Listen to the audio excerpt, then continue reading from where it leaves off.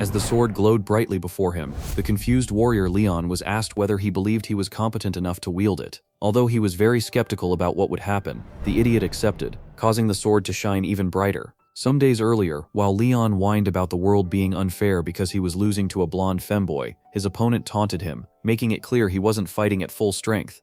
After his namesake rage-baited him by trolling how he had improved, the crappy swordsman charged at his opponent one more time, leading to him getting embarrassed as always while the others watched and mocked him. Some moments later, Leyon was left alone in a shaded corner where he thought about his weird twink rival. He realized that the femboy who had the same name as him was better in every way, overshadowing him, which put him on the sidelines. While he wondered why his upgrade didn't go to the class for nobles, the femboy of the hour appeared, offering his hand to the loser. Although he attempted to grab the hand of his rival, the crappy swordsman instantly switched up on his homie as a blonde baddie approached them. She questioned why Leyon consistently fought his upgrade even though he was a weaker version, then helped patch his hand up due to the injuries he suffered. When she offered to help him treat it properly, the incel crashed out, not knowing how to deal with a woman, and left the blonde pair in surprise. Later that night, he was alone in a training field, practicing his swordsmanship as he whined about not being beautiful like his rival, and being a complete knockoff of the name. Upon reaching the limit of his rage, he destroyed the practice sword,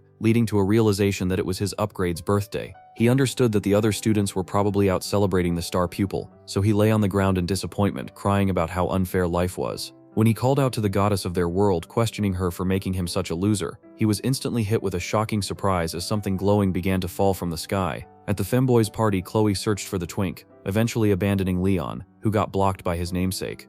After his butler commented on his royal airball, the twink warned the old man not to say his royal secret so loudly because it could be overheard. When the secret noble stated he wasn't worthy of being called a highness, his servant reminded him of the prophecy, which stated that in a year, a member of the royal family would gain an insane power-up. After Leyon confirmed it was the story of the great hero Roderick, he informed the butler that his expectations were too high, because his only goal was to bag the blonde baddie and make friends with the weird crackhead who had the same name as him. While the imperial son left, the servant remembered the prophecy stating that when a member of the royal family turned 18, he would be granted a great sword from the sky. Although Twink Leyon had just turned 17, the mysterious sword arrived regardless. However, it was to the low-budget mediocre Leyon. After spotting the mysterious weapon, Leyon wondered why the glowing sword was calling out to him. Upon assessing it, he realized the weapon was a holy sword, which the blade confirmed. It expressed that the universe had gotten tired of his whining about life being unfair, so the goddess of fate had decided to give him an opportunity to change his life.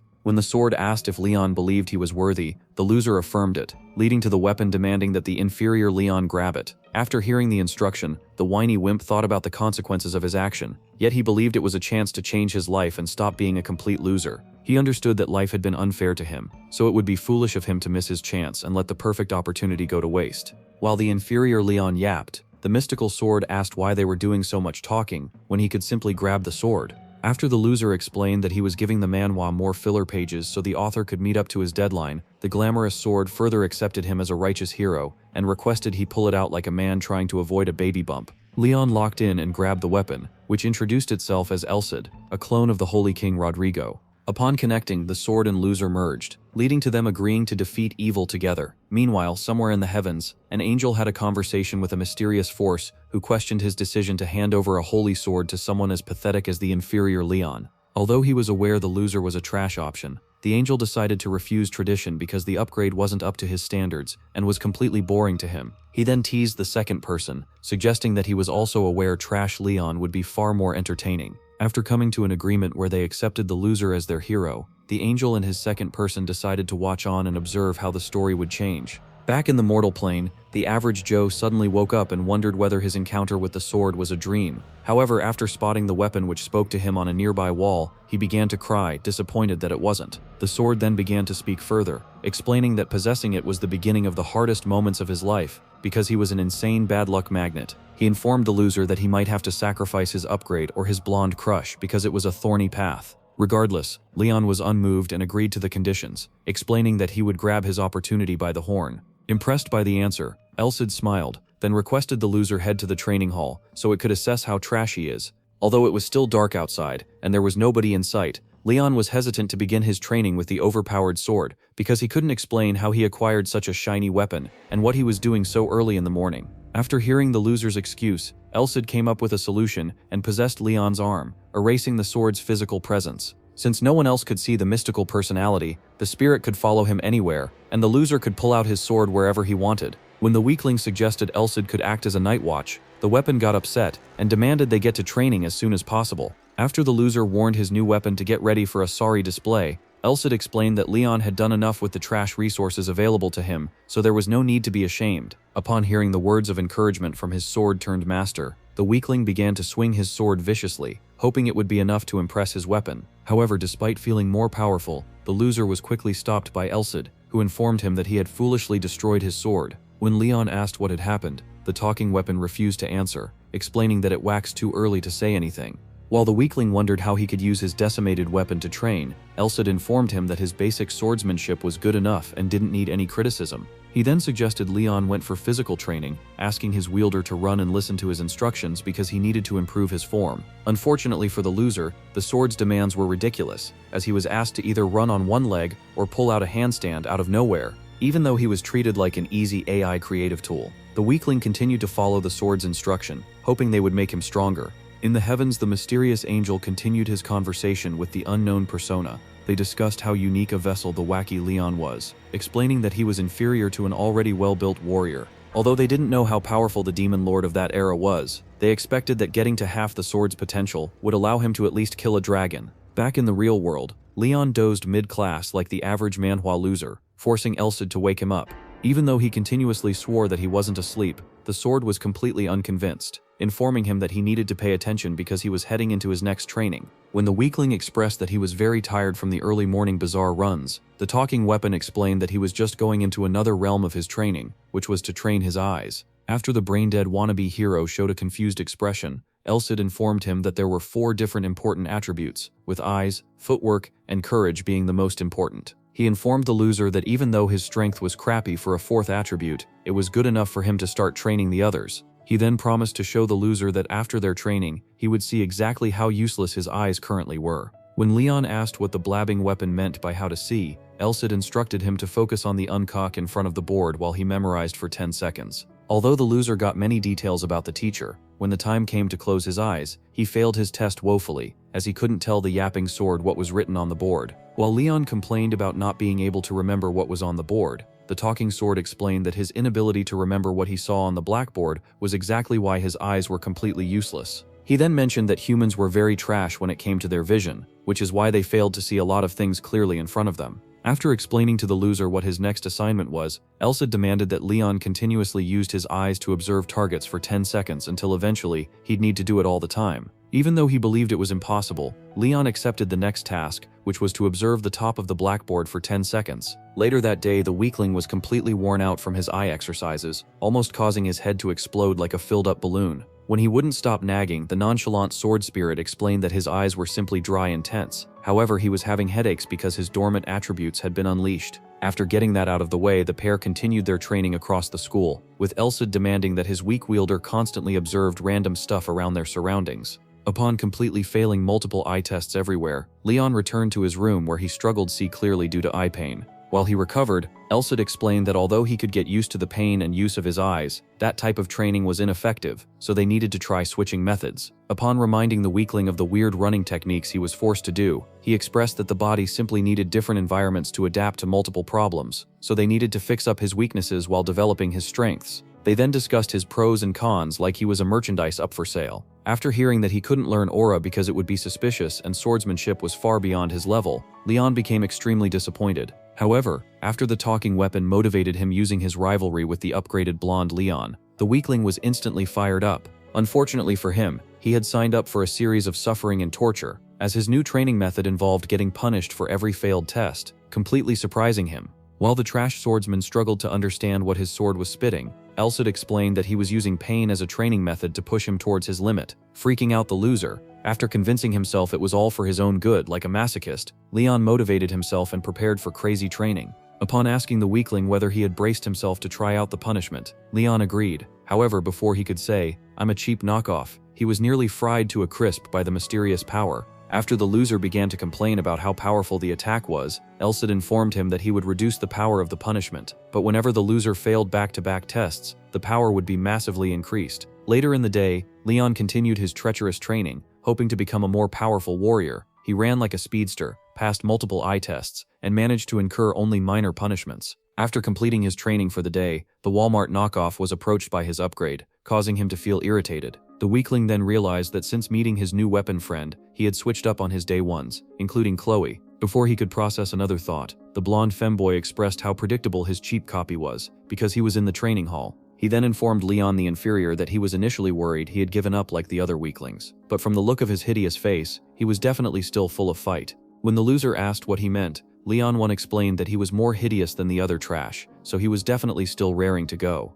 He then requested his cheap copy gave him a few more minutes of his time so they could talk. Upon gaining Leyon's attention, the blonde femboy confirmed that he was definitely a nepo baby like the rumors suggested. However, that wasn't the reason he wanted to talk. He proceeded to remind the loser that he had continuously accepted all his previous fight requests, even though it was always just him the floor with his cheap copy. After successfully completely catching the loser's attention with his rage bait, he informed the weakling that he wanted to wrap up their one-sided duels, surprising the serial loser. When Leyon asked for clarification, his upgrade explained that he wanted one last battle with his trash rival, in a match with special conditions that would be like none of the previous ones. He then dropped a bomb wager, demanding that if he won, the loser would become his servant. Although the weakling was originally skeptical about Leyon keeping to his words, the blonde femboy charmingly convinced him that there was nothing to worry about, causing the cheap copy to agree. When Leyon asked what was in it for him, if he won, his upgrade explained that he would teach him any elite trick he wanted. So with their agreement sealed, the pair chose a date to have one last dance. Meanwhile, in the heavens, the angel and his mysterious partner acknowledged the battle between the accidental hero and the chosen one.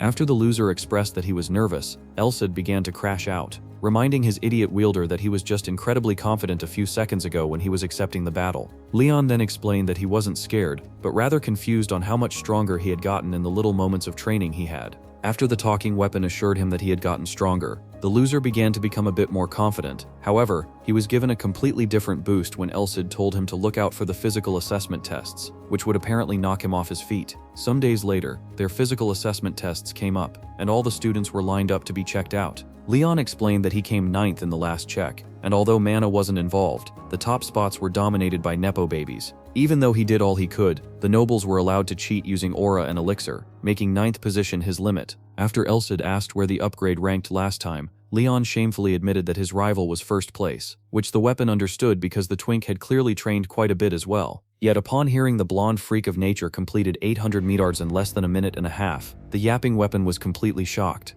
Some minutes later, the first test commenced, and the loser was grouped in the first batch. To the shock of everyone, including himself, he came first and managed to come close to his upgrade's record, forcing the instructors to check out whether he had learned how to have aura. After analyzing the usual trash warrior and discovering he still had no aura, the teacher asked what sort of training Leyon was up to, forcing the loser to lie that he had only tweaked the basics. Upon getting to a private space, the confused weakling asked his talking weapon how he had suddenly improved. Elsid then began to analyze a lot of yap, explaining that power came from muscles which were connected to the nervous system. The relevant part of his nerd-out session was that he had used the punishments for failing the test to develop Leyon's nerves, confusing the loser who realized he had been tricked. The heroic sword further explained that it only felt like a punishment because he had been unlocking the nerves that Leyon made useless due to his trash skills, causing his body to react like his muscles were being torn. When the weakling asked why he wasn't told about it, Elsid expressed that it would only make him more prone to failing, so he decided to kill 2 birds with 1 stone.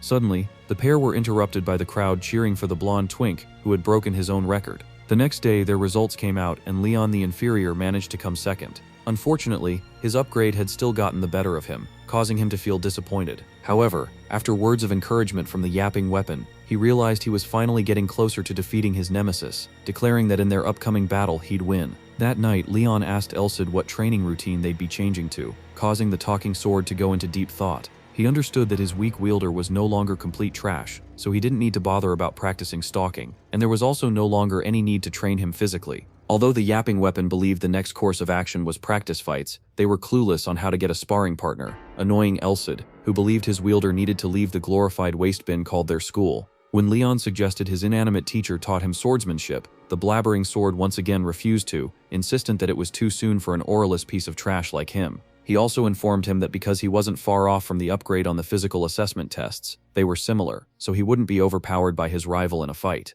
While they discussed the topic of battle experience, Elsid wondered if the loser could rage bait someone into picking a fight with him, which Leyon thought was unlikely, because they weren't in the slums. However, upon getting to school the next day, a bunch of wannabe cool kids from nobility approached the weakling, questioning how trash like him managed to surpass them on the tests. They accused him of tricking the instructors, and called him a sly rat. Unfortunately for them, Leyon began to rage bait the three morons, causing them to lose their heads as they continuously fell for his jabs. Suddenly, a noble with more than negative aura appeared, calming down his brainless minions who had fallen into the loser's trap. His name was Elmont, and he was a serial second placer from birth, causing him to get upset as the trash from out of nowhere bumped him into third. Sadly, the price for his aura was a lack of brain cells just like his minions, causing him to fall for Leyon's bait as he was gaslighted into proposing a fight with the troublemaker. Although the scummy noble tried to negotiate favorable terms for himself into their battle, Leyon managed to present a case for himself that gave him a chance at victory against the four idiots. After agreeing to proper terms for their battle, the parties returned to their various social hierarchies. Later that day, the loser and his blabbering sword celebrated finally getting practice dummies to spar against. When Leyon asked if Elsid believed he could defeat the nobles without aura, the yapping weapon decided to show his wielder something special. Out of the blue, the sword presented Leyon with a blue dashboard that contained all of his details and important information. After he asked the weapon what it was, it explained that those were his stats, showing his capability at that moment. He then pulled out another dashboard which contained the stats of the Elmont brat, showing Leyon how weak his upcoming opponents were. The yapping weapon explained that although the noble scum was probably brought up with a lot of elixirs and noble training, however the loser had gone through much worse, making it more possible for him to overcome the limits set for the brat, especially because he had help from the heroic sword. He assured his wielder that he would definitely be able to defeat the three morons without aura, giving Leyon more confidence that he wouldn't be at a physical disadvantage against the nobles. Upon giving himself a pep talk, Leyon promised to aim for the top and surpass his limits, but he instantly got shut down after seeing his trash nickname on the dashboard, which showed how much aura he lacked. The next day, while the hero prepared for his battle against the first moron, he was approached by his instructor Helmet, who was set to moderate the battles. After the rugged man complimented how much Leyon had grown in recent weeks, he requested Leyon dealt with the four morons, and gave them what they deserved, because he was rooting for him. Some moments later, Leyon walked into the battleground where the first non-purpose noble crashed out about being delayed by a measly commoner. As if he wasn't insulted enough, the loser completely ignored the shouting idiot and confirmed the battle was about to commence from Helmet, annoying the irrelevant noble further. Just before the battle commenced, the instructor confirmed the stakes of the match from both fighters, as the NPC demanded Leyon admit to being a fraud if he lost, while Leyon asked that the idiot completely stop bothering him if he won. When the battle commenced, the blonde twink believed Leyon was in trouble because he had no aura, yet the cheap copy thought otherwise. Requesting Elsid didn't help him in the battle because he was that confident. After the trash warrior came charging in, Leyon analyzed his movements with his special eyes. However, he was completely disappointed as he realized his opponent was a slow, aggressive piece of trash. In seconds, he completely beat his opponent to the ground, shocking everybody who weren't expecting the battle to be a complete whitewash. Even though the battle had been deemed over with Leyon the winner, the trash NPC demanded a rematch and the hero Regen agreed, surprising the instructor. The NPC scum then promised to go all out on Leyon, who had received advice from Elsid not to finish off the trash warrior in one attack like last time.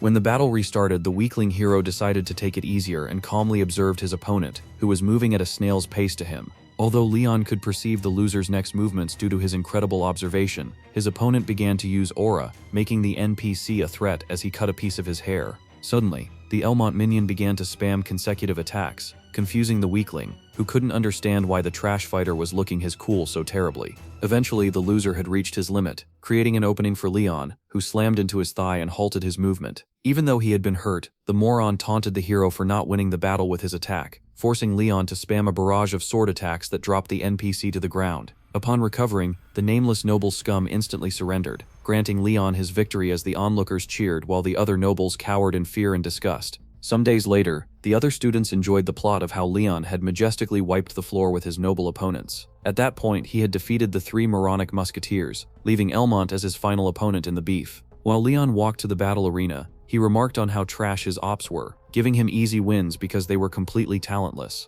However, the sword and its wielder were sure their next opponent wasn't going to be a walk in the park, because it was the first bad guy boss he'd be facing. After the weakling hero got to the battle scene, he realized that his opponent wasn't kidding around as he had already imbued himself with aura. Before the battle commenced, the two fighters smack-talked each other, with Leyon rage-baiting the Elmont brat due to his high confidence. He believed that the trash noble would be a perfect test before facing the blonde twink, so he prepared to have his best battle yet. Just as the instructor gave them the green light to commence, the weakling hero wondered if the noble scum was talented enough to imbue his sword with his aura. Unfortunately for him, He learned the answer the hard way, as he was struck with a sharp attack that pierced a piece of his face due to the sharp force of his aura. He understood that even though the Elmont brat was a good-for-nothing bully, he was still the descendant of nobility, giving him an edge. Suddenly, the scummy opponent began to gaslight Leyon, requesting that the talented commoner join him and save himself the embarrassment of losing. However, the weakling hero was having none of it as he charged towards the noble brat, giving him a similar scar to the one he suffered. Upset that the commoner couldn't care less about his trash offer, Elmont began to crash out, causing him to call Leyon's ability worthless. Upon hearing the insult against his heroic reputation, Elsid became filled with rage, determined to teach the spoilt brat a lesson. The yapping weapon then demanded that Leyon take out a good number of Elmont's teeth, because it was his duty as a student to deal with whoever disrespected his master. Although the weakling agreed to it already, Elsid made the task more interesting by stating he would punish his wielder if the brat didn't lose more than 3 of his teeth. Suddenly, Leyon began to push back the brat, surprising both his opponent and the spectators. The upgrade, who had been observing, informed Chloe that Leyon still had no aura, so pushing the brat back wasn't enough. Back on the battlefield, Elmont had gotten tired, so he demanded Leyon lost immediately, yet the troublesome hero refused, insisting that it should be the other way around. The weakling hero then locked in and began using a low-budget observation hockey to predict his opponent's moves. When he took a cool stance that made it seem like he had aura, he was able to control his opponent's movements, ripping off Giyu's dead calm from Demon Slayer. With the noble brat finally on ropes, the instructor began to look amazed, wondering how a trash commoner like the cheap copy was able to push back the so-called prodigal second son of a noble family. Just then, Elmont decided to pull out his ace card as he began to use arcane swordsmanship, a special skill that greatly amplified his skills. Although Leyon had managed to read and dodge the first attack, the spoilt noble came up with a rebound that was nearly about to destroy his opponent's ribcage and send him packing. However, with sheer willpower, the weakling hero refused to lose, going Super Saiyan Brown before dodging his opponent's attack and shattering his arm shield. After Elmont confirmed that his arm had been shattered, he believed he still had a chance if he could destroy Leyon's sword. Unfortunately for him, that chance never came as the aspiring hero beat the living daylights out of him, forcing multiple of his teeth out in the process. With his wielder declared the winner, Elsid was incredibly proud, happy that the spoilt brat had gotten what he deserved for disrespecting him. After the loser was escorted out of the arena, the yapping sword explained that his student had begun to understand the skill Yahello, surprising Leyon, who had no idea what it was.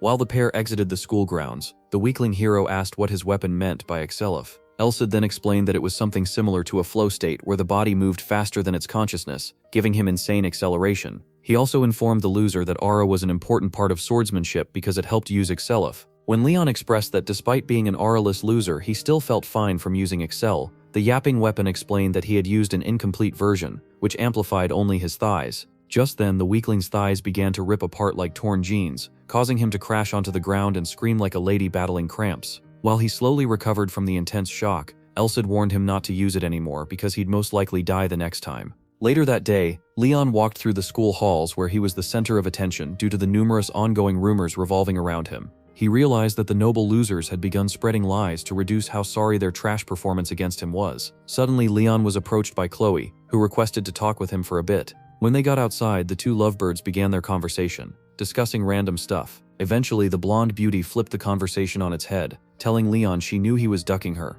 She then mentioned how bizarre his life was, fighting nobles and causing trouble among their friends. While she continued to nag beside him, the simp internally wondered how long it had been since he chatted with the baddie. He usually felt jealous whenever she had a conversation with his upgrade, so his inferiority complex had unknowingly separated them. His interaction with the yapping weapon and the numerous training sessions had also played a big role in him not having time for his friends. When she had finally noticed the moron she was going off on wasn't listening, Leyon's face was filled with tears, causing her to panic as she believed she had said something wrong. He explained that she didn't need to worry because it wasn't her fault, then internally resumed his monologue, wondering how trash his life would be if Elsid hadn't picked him up. Meanwhile, in the mysterious otherworld, the angel became extremely surprised, wondering how Leyon had exponentially grown in so little time. Back at the bench, the loser continued to recognize the yapping weapon as his savior and promised to become a capable owner. Although he looked like he had lost his mind to the blonde beauty, Leyon declared that he would no longer be a trash wielder of the sword, impressing the nagging weapon and the angel who still couldn't understand how he grew while talking to the baddie.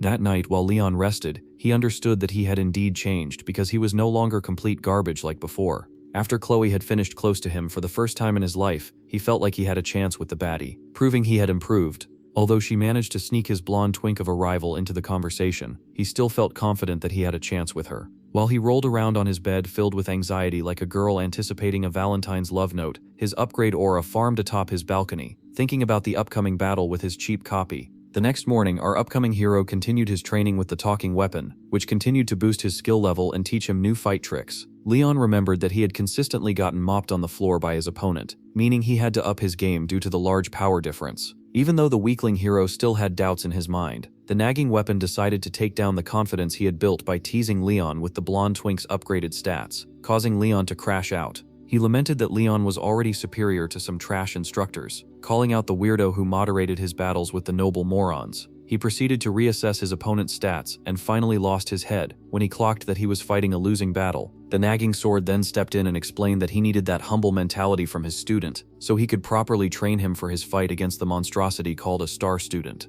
When Leyon asked what would happen if he lost to the upgrade, Elsid refused to answer, claiming that every experience was a test so they simply needed to wait for the outcome before making any decisions. Meanwhile, later that night at the blonde twink's mansion, Leyon the upgrade had a conversation with his butler, who was surprised that the cheap copy could beat the three frauds and their creepy lesser Elmont. The star student began to tease the old man Gilbert, reminding the senile Unkin that he informed him of the cheap copy potential long ago. After the old man agreed that he was washed and wrong, Leyon made the man promise him something, swearing to himself afterward that he'd defeat the cheap copy. The next day, the battle was finally set in place as a storm went blazing down onto the battlefield. Fortunately for Leyon, his alternate side had booked a sheltered fighting ground for them, away from the eyes of others. Upon the mention of a single hidden observer, the sword and his wielder came to the realization that it was most likely Chloe. When Elsid gaslighted Leyon into believing his namesake had organized a fight over their joint crush, the weakling became extra fired up, not wanting to lose his baddie. Although he had initially gotten over the decision,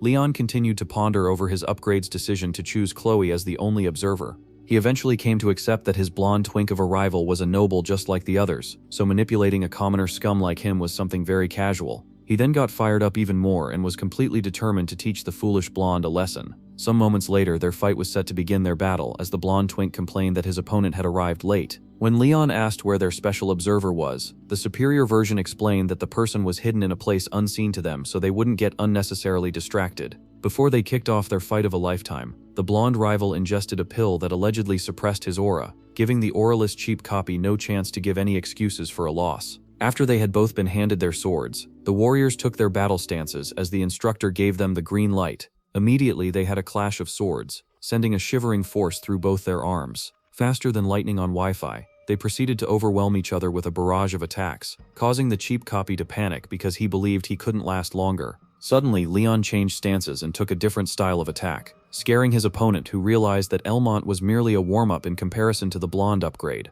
Although the cheap copy had been using his special vision, his opponent still managed to make himself a nuisance, forcing the weakling to try calming down and regain his composure. The two old unces who had been spectating the battle began to wonder whether the two kids fighting in front of them were actually students or fully trained knights. While the two Leyons continued to go at it, impressing each other, the senile old man was blown out of his mind, acknowledging that the cheap copy could keep up with his upgrade. Back into the overhyped battle, when the blonde twink attempted a pump fake using his sword, Leyon pulled an Akashi and claimed that he saw it coming, matching his opponent as they both took a good deal of damage from each other. Upon realizing what had been going on, the upgrade understood that his weakling rival had unexpectedly dragged him into a battle of stamina, giving himself a chance. The weakling clocked that he had been figured out and reassessed his tactic, which was to wear out his opponent and turn the tides on him. However, the blonde twink locked in and was determined to make his cheap copy submit, pulling out a special technique that left his butler in shock. After charging his special flash step technique, the upgrade immediately charged at his rival, who was panicking, and dealt a huge blow, causing Leyon to bleed as he came to understand he was up against an extremely tricky technique. While grasping his wounded arm, the weakling wondered whether the blonde twink wasn't actually using aura like promised. Out of thin air, Elsid appeared and assured him his opponent was still auraless, surprising Leyon, who needed the yapping sword to explain the existence of other power-amplifying techniques. Suddenly, the upgrade spawned as well, charging his sword towards the wounded Leyon like a lunatic. The blonde twink felt completely disrespected by the fact that his rival was distracted. He continued to land attack after attack, overwhelming the weakling, who believed his nagging weapon had killed his flow. After managing to regain his balance and maintain space between himself and the upset opponent, Leyon began to think more clearly about what Elsid said and came up with a plan to even the odds of his battle. In the blink of an eye, the atmosphere around him changed, surprising the butler, who sensed that something was off. Upon reassessing his strategy, the weakling took a new stance, totally intimidating the blonde twink, who began to laugh cynically at the development of his opponent. With what seemed to be the conclusion of the battle, the two fighters prepared for one last clash as the upgrade prepared to land one more flash step and convert his cheap copy into a servant for his use. They had a quick flashback, remembering the different struggles they had been through, and before they could both say Chloe, the two fighters charged at each other at the sound of a thunder strike, finalizing the so-called battle of their lifetimes. In a shocking turn of events, the cheap copy managed to beat the upgrade, surprising the twink, who couldn't understand how he had lost to utter trash. Leyon began to explain that he had total understanding over the weakness of swords because he had destroyed so many, giving him an insight, unlike the perfect blonde creep who only knew his own limit. He acknowledged that he might not have been able to scam his win using real swords, yet the old man appeared out of nowhere and confirmed his victory, leaving the blonde rival shattered. After it was settled, Elsid asked what his dumb wielder had requested if he won the battle, and the weakling moron instantly went blank because he was lost in thought. He then remembered that his offer was anything which didn't jeopardize Leyon's family. When the blonde twink finally came to terms with losing to the weakling, he asked the cheap copy what he wanted. However, Leyon refused to accept anything at that moment because there was nothing he needed from the entitled noble. After he requested that he could ask for his reward later, Leyon agreed, stunned at the boldness of the weird commoner. Some moments later, the cheap copy left the arena completely bruised and in pain from his gruesome battle. Suddenly, someone began to cast healing magic on him, surprising Leyon, who realized it was Chloe. After she was done, he felt brand new and thanked her for fixing him up and observing their battle. She instantly began to cry, calling the two Leyons idiots for fighting unnecessarily and dragging her into it. She then informed him that she knew he intended on leaving the school, since he had gotten stronger, surprising Leyon, who couldn't believe that she had figured him out. She explained that she had figured him out like the back of her hand and wouldn't even try to convince him otherwise because she knows he wouldn't listen like the stubborn troublemaker he is. After making jokes about the cheap copy finally beating his upgrade, which then meant the blonde twink had become inferior, the pair had a good laugh before Leyon said his goodbyes, requesting his crush helped him give the blonde cheap copy a good punch. He expressed that Leyon was probably incredibly devastated by the loss, so he needed her comfort, then began to walk away, aura farming as he stated he had no idea what was up for him next. While she prayed for him, Elsid and the weakling had a long, hard conversation discussing his thirst for approval and how far he had come to finally become slightly special. Leyon remembered how much trouble he had gone through and thanked Elsid for improving his confidence because he was initially a loser with an inferiority complex. The yapping weapon then told his wielder something that he wasn't supposed to know. He informed the new upgrade on the block that he was originally meant to be given to the blonde noble, surprising Leyon, who couldn't believe his ears. When Elsid asked if the weakling felt guilty for stealing his rival's big breakthrough, the loser hero expressed that he wasn't really concerned because the sword had given him the best moments of his life. The next day, Leyon completed his drop out of school, disheartening his instructor who couldn't believe his star student was set for a life of illiteracy. However, the upgraded Leyon couldn't care less as he was on a path to become a great hero who would end up saving the world, I guess. A few weeks later, Leyon ran rushing out of a forest, thankful that he had survived what could be the most dreadful experience of his life. After spotting the city called Blaine nearby, he was filled with joy because he could finally sleep in a comfy bed. When the killjoy weapon Elsid suggested that he should have been thankful for the forest becoming his training ground, Leyon sarcastically professed love for the forest, remembering the worst moments of his life he was forced to live through. Some weeks earlier, he entered the creepy spot with his yapping sword, leading to a horrible camping experience that came with goblin attacks instead of bears. Fortunately for the loser, he was allowed to use his holy sword rather than the crappy wood ones, so he managed to eradicate all the surrounding monsters. He was also able to train for a bit with his special weapon, pleasing Elsid, who glazed him for eliminating 10 goblins in 7 seconds due to his fancy footwork. Upon remembering how fun his experience with monsters was, Leyon could barely wait to become an adventurer, freaking out his nagging weapon. Eventually, the lone warrior arrived at the huge city, where he managed to move around using his student ID. When Elsid informed his wielder that they had arrived at a thug village, similar to one he had seen 300 years ago, the loser screamed out loud, nearly gaining the attention of some hooligans lying around. While the pair walked around, Leyon and Elsid discussed their movements and the possibilities for the loser in the city. Although there was an option to become a mercenary, the wannabe hero preferred to start off his story like every other generic manhwa MC, as an adventurer, After Elsid reminded Leyon to be careful because his seal wasn't fully lifted, the loser remembered that his yapping weapon had spawned 1 year earlier than required, so he was still missing out on some really cool features that could have been incredibly useful. Because the nagging weapon was barely more special than an enhanced sword, the loser was forced to become stronger by himself till the yapping blade became useful. Later that day, Leyon successfully registered as a member of the Adventurers Guild, due to his student ID and his instructor's recommendation letter. Although he was a D for definitely useless rank adventurer, he could still take real jobs as a professional. The receptionist Rise explained that he could instantly go up to C rank using the right channels. However, he needed to be skilled with an aura weapon to make B rank, and the ranks beyond would definitely take a while to reach. Upon hearing the requirements, Leyon realized he was cooked because he couldn't fathom how strong the higher ranks were. While observing the area, Elsid realized that the guild would be much more fun than he thought, as there were groups of demi-humans in the area. After finally completing his registration, the loser was forced to engage in a free quest without any commissions, as a mean to give himself value to the guild. Before long, Leyon was set up fighting some disgusting monsters in the sewers. While he battled with the mutated rats, Elsid explained that his mastery of the sword against numerous opponents was vital. After successfully slicing through multiple transfiguration rats, the auraless adventurer spotted one with a unicorn horn, confusing him. His yapping sword explained that it had evolved and absorbed too many resources, causing it to manifest a horn with a special skill. When Leyon asked what special ability the demonic rat had, Elsid, who was disappointed, expressed that it was only a useless curse skill, which had no effect since he owned a holy sword. Unfortunately for the unicorn rat, it learned that the hard way, as its special ability was instantly put out before Leyon even realized it had been fired. Later that day, the sewer adventurer presented his loot to Rise, who was creeped out by the bag of rat tails on her desk. After weighing the bag of junk, she became worried, wondering how someone was so comfortable staying in the dumps for rats. Leyon then presented the unicorn rat horns, which he had gotten as well, explaining that he hunted over 200 of them, with 4 being evolved. Although she was disgusted and freaked out, the receptionist agreed to buy the sewer garbage from the weirdo, handing him some silver and a lot of bronze for his loot. After Rise complimented the wannabe hero for being a tryhard in the sewers, she officially installed him as a D-rank adventurer, solidifying his status as a bottom-of-the-barrel warrior. She explained some of the rules governing the guild to him, then promised him she could be of help if necessary, which really didn't seem to impress the loser. Upon leaving the guild, Elsid proposed that the goofy receptionist had been assuming Leyon was a holy knight. The pair argued the details for a bit, but after Leyon locked in and began to think about his future as an adventurer, he wondered how long it would take him to convert from a disastrously garbage rank to a barely good B rank. The nagging sword then stepped in and assured his wielder that it would only take 10 days because he was bothered about his successor being nothing more than a sewer cleanup man. Elsid exclaimed that he expected his minion to at least be capable of defeating a dragon,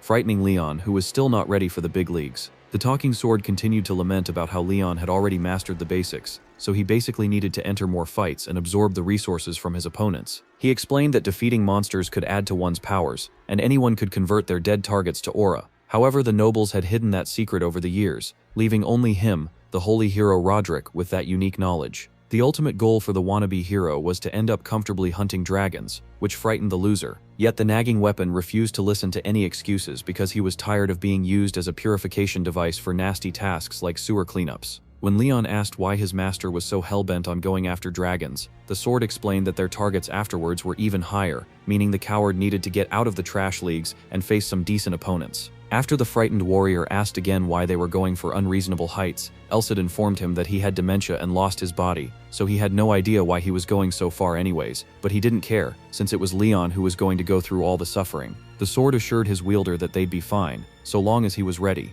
causing the sewer adventurer to give in and agree to the weapon's crazy demands. The next day, some dialogue loop victims trolled our sewer hero by calling him a cat, since all he did was hunt rats. He had become such a terror to the creepy rodents that he could no longer hunt them as much as before because they had gone into hiding, preparing to create a bell. Aware that the sewer adventurer no longer had his daily bread, Resin presented some other commissions for the weirdo, allowing him change his atmosphere for a bit. After spotting a unique document that looked like it had seen as long as the dinosaurs, Leyon wondered why the task was avoided so badly and stupidly decided to choose it. He assessed the details of the request and assumed it would come with no hitches, so he headed to the castle walls, where he was supposed to subjugation some slime rocks. Although the senile commanding officer had forgotten the task because it was out for so long, another soldier admired his dedication upon finding out he was the rumored cat. He was eventually allowed into the task location, where he was supposed to find some slimes and prevent them from destroying the kingdom's structure. Before long, the sewer adventurer was confronted by a group of slimes, which Elsid warned him to be wary about. Faster than a coked-up Sonic, the monsters nearly slimed him out, forcing him to attack. but his slash was easily repelled by the tiny beast, proving how trash of a warrior the wannabe hero actually was. The yapping sword explained that the slime's only weakness was their core, which should be common knowledge to anyone with working brain cells. However, because of the numerous rocks inside the monster, that would be nearly impossible without proper precision. The pair instantly understood why the task had been abandoned since the dawn of time. Caveman weapons were unlikely to work against the goo, and swords were an even worse mismatch, making the slimes an incredibly awful opponent to come against. While the rock slimes continued to fire attacks like a rip-off pea shooter from Plants vs. Zombies, Leyon managed to deflect all the incoming pebbles, nearly knocking off his arms due to the crazy force. As the yapping sword continued to analyze how bizarre of an op the danger gooer were, Leyon suddenly clocked an idea, giving him a chance at eliminating the monsters. He decided to try a different approach with his vision and pierce into the monsters at a unique window, which would most likely kill them once and for good. Immediately, the sewer hero got an approval from his inanimate master and charged at the monsters, wiping out the group of 3 at a go. More of the danger goom began to appear, so Leyon continued to evolve his movements and improve his eradication of the rock slimes. However, just as he was getting into flow state, he slipped on a puddle of water, putting him in the path of a rock storm that could turn him into SpongeBob. Fortunately for him, plot armor came out of hiding and saved his baby, giving Leyon the ability to gain balance out of nothing and finish off the last disaster goo. After finally getting breathing space, the nagging weapon explained that Leyon had improved his footwork to level 2, giving him a super balance that would save him on any type of ridiculous grounds. Although the loser managed to pull it off by chance, which is basically plot armor's middle name, Elsid wouldn't stop glazing it, explaining that it was an incredibly cool technique to pull off. The wannabe hero had finally started to adapt efficiently, yet he was still on the basics of a beginner. Out of nowhere, the yapping sword suggested that Leyon stop dodging the attacks and instead take them to learn durability, causing Leyon to panic. After the more demonic than holy sword continued to suggest that Leyon put himself in front of death's door, the pair got in a fight that summoned a large group of disaster goo.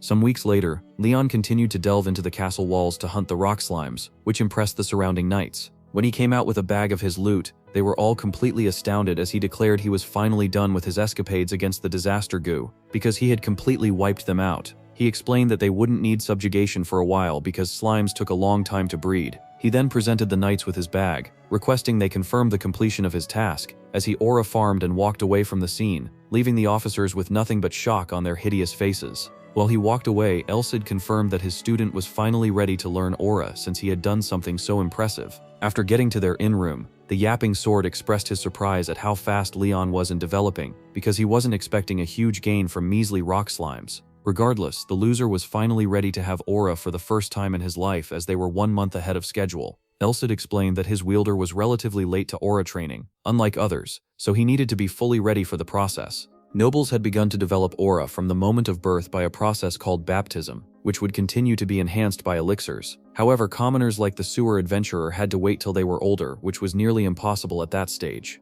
The process was nothing but pain and could probably kill someone who wasn't developed enough, but after continuously absorbing mana and gaining the Holy Sword's blessing, it should be light work for the wannabe hero. Finally, Elsid warned Leyon that no matter what he needed to retain consciousness, because getting knocked out would be a failure. After confirming his student was ready, the sword summoned a barrage of light swords, which he sent charging into Leyon, causing the weakling to scream in agony. Eventually, Leyon looked like a naughty birthday cook filled with numerous swords, which pinned him down onto the bed. While observing the process, the yapping sword sensed the presence of weird individuals, which were definitely destined to be the ops of his upcoming great holy hero. Some moments later, the sewer adventurer expressed his joy over finally having aura, which made him seem like Superman. In heaven, it became revealed that who you mistook to be the angel was actually Roderick talking to a mysterious person. Anyways, he was very happy with the low-budget Leyon proving to be superior to the blonde Luxmaxer.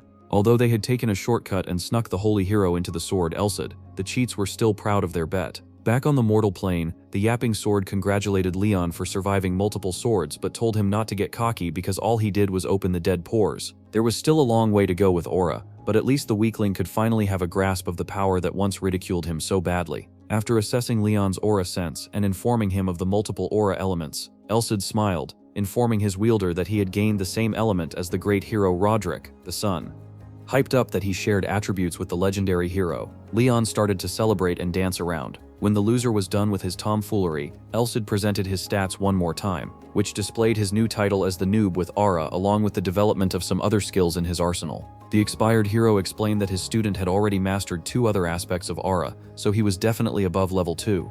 He had also increased the abilities of his martial body, meaning he could finally get to learning swordsmanship. When the wannabe hero requested they start immediately, Elsid was moved by his motivation and agreed. However, before they started, he informed his wielder that their ops were somewhere in the city, lurking around. They were destined to hand over the world to otherworldly creatures, so it was the hero's duty to eliminate them as soon as possible. When Leyon asked for the name of the scary organization, the nagging weapon refused to give him one, claiming that trash like them didn't deserve to be called anything. Eventually, he ended up revealing that they could be addressed as malice, but he was too trash to face them at that moment. After calculating that the ops would remain hidden for at least a few more months, the pair decided to grow stronger for a bit because their enemies were an inevitable force. The next day, Leyon returned to the guild where he was met by a frustrated Rise. She complained that the knights had confirmed his completion of the commission, so it became concerning when he didn't show up for 4 days. She then commented that something seemed different about him, causing him to admit he had gained something new since completing the subjugation. Suddenly, Rise announced that he was set for a double celebration because he had successfully progressed to C rank.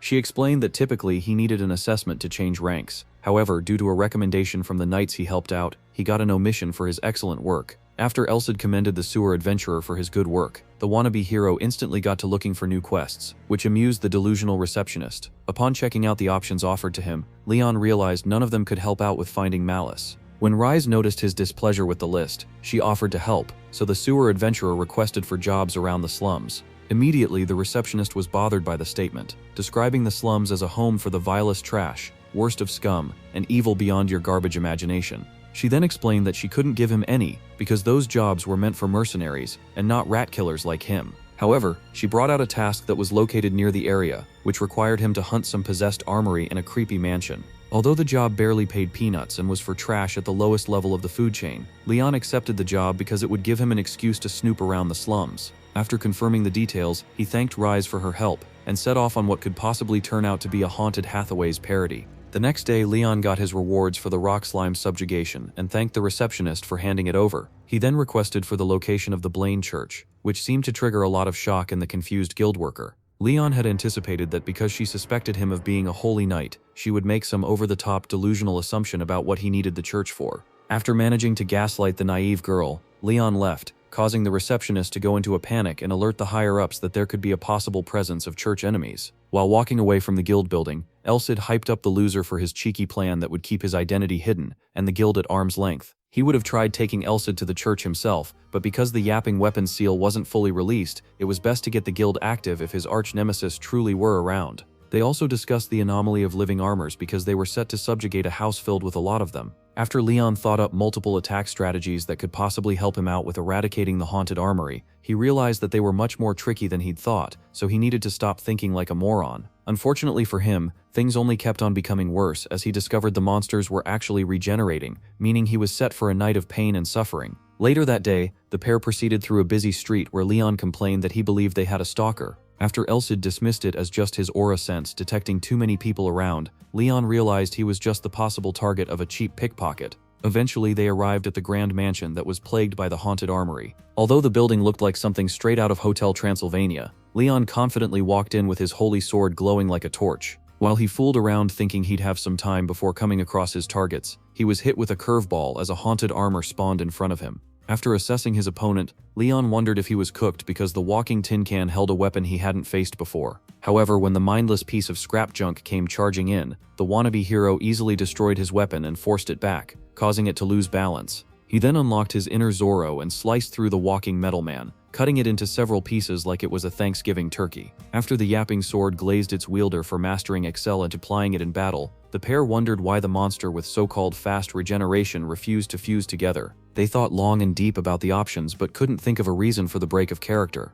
Upon deciding to let it go, Leyon opted to look for more targets, and luckily for him he didn't need to, because the monsters had already begun to appear by themselves. Because the loser couldn't see his targets, he requested Elsid boosted the sword's lighting a bit, causing the weapon to glow bright gold, which nearly blinded the sewer adventurer. Suddenly, the surrounding armor started to cry out in pain, confusing the wannabe hero. When they came charging at him with a bunch of coordinated attacks, Leyon managed to duck and hit at the right time till Elsid distracted him and nearly got his head chopped off. The yapping sword had finally realized that their opponents weren't just normal walking tin cans. After Leyon used his special vision to analyze the monsters as well, he also discovered that they were filled with evil energy, which devoured whatever it touched, and that explained why the glorified heap of scraps refused to regenerate after being cut down by the holy sword. Once again, Plot had perfectly handed our loser MC a convenient opponent for him to easily glide through.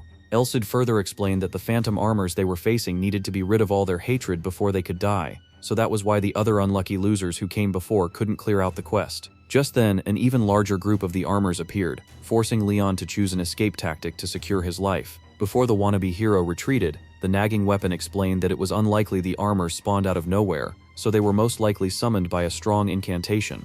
Apparently, thousands of dead souls had managed to migrate into the castle, creating the walking tin cans. Elsid continued to talk endlessly like the yapping weapon he is, explaining that the phantom armors couldn't go long distances, meaning there was a lot of murder and irregularities in the slums. Suddenly, Leyon decided to lock in, and changed his mind from retreating to eliminating as many rusty tin cans as he could. Before any of the glorified rust buckets could react, he cut through them like a rampaging knife, littering the ground with scrap iron as he drove through.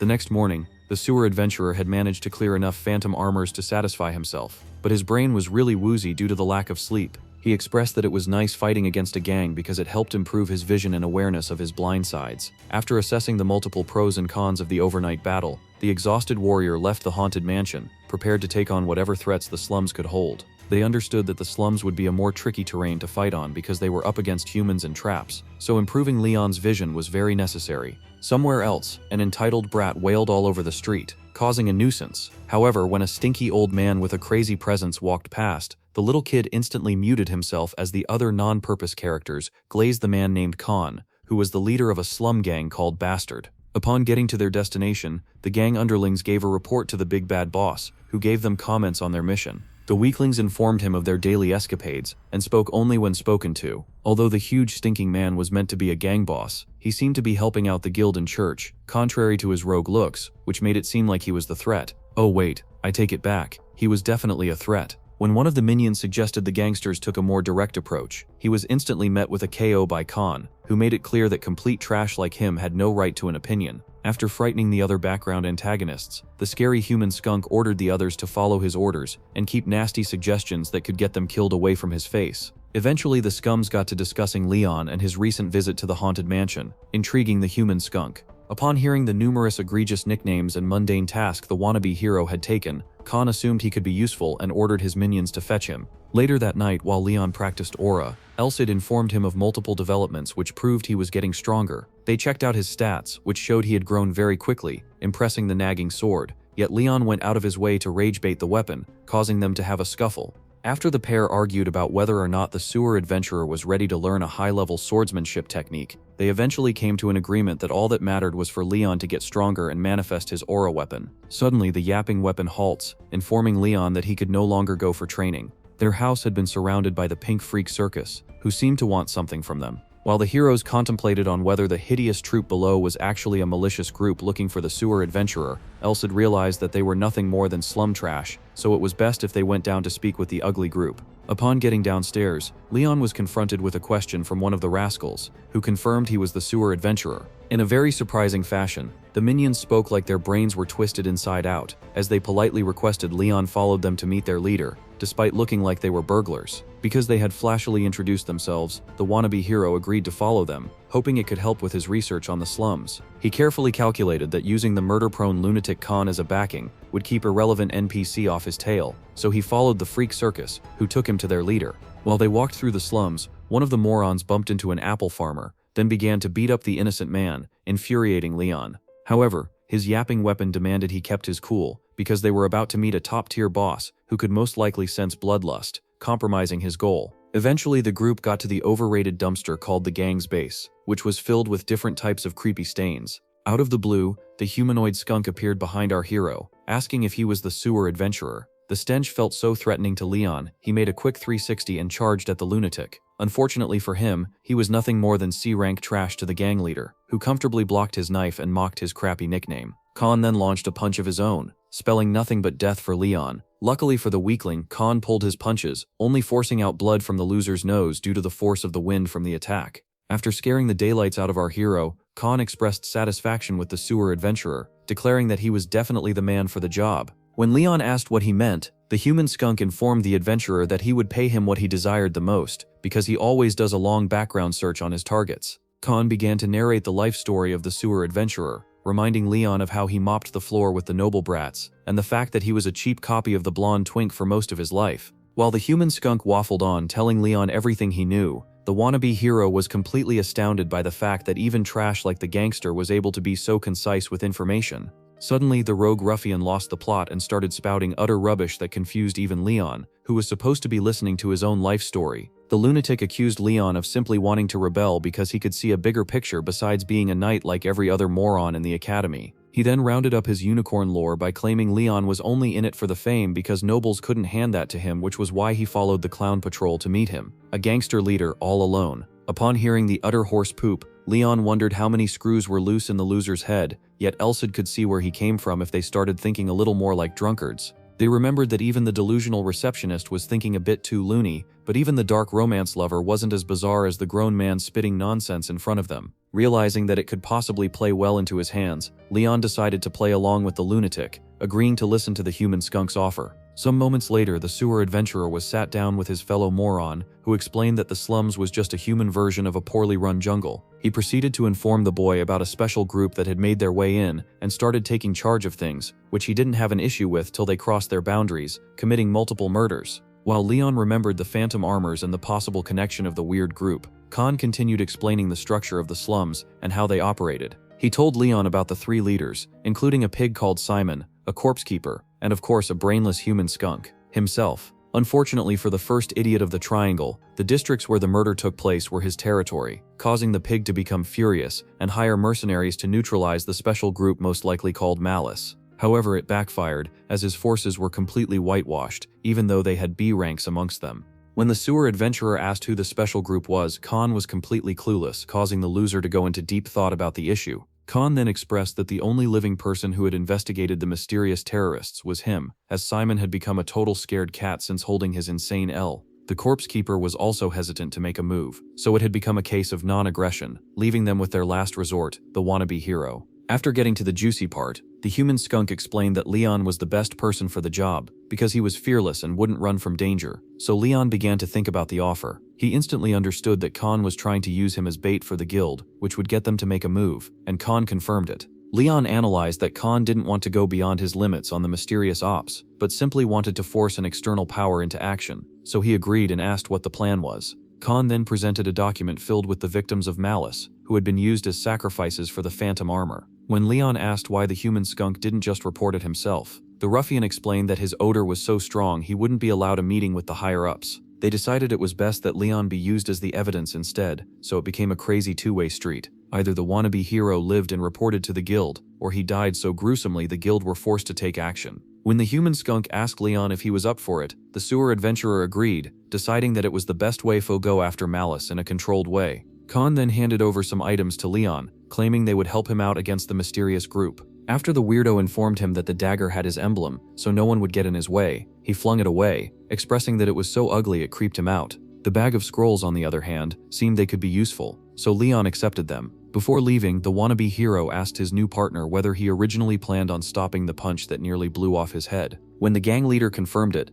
Leyon continued to think about how ridiculously weak he was, even till he got home. Upon finally getting over it, he asked his nagging sword about the mission, which Elsid started to analyze deeply. After the nagging weapon requested to see the evidence by himself for proper evaluation, the wannabe hero became worried, aware that it was a mission he couldn't handle by himself. Eventually, he decided to seek help and realized that there was only one place with the type of support he needed. The next day, the pair headed to the Blaine Church, which was set up in a very garbage district. Elsid explained that the church only set up in poor places, so it was only logical that the holy place was located so weirdly. After hearing the explanation, Leyon looked around and realized his location was similar to the slums. However, the people had been changed by the holy church, who probably gave them hope and converted their way of thinking. When he knocked onto the door, someone came to answer, causing his aura to react weirdly, as there was an intense presence in front of him. After a huge elf who introduced himself as Cesare welcomed the visitors, the pair were completely astounded that they hadn't met a human.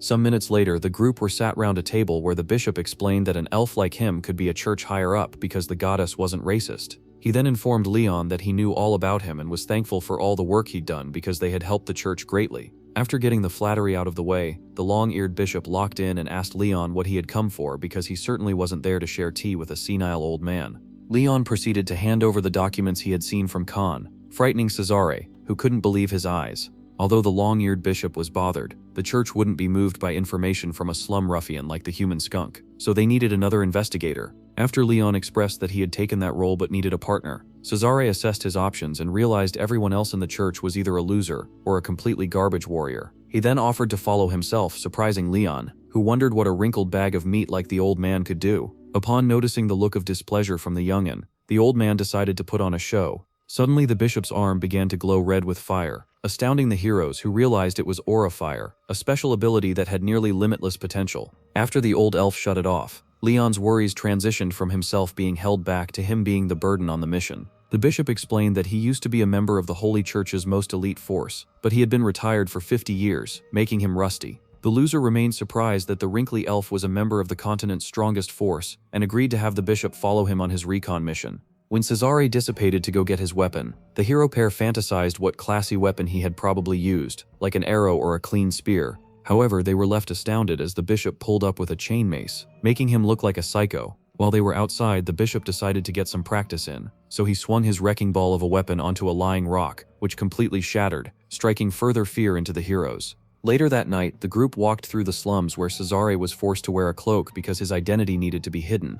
Although Leyon could sense him using aura, he was practically not there, which Elsid explained to be a special type of aura skill that concealed one's presence. It was so cool a drunk fool bumped into the elf, yet he thought he was nearly running mad. Fortunately for Leyon, his aura attribute was moon, which made it easy to be sensed by one of sun. Some minutes later, the group arrived at their destination thanks to the creepy blade that the human skunk had given Leyon to scare away useless background characters. After the bishop commended Leyon for getting them through the slums quickly, he showed his more threatening side, frightening the hero duo, who couldn't believe a wrinkly old elf like him was so dangerous. They then opened up a hidden hatch in the ground that led to the sewers, befitting of the loser's nickname since Gia seemed to love the terrain. While they walked in the hidden underground section, the pair overheard a conversation from above that spoke about how many people Malice had killed that day, upsetting Leyon, who couldn't believe the numbers he was hearing. Although Leyon was evidently irritated, he managed to keep his cool. However, it was the complete opposite for Cesare, who smashed through the ground and charged at the yapping cloakmen who didn't see him coming. Before Leyon joined the party, the long-eared warrior had already cleared out most of the ops, leaving only a few members. When the bishop tried destroying the moron's face with his mace, a mysterious shield seemed to protect the cloaked figure, making it seem like he was a relevant floor boss. Yet it took Leyon only seconds to slice through the non-purpose character, bringing his chapter to an anticlimactic end. After Cesare snapped the neck of the final filler antagonist, the group praised themselves for their well-done work, even though Leyon had done only 0.001% of the work. The sewer adventurer had converted the holy sword into a machete look-alike, so the bishop wouldn't tell he was affiliated with Roderick, causing the old man to think he had stolen one of their swords. The group analyzed that their infiltration was a bit weird, but since they've caught the ops using techniques prohibited by the church, they had every right to continue with their mission. Once again, the long-eared Unkal let out another scary remark, frightening the hero duo who couldn't tell if he was a priest or a murderer-prone psychopath. After searching the base a bit longer, the pair arrived at a room where parts of the sacrifices were spotted, nearly making Leyon barf on the ground.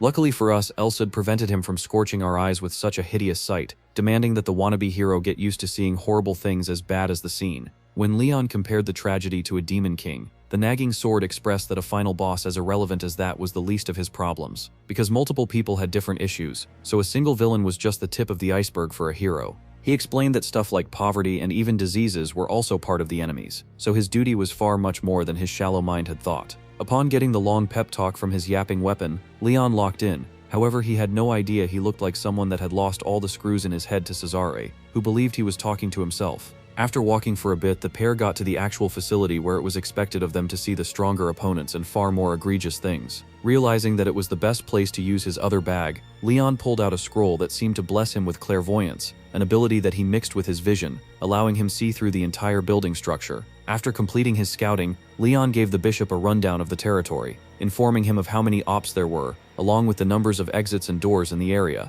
They decided to head to the center, which the sewer adventurer couldn't see through. They understood that it was most likely a trap set for amateur ragebait victims like them. However, it was a risk they were willing to take because they needed to confirm it before security got tighter. Some moments later, they wiped out all the low-budget LARPers in their way, giving them access to the special door at the center of it all. After Leyon struggled to get the door open, Cesare took matters into his own hands, swinging around his huge chain mace with joy like a kid with a new toy. When the long-eared old man smashed his flail onto the door, his weapon completely bounced off, shocking the group, who thought the weapon was strong enough to smash through any surface. While the mortal morons thought about what was happening, Elsid informed Leyon that it was a result of irregular matter, meaning the door was made out of something from another world. The hero pair put their thoughts together and come to the realization that both physical and magical attacks wouldn't work on the door, leaving them in a dilemma. Suddenly, Cesare started to cast a holy spell that covered his hands with the light of rectification, a sacred art that was similar to aura. Although it managed to destroy the wall for a bit, the bishop ran out of juice, confusing the heroes who were running out of options. After thinking about it for a bit longer, Leyon tried another approach, and charged his aura through his sword.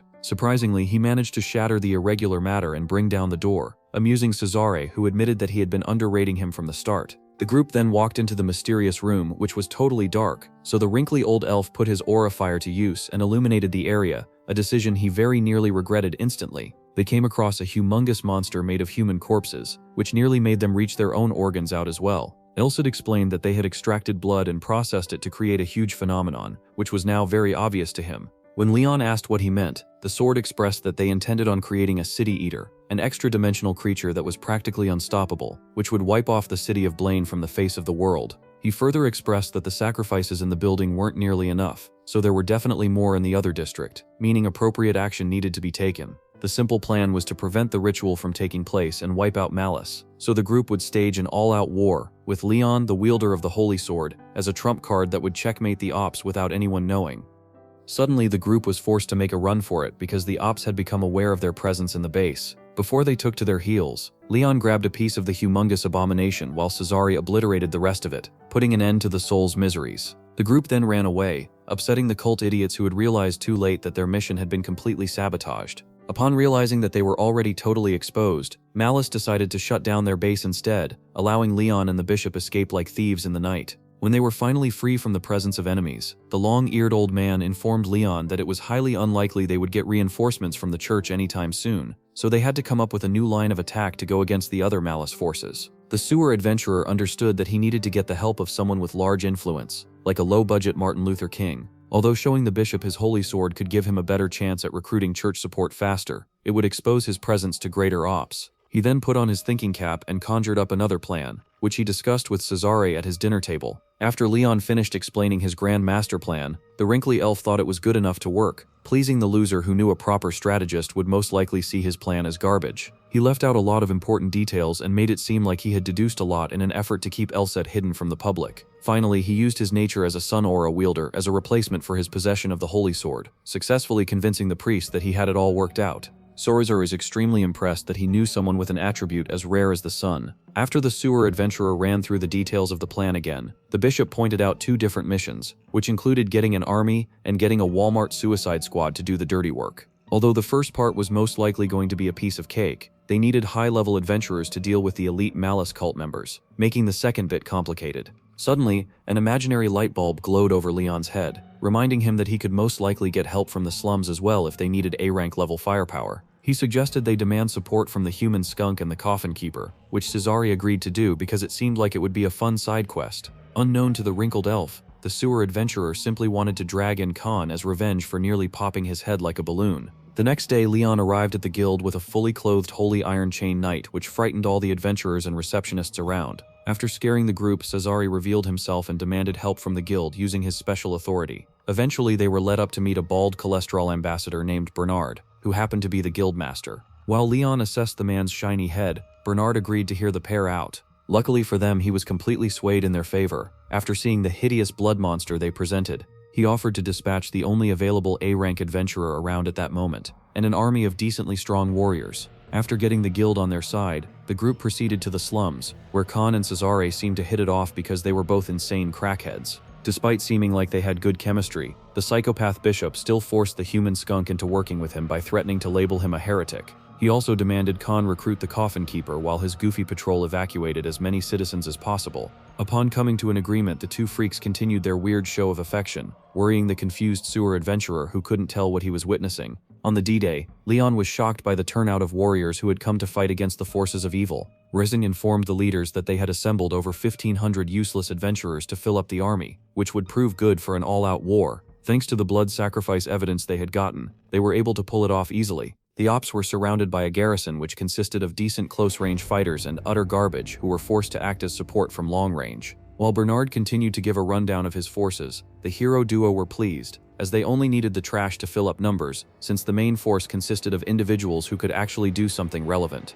As if they weren't done cooking, the lord of the city presented them with one of his senior knights named Conrad. Although he got along well with Cesare, the stuck-up warrior couldn't see eye to eye with the human skunk, who was a boss of the slums. Suddenly Leyon was scared stiff by a mysterious presence who appeared over his shoulder, introducing itself as the Coffin Keeper. After Khan acknowledged his fellow slum garbage, the other members of the elite force were forced to accept him. Except of course the wrinkly elf, who threatened to destroy the Dark Force if he didn't help as well as he was supposed to. After the mysterious presence disappeared, the sewer adventurer freaked out, wondering why he couldn't sense the Coffin Keeper. His thought was interrupted by the arrival of their last member, a baddie adventurer named Karen. Although Leyon was bothered about the contrast in personalities amongst their forces, he chose to accept the hand he was dealt, leading the charge into the upcoming battle that would determine the fate of the city. Some moments later, the army completely ran riot on the Malice base, causing the insignificant junior ops to panic. When they realized they couldn't escape their doom by falling back to headquarters, the cloaked morons summoned one of their blood sacrifice abominations, which easily wiped out a set of archers. While the other weaklings handled the abominations, Elsid determined they would probably be fine for several minutes till Malice decided it was time to retreat. Out of nowhere, a huge tornado appeared, forcing the main force into action. After the others ran, Leyon tried to follow, yet he was too slow to keep up, causing him to realize he was barely better than the NPC trash that was used to fill up the army. Upon getting to the battlefront, Conrad decided it was his time to shine, manifesting aura fire with his sword before hurling it at the tornado to break apart the heretical spell. Unfortunately for the old idiot, his attack had no effect, but on the bright side, he didn't create a firestorm, which would have been 10 times worse. Realizing it was his turn, Khan gently escorted the loser away from the front lines and launched a punch of his own to shatter the tornado barrier. Yet once again, it remained totally unscathed, showing that the so-called elite force might actually just be a bunch of frauds. While the others contemplated on what to do, the sewer adventurer locked in and approached the storm, surprising everyone else who wondered what a C-rank bozo like him could possibly do if the others failed. After charging up his weapon with aura, Leyon gripped his sword and went all out as Elsid instructed, unleashing a humongous blast that totally eradicated the tornado barrier, shocking everyone except those of us who had already predicted plot armor attacks. Upon spotting a barrier opening, the group immediately jumped in, leaving the non-purpose characters to battle it out on top. While they walked through what seemed to be the sewers, the group confirmed their creepy partner, the Coffin Keeper, had come along as well. Leyon observed his teammates and continued to confirm that he was nothing more than garbage beside them, as they couldn't stop impressing him by doing basic stuff. Eventually, the party got a hatch, which caused a debate on whether or not to go through with it, or stay away from the clear trap. After Karen goofily decided to proceed anyways, they confirmed she knew what she was doing, but the baddie was simply going forward on vibes, which didn't seem to bother the others. While they walked through the stairway, a mysterious spell suddenly activated, separating the group. Elsid explained it was a labyrinth formation, a technique that distorted space, meaning they would meet up with the other members later on. Out of the blue, the baddie adventurer spawned behind Leyon, celebrating finding him quickly. After Leyon asked if she was alone, Karen informed him that the Coffin Keeper was also with them, creeping out Leyon, who saw the two supposed partners beefing. They proceeded through the enemy base, where the baddie adventurer chose whatever path she wanted using her whimsy. Although the hero pair couldn't get how she managed to be so accurate with each of them, they continued to listen to her regardless. Finally, the group had come across enemies who Karen had sensed from afar. When Leyon asked what their plan of attack was, the baddie said they had one plan: attack. Their opponents were definitely stronger than the cannon fodder from the other base, yet Leyon was confident he could easily eliminate them. After the warriors hyped themselves up, Karen took the lead, charging into the battlefield with her green aura, which allowed her stick to the roof like a pest. The hero duo understood that she had probably gone through some insane training, so Leyon had to go all out on his footwork to keep up with the overpowered baddie. After they confronted the ops, it seemed like Karen had one-shot them with her mini-blades, which broke through their masks. However, it had simply unleashed the hidden hideous monsters that were kept in covers. The reveal commenced the grand battle that saw the baddie flatten a squid enemy on the floor using her rope. On the other hand, the Coffin Keeper easily ripped off the head of the mutant bulldog, frightening Leyon, who was thankful the A-ranks were on his side. When it finally came to his battle, he was nearly one-shot by the low-budget Doc Croc, who smirked because he had pulled the longest straw. Despite getting the worst of the bunch, Leyon applied his special vision and realized the mutant was just a spin-off of the rock slimes, giving him a bit of nostalgia. He instantly destroyed all the incoming projectiles charging towards him and split the overgrown lizard in half, ending his battle swiftly. While the hero duo glazed each other for their good work, Karen spawned out of nowhere holding her victim like it was a calamari dish, which frightened Leyon. After he assessed the opponents of both the Coffin Keeper and the baddie adventurer, he came to a realization that Elsid had made long ago. He then looked through the stats of Karen, confirming his crazy assumption. Despite them being complete opposites of each other, the baddie and the creepy ghost were the same people. The lunatic had chosen to be a cheerful A rank during the day and a mafia crime boss at night, proving that there are indeed a lot of loose screws in women's heads. Khan definitely didn't have an idea, and it would be disrespectful of the guildmaster not to tell Cesare if he knew, so she had definitely been hiding her identity, meaning he was probably the only one who knew about her. He also understood that since the Coffin Keeper was an assassin, her hidden identity was very important, so he had to be very careful and ensure she didn't catch on to him. Suddenly they were en route to another enemy, this time Rip-Off Cerberus, which Karen didn't want to fight. Also explained that her daggers would be most likely ineffective, and it was probably a regenerating monster, forcing them to consider rerouting away from it.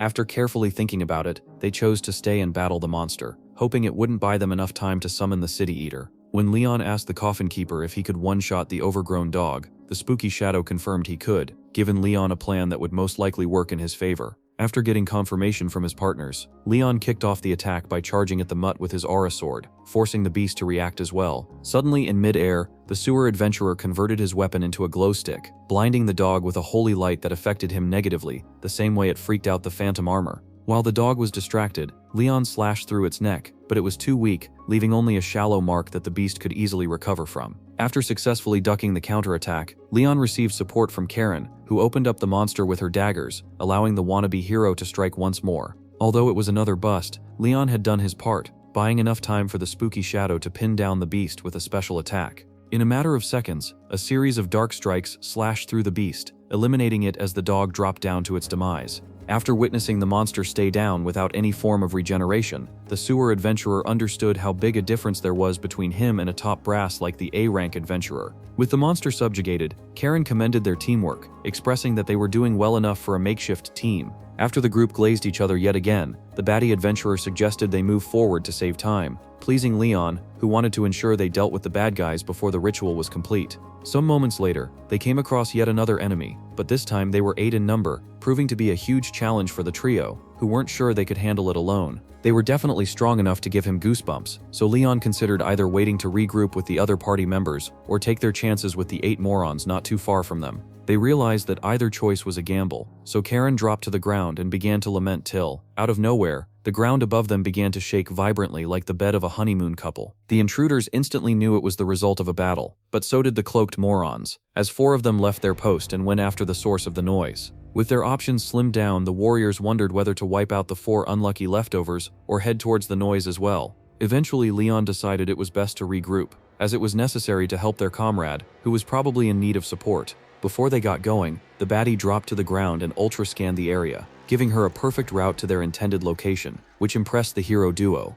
While the pair ran towards their destination, they were stunned by the sight of Conrad, who had been turned into a donut by a wood attack, causing Leyon to crash out. When he charged towards the dying body, the surrounding enemies split themselves up and cornered him, restricting his movements. He understood that there was only 1 cloaked psycho on him while 2 were on Karen, meaning the wiped out ones on the ground were from the weird senior knights before he was Ringakud. Unfortunately for the loser, he had no time to think about the wounded fighter, as his op was extremely strong, which Elsid confirmed. Suddenly, the heretic began to cast a Russian spell, firing a blue fog that was supposed to give Leyon a lavish death. Elsid discovered that the mysterious creep with a hideous smile was a summoner, which meant Malice had 2 types of weirdos, the ones who turned themselves into more hideous monsters, and the fools who were dumb enough to summon other hideous monsters, including the creep in front of them. When the hooded weirdo continued to gloat, Leyon grabbed his holy sword and prepared to attack, causing the enemy to laugh because he believed there was no way Leyon could harm his astral monster. However, the creep was forced to eat his own words as Leyon easily destroyed his blue tentacles. After he used another Russian spell in a desperate attempt to stop Leyon, he was once again thwarted by the holy sword, allowing the wannabe hero to turn his opponent into a cape kebab. While Leyon drove his weapon through the cloaked freak's heart, the enemy assumed his regeneration could save him. However, he was dumbfounded to see it didn't work, leading to his demise as he discovered there was something special about the hideous adventurer before him.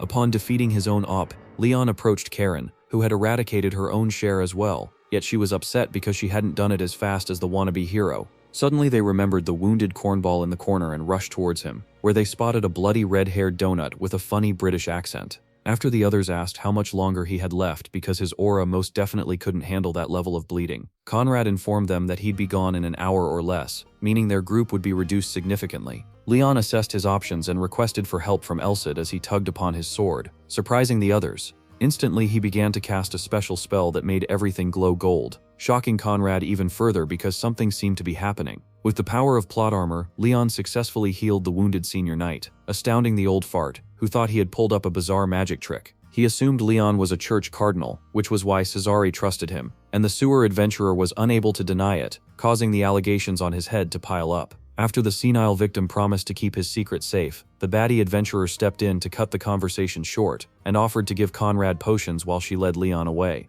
When she was finally alone with the wannabe hero, she pinned him to the wall like a dummy mommy, surprising the rookie, which probably made his wood stand. She then began to interrogate him, confirming he was indeed a cardinal, yet Leyon denied it, claiming the wounded knight was loony. Karen tried to rephrase the question and get the truth from the adventurer, assuring him that her goddess bod with huge milkers always got an answer, but Leyon was a better man than we are, resisting the dummy mommy as he stood strong and hid his identity. When Leyon changed topics and asked where they were headed to next, Karen informed him not to worry because he was in for a surprise where she was leading him. Upon getting to a nearby corner, they came across the psycho-elf and the human skunk, who had wiped out all the heretical losers in their path, forcing even their own teammates to feel pity for the ops. The adventurer pair informed the other group members that their useless knight friend was out of action and recovering for a bit, so they needed to go forward with what they had, including the coffin keeper, who couldn't get along with anybody. Before moving any further, the group chose their positions, with Cesare taking the vanguard because he could resist the voodoo. While the others occupied the middle, Leyon was placed at the back to act as a trump card with his ultimate ability, Plot Armor Merchant. After Khan laughed at their trump card being a scrawny C-rank weakling like the wannabe hero, he asked what the coffin keeper would be up to, which the team left to chance because they didn't want to deal with his gloomy energy. Upon getting confirmation from the adventurer duo that he was useful when needed, the group decided to proceed forward in a race against time to stop the heretics. Suddenly they arrived at a dark portal with spooky energy, even worse than the gloomy bozo in their group. After casting a special divine protection on himself, Cesare took the lead and charged into the creepy portal, forcing the others to come in as well. They had entered a very spooky darkness that nullified all their senses, but eventually they were back out in the malice tunnels, where they discovered they had been lured into a trap. In front of them, a clearly different hooded weirdo appeared, whining about waiting for too long before the so-called elite group arrived. He then welcomed them to his special chambers, revealing a sign on his head that showed the wrinkly elf he was an evangelist. Elsid explained that there were multiple ranks amongst malice, and the one on par with a bishop like Cesare was the evangelist, making the hooded freak a certainly tough op. The weirdo instantly began to speak like the heretical maniac he was, declaring that the ritual was complete and his true god could arrive, confusing the group, who wondered what loony bin he had escaped from. When Khan asked what he meant by the completion of the ritual since the city eater hadn't arrived, the psychopath only said more confusing gibberish, forcing Leyon to ask for answers from Elsid. The nagging sword explained that the ritual was similar to fishing, so the city eater was yet to grab the bait and get pulled into the world, meaning they had about an hour left or less to wipe out the malice forces and prevent their ultimate demise. Immediately, Leyon called onto the bishop and demanded he make the first move. Cesare then casted a divine spell that put a bright holy light over the ops, causing them to scream in agony. Elsid analyzed that he had fused aura with sacred arts, making it less effective than his own sun aura, yet it could stop the heretical lunatics from summoning support. When the elite group commenced their attack, they managed to easily wipe out most of the underlings, leaving only the evangelist and the altar, which needed to be destroyed for the ritual to come to an end. Suddenly, the hideous floor boss spawned some monsters, surprising the yapping sword, who realized they were only incomplete chimera he needed to buy time for the ritual. Although the beasts would end up self-destructing, Leyon wondered how long he had till the summoning finally took place. Meanwhile, the other members of the squad continued to battle against the non-purpose characters, who seemed to be giving them a lot of trouble due to their weird skills. After the bishop informed Leyon that they were quickly running out of time and it was becoming a battle against stamina, Leyon wondered what special trick he could use besides going all out with the holy sword.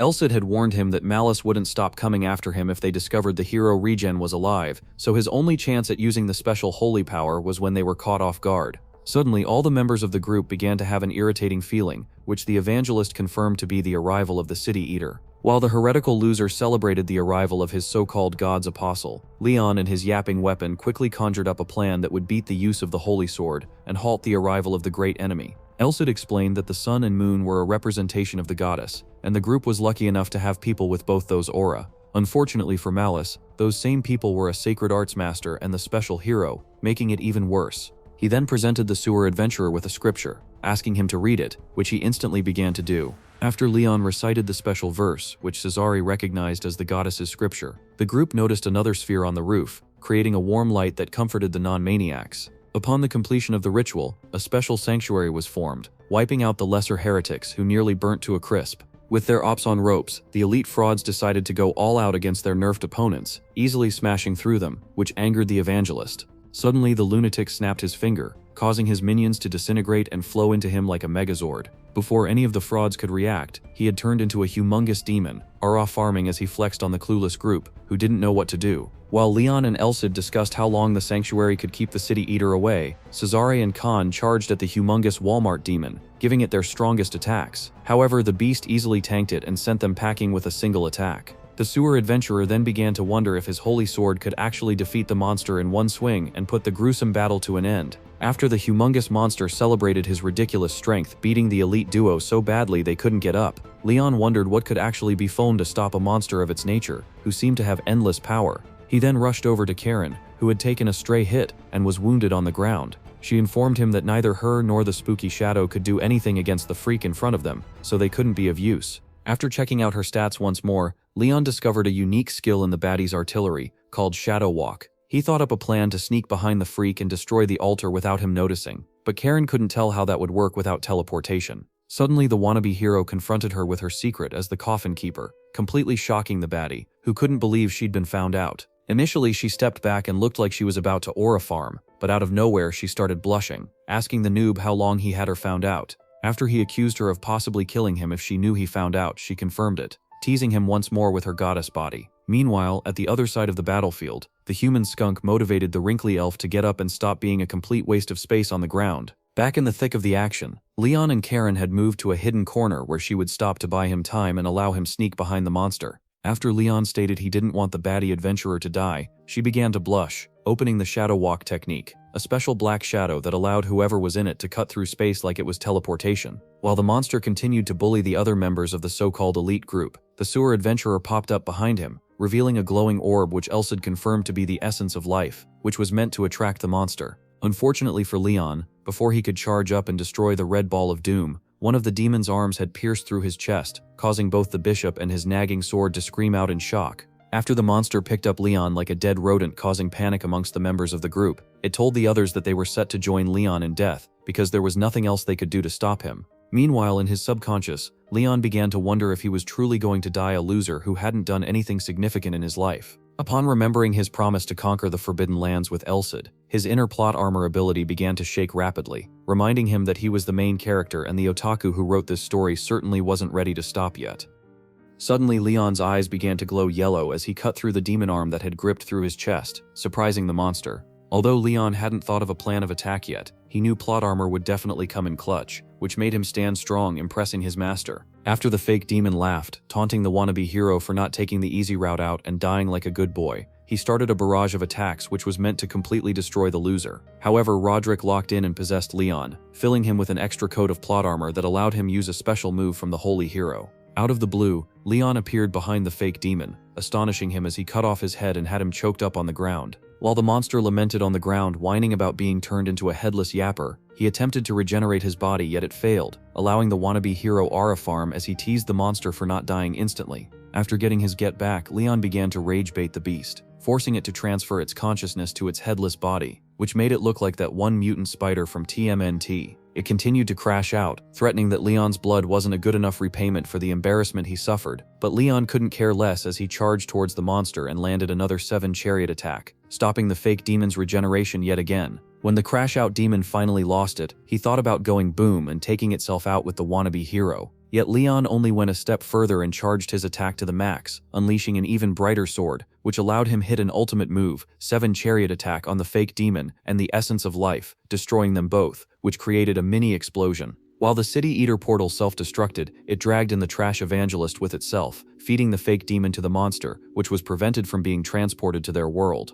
After the battle was done, the hero duo separated, causing Leyon to drop to his knees in pain, because of course there's a large hole somewhere in his heart. When the useless elf spotted him, he rushed to the spot and healed the wannabe hero, thanking his stars that he had finally done something useful for the first time in like 10 chapters. While Leyon continued to heal, the most useless elite group known to man continued to bombard him with questions, asking the most unnecessary stuff. Trash like them didn't need to know. The sewer adventurer explained that the ritual had ended, and the city eater was fed with the evangelist, so they had no need to worry. Upon finishing his report, the kid crashed down to rest, pleasing his master, who was grateful he wasn't anything like the other useless party members. Suddenly the space around them began to destroy just like its master, so the group was forced to make a quick retreat. Sadly, they still had to go back and get the worthless senior knight, who had only made a fool of himself on the mission. Meanwhile, in heaven, Roderick continued his conversation with the mysterious person, celebrating their close escape.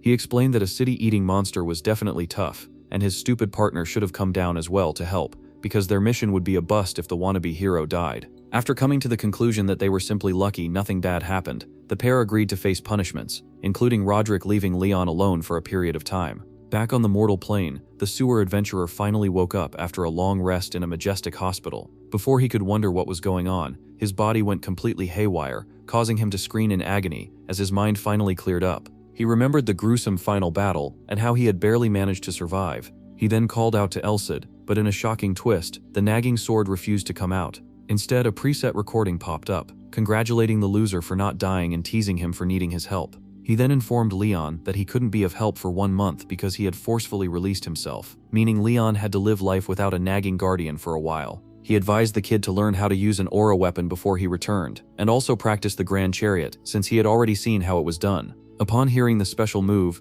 Leyon wondered how overpowered he would be if he was no longer C-rank trash, because it was extremely cool seeing the ability which made him feel like a top-tier warrior. After commending the wannabe hero for his good work, the nagging weapon said peace and exited the scene, leaving Leyon to resonate with his newfound peace. While alone, the sewer adventurer continued to fantasize about how powerful the chariot ability was and how sensational it felt to use it. He understood that it was the peak of his powers, so he needed to strive towards it. As Leyon began to finally think about life without the troublesome guardian over his shoulder, the useless elf arrived, surprised that the kid was already awake. When Leyon asked how long he had been out for, the bishop informed him that the mission was over 3 days ago. The abominations crashed immediately with the base. However, numerous adventurers already died, making it hard to celebrate their victory. He explained that they were able to thwart malice, and he had done proper research on the ridiculous heretical art that summoned the beast, all thanks to the wannabe hero who came in clutch. He then made it clear to Leyon that he was aware of the second coming of Roderick, surprising the sewer adventurer who realized that the jig was up. The useless elf informed Leyon that he had already been suspicious of the kid since they began the mission, which made sense to the wannabe hero since the old fart was an iron-chained knight, giving him an insight on things like that. There was also the fact that the elf had probably witnessed the dinosaurs, so seeing a C-rank bottom feeder like him slash through heretical arts so easily was definitely a red flag. While Leyon felt ashamed of being caught, the bishop commended him for putting his life on the line and saving them all despite the odds. He acknowledged Roderick as the goat of all heroes, so seeing the Grand Chariot was definitely one of the best experiences of his never-ending mediocre life. After the morons were done with the glaze session, Leyon reminded Cesare of the sword from inside the Malice Labyrinth, which the elf apparently couldn't find. Suddenly, Leyon summoned the sword, forcing the wrinkly old elf to get on his knees and plead for not acknowledging the great power of the goddess who was in front of him. When the long-eared priest asked his partner whether he intended on keeping his identity hidden, Leyon affirmed it, explaining that he was still too trash and immature to handle the burden that was meant to be placed on his head. After Leyon promised to reveal himself in due time, the bishop agreed to keep his secret, but only at the expense of telling one person. He requested to inform the priestess who was yet to be installed, and Leyon was perfectly fine with it, wondering what the worst could be if just one more person knew. Just then, someone else knocked on the door, causing Leyon to panic that their discussion might have been overheard, but Cesare assured him that there was nothing to be worried about because they had a soundproof spell. When the pair told the visitor to come in, Karen appeared at the door, looking even more like a baddie than ever before. While she walked in complaining about the atmosphere and how she was being looked at, Leyon wondered if she remembered his verbal contract to keep her own secret. He assumed it was definitely a bad time for her to come because the useless elf was in the room, but fortunately, he had her own secret as well, shocking Leyon once more. The bishop explained that he had traced their auras and figured it out, so the strange assassin definitely wasn't slick with hiding her secret. When Leyon asked if he was in trouble for keeping in a slum boss's identity, Cesare informed him that he was perfectly fine with it because she had stuck with them till the end and wasn't completely useless like the human skunk and the senior knight bozo. While the pair enjoyed their conversation, Karen hopped in and teased that they were probably planning an execution date for her.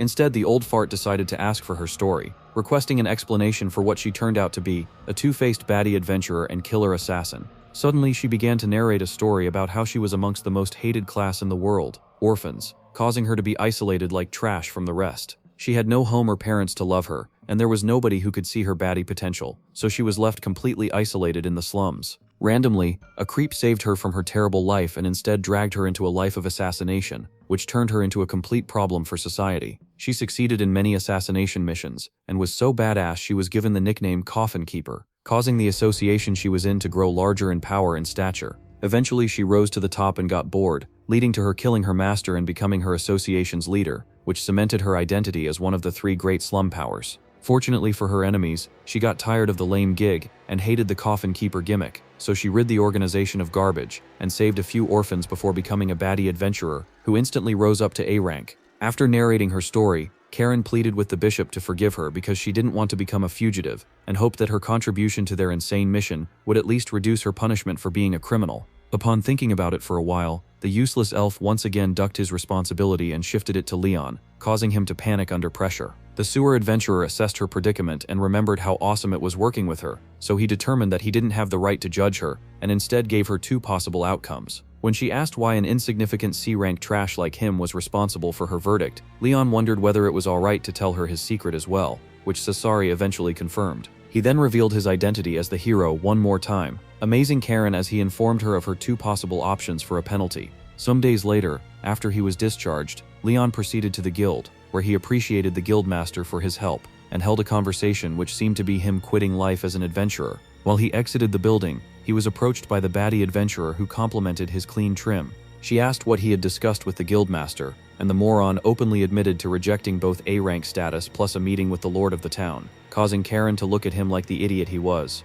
When Karen accused him of being a moron for rejecting the offer of a lifetime, the sewer adventurer explained that accepting them would only reveal him to the greater heretical forces he couldn't handle at that moment, so it was best he remained on the low till he was finally competent enough to actually be addressed as the great hero. She instantly remembered his offer, which requested that she become his partner. After asking for some time to think about it, the pair walked through a meadow where she planned to give her response to the crazy offer. When Leyon asked if she had made up her mind, Karen explained that his offer was similar to asking if she would permanently drop her coffin keeper gimmick. Before she gave him a response, she informed him that she was totally nonchalant about the people she had killed, as it was a necessary action for a product of the slums like her. She also stated that she didn't want there to be any more losers like her, so if he granted her one wish, she would become his bitch for eternity. After hearing the request, the sewer adventurer remembered the words of the hero Elsid. Leyon agreed to accept her offer, and picked up her hand, accepting her as his aide, till his time as a hero was up. Some moments later, the pair sat beneath the tree, where Leyon asked about the human skunk.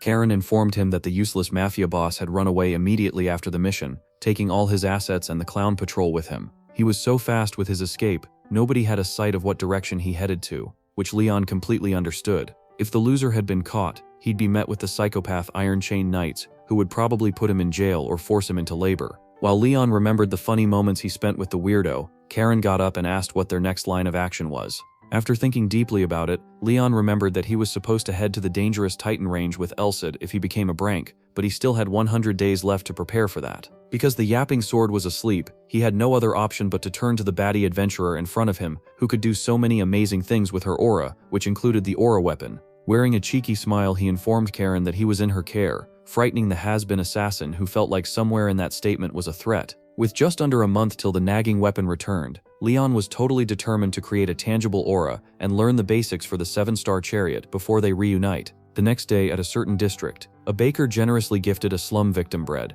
passionately assuring the family that he cared for the people who had suffered. When the mother tried to thank him, he directed her to the church and requested she thank the goddess instead, because she was responsible for all the harvest and his successful business. Upon getting to the church, the slum victims began to pray. However, they were suddenly alarmed by a large thunderous sound coming from the back. At the other end of the church, the wannabe hero and the baddie adventurer were going at it strongly. Although Karen nearly caught the noob off guard, Leyon managed to bounce back and caught up to her, impressing the baddie who believed he would be a fine assassin. She expressed that he was pretty good, but was yet to master his techniques, so she charged at him with an afterimage, forcing Leyon to use Roderick's vision and predict the real assassin. After he impressed her by seeing through her antics, Karen decided to stop fooling around, and tried a different mirage this time, messing up Leyon's vision and breaking through his defenses, which granted her the victory. She laughed at the fact that she had beaten him over 100 times already, which seemed to be nothing but fun and games for her. She also explained that aura was meant to fit individual strengths, so there was no way a loser like him could match up to her in open space like the field.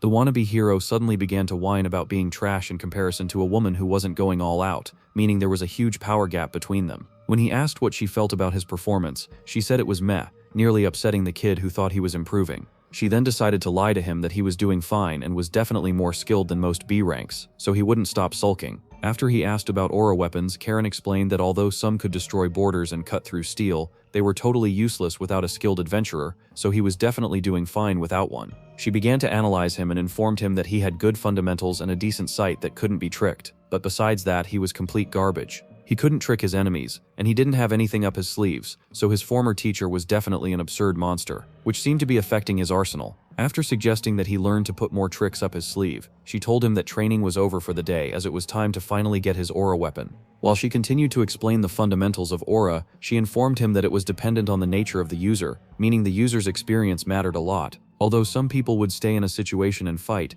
cowards like the human skunk would run. Both that would not determine whether or not the individual was a good guy or bad guy. She explained that training aura was simply just increasing your strength and improving your abilities depending on what type of person you are. She informed him that people with the fire attribute would naturally be scum and fight around. However, others like her with the shadow attribute would just go on different missions. She then asked him what he believed the sun attribute would require, since it was one that symbolizes the goddess. After thinking about it for a while, Leyon understood that light removed darkness, yet that answer seemed too trash to him, so he continued to think about it. Suddenly it occurred to him that his body was overflowing with hot aura like lava, so he started to concentrate, and he began to summon a low-budget Rasengan on his left hand. Upon locking in, he managed to create a huge ball of light on his arm, which seemed to impress the baddie adventurer. Unfortunately for him, it exploded in his hand, causing him to feel severe pain as Karen comforted him. He remembered how it felt using Elsid's power, so he finally had an idea of how tough it was to use tangible aura. When the has-been assassin commended him for being able to emit light, she explained that he was getting closer to creating an aura weapon, and all he needed to do was make it bigger and stable so it would be complete.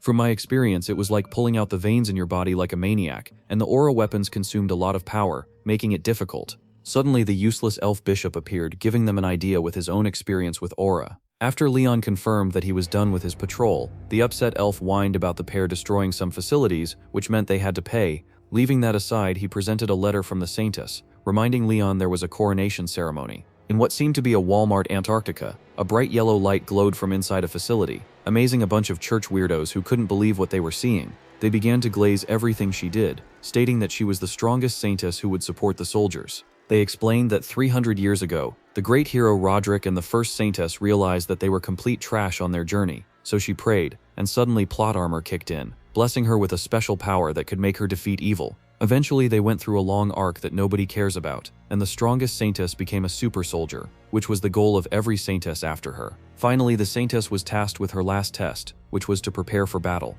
As she wore her glorious armor, she grabbed onto the mace planted in the ground in front of her, and pulled it out, surprising all the weirdos who couldn't believe she was that strong.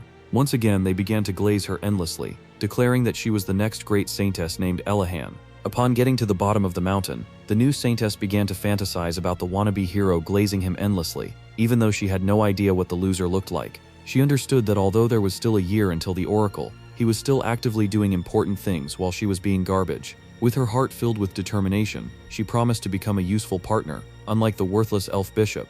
She then swung her mace to the back and slammed it on the floor like a low-budget Thor, completely shattering the mountains in front of her, surprising the weirdos who witnessed it. Like a hopeless romantic, she began to fantasize about the wannabe hero, assuring him that she would become a worthy partner. After Cesare completed reading the letter to the sewer adventurer, he was frightened stiff, wondering what sort of freak and trouble were headed his way. He asked the bishop what type of person Elahan was, and the old fart explained that she was an extremely talented individual who would definitely be a great help. While Leyon thought about his future with the others, he realized he needed to become stronger as well, and requested the worthless elf to give him an idea on how to use his aura weapon, surprising the two people in the room who felt it was an insult asking an aura user about their skill. Karen lamented that it was wrong to do so because it was similar to asking for their weakness. However, Cesare had no issue with it, agreeing to tell Leyon his method. He explained that he used the forms of the moon to gauge his weapon, which made them seem like transformers. While the wannabe thought about what he had heard, he came to a discovery that he could try something different, using the eclipse of the sun, which would help him amass a lot of power. When the bishop discovered that Leyon had made a realization, he followed him to an open field where they were set to practice Leyon's aura weapon. Before long, they commenced their battle as both warriors charged up their weapons. After the worthless elf swung his weapon at Leyon, the noob deflected the sword, bouncing it away, which made it destroy a huge portion of the ground. The sewer adventurer realized that he had not gotten into the zone, and was sure that the elf's weapon would most likely eliminate him if he kept on fooling around. When Cesari fired a straightforward attack, Leyon dodged it and charged straight at him, thinking he had escaped the blast. However, he was tricked by the useless bishop who surrounded him with the chains and had him trapped. Suddenly, he locked in and tapped into the sun aura, allowing him to achieve a technique called the Sword of the Eclipse. He began to compress his aura on a sword, imitating Roderick's 7-star chariot, as his eyes began to glow yellow. With the power of an eclipse over his sword, Leyon instantly cut through the flail and its chains, surprising the worthless elf who could not believe his eyes. While the old man praised him, Leyon explained that the technique was still incomplete, and he was just using a temporary method. However, he was still very proud that he had come up with a trump card to beat his opponent. Unfortunately for the bishop, Leyon had mastered his skill at the expense of his prized possession. Suddenly, Karen arrived with a guest for the wannabe hero, who turned out to be Rise, the obsessed receptionist. Some moments later, the group was sat around a table where the receptionist spoke to Leyon, asking how he was, and offering him a special potion. She also handed over a gift from the Lord, which happened to be an interdimensional bracelet that could hold a decent amount of things. After the baddie adventurer complained about how expensive the item was, she informed them that she possessed one as well in her earrings, which helped her store all her daggers. When Leyon put on the bracelet, he opened a pocket dimension and stored his potion, which seemed to be very convenient for him. Finally, the receptionist explained that she was also there to promote the sewer adventurer to B rank, because he had everything required. She then requested he show her his aura weapon to complete the process. Before displaying it, Leyon was disappointed that Elsid wouldn't be there to witness it. After he used his Sword of the Eclipse, Rise handed over his B rank symbol, causing the rest of the group to celebrate with him. Before she left, she informed him that a request had come in, which he asked for, involving being a top escort going up the dangerous Titan range. She told him that they would be leaving soon and she had reserved him a single spot, upsetting Karen, who wanted to tag along. After the obsessed receptionist left, Leyon continued to train, awaiting the day of his journey, which would determine his future. The next day, Leyon sparred with the baddie adventurer, who once again seemed to be bullying him. As he continued to struggle, he realized that there was more to tracking his opponent than his special sight, so he tried out different other senses, which led to him spotting Karen out of thin air. Upon successfully tracking the has-been assassin, Leyon thanked her for developing him so much, and began to wonder how much stronger he could get. Just then, the bishop arrived, informing him that they had set up a meeting with the merchant for his mission, which wasn't far away. The next day, the baddie adventurer and the wannabe hero headed off to the camp where they were set to have their meeting. Upon getting to the camp, Leyon was welcomed by the head merchant, Arnold, who confirmed that he was sent from the guild. They shook hands and analyzed each other's grip like a bunch of weirdos, disgusting Karen, who thought it was weird. After getting another chair, the group commenced their meeting, discussing the arrangements for their trip to the Titan range. Arnold explained that he was broke as hell, so he couldn't afford another escort, which Leyon suggested. However, when Leyon proposed getting an A rank to toughen up their defenses, the old man began to reconsider. Although he was reluctant because he believed it would be too expensive for a rip-off Mr. Krabs like himself, Leyon introduced Karen to him, surprising the man who couldn't believe the baddie was that strong. When she confirmed that she would take a cheap rate because she was only in it for Leyon, the stingy merchant instantly accepted her contract and apologized for not treating her with enough respect sooner. While the adventurer pair left his tent, the head merchant promised to take care of all their minor provisions and feeding so they could be rest assured, amusing Leyon, who thought it was too much. As Leyon and his baddie continued to talk outside, he spotted some hideous steroid addicts in the camp, which Karen explained to be mercenaries. She teased him, thinking it was his first time seeing hairless douchebags like them, but Leyon explained that he already had an eye full of the glorified murderers back at the battle against the heretics. When he whined about their creepy stares, the baddie informed him that mercenaries were low-key fascist, so they hated adventurers and believed they were way better. Later that evening, the wannabe hero stood atop a hill and wondered if he was going to truly leave the city of Blaine for good. He remembered how he had ditched his academy long ago and pondered if he would come back, which seemed to be unlikely. Suddenly, he had a flush of flashbacks reminding him of his crazy adventures in the bizarre city, which were some of the best moments of his life that he wouldn't forget. He intended to leave after Elsid had returned with his nagging, but he didn't want to miss what could possibly be his only opportunity at getting to the Titan range. He also wanted to prove to the yapping weapon that he wasn't complete trash that could only depend on him, so it was a must for him to go. After informing the church of their journey, the adventurer pair received blessings from the useless elf, who would definitely miss the problematic duo. He thanked Leyon for saving the city from the heretical maniacs and presented him with a gift that was apparently overpowered as well. The divine necklace that he had been given could be used to recover and summon the Holy Sword. However, its biggest advantage was the ability to summon the Holy Iron Chain Knights, which amazed Leyon. The bishop explained that it had only one use, so Leyon had to save it for the right time and not abuse it. The next day, the adventurer pair was offered a grand breakfast by the head merchant, confusing the wannabe hero who thought it was too much. While he whined about being overpowered, Karen had the time of her life, explaining to Leyon that from that point on, things would get a lot more troublesome for them. With his heart full of determination, the sewer adventurer was fully ready to go after all his ops and continue on his path. As the next great hero of the world, the duo set off together in a magic carriage. While riding, Leyon noticed that they were covering distance much faster than he anticipated. Karen then explained that this was because the carriage was making use of weight-minimizing magic while it was being pulled by 2 horses, which was a very common and cheap option. However, she also explained that they would have to disable the magic when they reached rougher terrains like the Titan mountain range, because the carriage had weak shock absorption, so they had to save as much time as they could right now. When the group decided to set up camp for the night, Leyon readied to step out, while Karen said she would stay back in and plop down on the floor for a nap. She told Leyon to let her know if anything happens. Leyon stepped out alone and noted how the whole carriage moved as one fluid body, preparing and taking care of itself. Just then he sighted the band of mercenaries again, and this time they confronted him and were mocking him for acting all high and mighty because he was accompanying an A-rank hero. Not backing down, he fired back at them for cornering him when he was alone, calling them cowards and jealous of what he had accomplished. Things were getting heated up when, out of nowhere, Karen appeared, surprising everyone, and said Leyon would have to prove his worth with his skills through a sparring match. One of the mercenaries stood up to the challenge and agreed to spar with Leyon, provided Karen mediates fairly. Leyon, on the other hand, was a bit surprised that everything planned out just like Karen had predicted, that to have a firm standing, you have to prove yourself through displays of skill and strength. With growing certainty, he mustered up courage for the coming mock battle, stating there was no way he would lose to some B-rank mercenaries. In that same moment, Karen had already set up a booming stand where bets were flying in, some placed on Leyon, others on the mercenary. She asked the merchant who his money was on, and he not so subtly gave Leyon the thumbs up. With all the commotion and betting, a fairly large crowd had gathered to watch the spar which was about to begin. Representing the mercenary with one of the worst nicknames out there was Hansen, the Iron Toenail. Karen made a rundown of the rules one more time, that no foul play should be done, and with that all said and done, the mock battle kicked off. Instantly Hansen, the Iron Toenail, went into a defensive stance with his spear and shield. Leyon noted that a B rank using a shield was rare, and Toenail Man's shield over there looked even more suspicious because it seemed to have some silver scratches that were gleaming in the light. Leyon pointed out that his shield didn't look ordinary, and Toenail Man just spilled it all out that he got this special shield from a dwarf he helped, and it was crafted with a special alloy called mithril. Leyon, looking confused, asked if it was okay to reveal all this, and Toenail Man said with or without this knowledge, it won't change the outcome. Leyon smirked at being looked down upon, and with an attacking stance, swore to make him regret that. With a dash, Leyon covered the gap between him and Hansen, and with a downward swing went in for the attack. Hansen blocked with his shield and thought to himself in surprise how much power the attack had. He counterattacked with multiple thrusts, which Leyon had a hard time defending completely.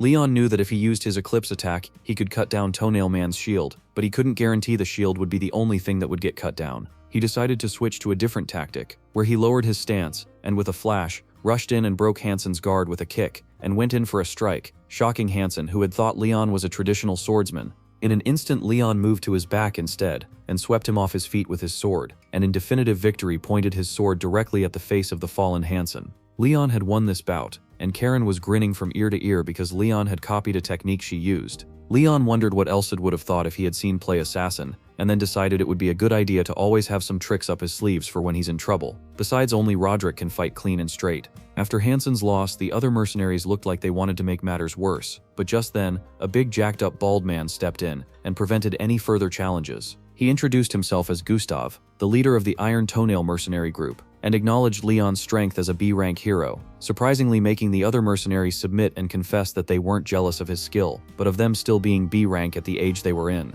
They were also upset Leyon got the chance to ride the carriage with Karen, a total baddie, while they had to bundle together in a different carriage. With tears streaming down their faces, they apologized, and Leyon, being the wannabe hero he was, shone like light in their eyes as he stretched out his hands to shake them in forgiveness and a bid to become friends. Gustav swore his indebtedness to Leyon, who nervously said it wasn't that big of a deal. Later that night, the mercenary band and Leyon bonded over drinks and campfire. The next morning, Leyon was hungover and bedridden over the amount of drinks he had. causing Karen to laugh at him for being a lightweight. Going forward, the atmosphere in the merchant camp improved greatly, and although Leyon made no money, he picked up some tips on how to handle mountain orcs, seeing as he could encounter one at any moment. It was during one of these conversations that a question was thrown to him, asking what was his relationship with Karen, the baddie adventurer. Leyon was teased with the question, what was his relationship with Karen, from the mercenaries, and in a nervous bid to play it off, acted like he had no idea what they were talking about, but that didn't stop them from theorizing and making assumptions about intimacy. He anxiously tried to shut down their thoughts when a mercenary named Hamel, who was a former ranger, pointed out that perhaps it was intimacy between a junior and senior, seeing as Leyon copied her move in the sparring match, and they lacked formal hierarchy in how they interacted with each other. Leyon immediately clarified that he and Karen became close after taking on a mission together, and that seemed to subdue the mercenaries for a while. As Leyon walked off, he thought to himself that from the point of view of the mercenaries, it looked like he was being carried by an A-rank adventurer through the mission, and that made him feel like a pimp, hiding behind a girl. Clenching his fist and thinking hard, he thought of how best to change this narrative, and decided that the best option would be to use his spare time when he's off the carriage to train and spar, and at that moment no other person came to his mind to spar with than the leader of the Iron Toenail group, Gustav. A thunderous strike could be heard, and as the other mercenaries gathered around, Leyon could be seen huffing and puffing as he just took the full brunt of Gustav's attack head-on, and was still even though he looked dazed and worn. When Gustav was impressed that he took his attack head-on instead of dodging, Leyon remarked that he barely blocked the attack, and that it wouldn't have mattered in an actual battle because the baldy would have ended the battle in the next strike. The mercenary boss then laughed, finding Leyon more likable as he got to know him better, and agreed to spar with him anytime he wanted, because fighting a strong opponent would help both of them grow stronger. As they prepared to move again, Gustav warned Leyon that they were about to enter the forest, where loud noises would attract a large horde of monsters. He explained to Leyon the anatomy of the trolls who reside in the forest, that they were 4 to 5 meters tall creatures who could skillfully climb trees despite their size and build. They also attack in groups and use lesser creatures like orcs as their minions. Leyon noted this wasn't taught at the academy, and could only be learnt through first-hand experience. The merchant and his convoy finally entered the forest, leaving the boring plains behind. Though Leyon was on high alert, Karen told him to rest up and recover from his spar with the hairless mercenary, predicting that the monsters won't attack until dawn or the following day. Leyon had barely gotten any chance to rest when Karen sensed something amiss and called out to him. At that same instant, a mercenary standing guard atop a carriage noticed what Karen sensed and shot an arrow into the sky, which exploded into illuminating fragments, bringing into light the group of trolls that had ambushed them.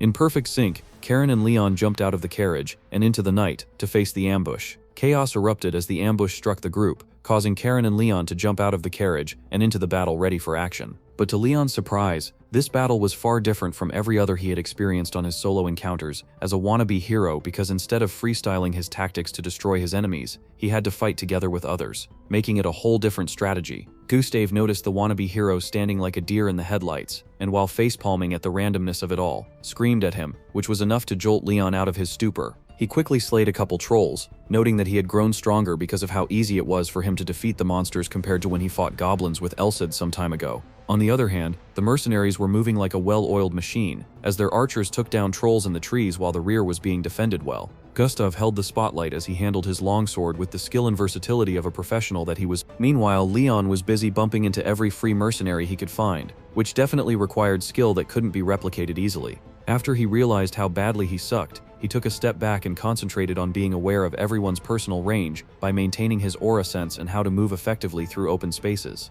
Finally, he was able to take down a string of trolls without bumping into anyone. Soon after, the last of the trolls were wiped out by Gustav, and after making sure no one was hurt or injured, the recon squad set up while the remainder of the troops returned to the carriage to rest. Leyon was about to retire too for the night when Gustav beckoned for him to stay behind for a different sort of job. Leyon looked confused and asked what sort of job, and while smirking, the baldy revealed that it was a troll hunt. Karen was already aware of this sort of thing, and Gustav explained that he had already gotten permission from the head merchant to hunt some trolls. He also explained that Karen, being an A-rank adventurer, would have to sit it out because the troll would sense her strength and instantly run away. Karen pretended she was upset about this but couldn't really care less, and asked Leyon if he wanted to do it. She suggested that it would be a good chance to fight against one, so Leyon dwelled on this and figured that since he couldn't use the purification when fighting fragile humans, that it would definitely work against monsters with abilities. When the mercenaries requested Karen help them set up, she agreed to the whole thing under one condition, which was for Leyon to get a chance to fight a troll, one-on-one.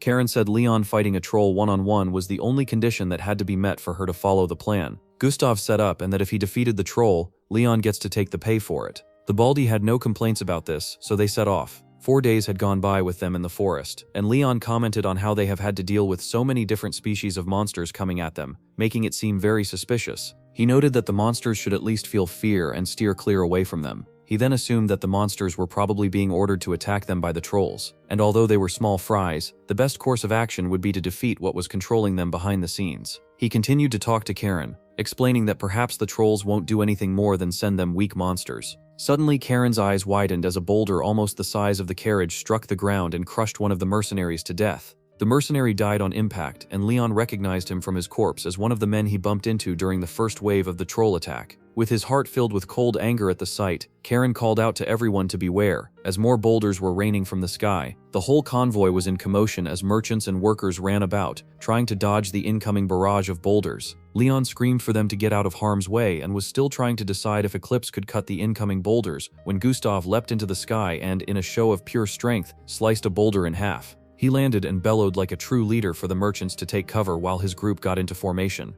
Immediately, everyone's nerves settled a bit, and when a pack of monsters rushed out to attack them, he gave different groups their tasks to complete so they could defeat the trolls. Leyon and Karen decided to go to the source of the boulders which were being thrown. As they progressed, Karen was gleaming with joy because she slashed up the small fries that thought it smart to block her way. Soon they reached where the boulders were being thrown from, and found a huge green troll, looking like a Temu Hulk. Suddenly, Karen moved to block its escape route, while Leyon snuck up to it, and while it hadn't noticed them, used Light of Purification to stun its night-accustomed eyes. He immediately followed up to attack the temporarily blinded troll, but before he could land a critical strike, the troll had begun to attack randomly, swinging wildly, which struck Leyon with debris, not letting him deal a finishing blow. Before Leyon could come up with a counterattack, he noticed the troll's eyes had already healed due to its crazy regenerative ability. The troll then pulled out a club, which was definitely a random piece of wood that it had hung on its back. Because Leyon knew he couldn't take a full-on hit from that club, he had to avoid making a single mistake. The troll swung at him, and although he was a little faster than Leyon had anticipated, he knew that to fight back he had to get really close. While dodging multiple attacks, he tried to find a pocket of space to attack the troll, but the troll was proving to be annoying by attacking with one hand and throwing dirt and debris with the other. Stepping back, he decided he had no choice but to use his incomplete technique. He focused his senses in order to use Eclipse, which the troll noticed and tried to end.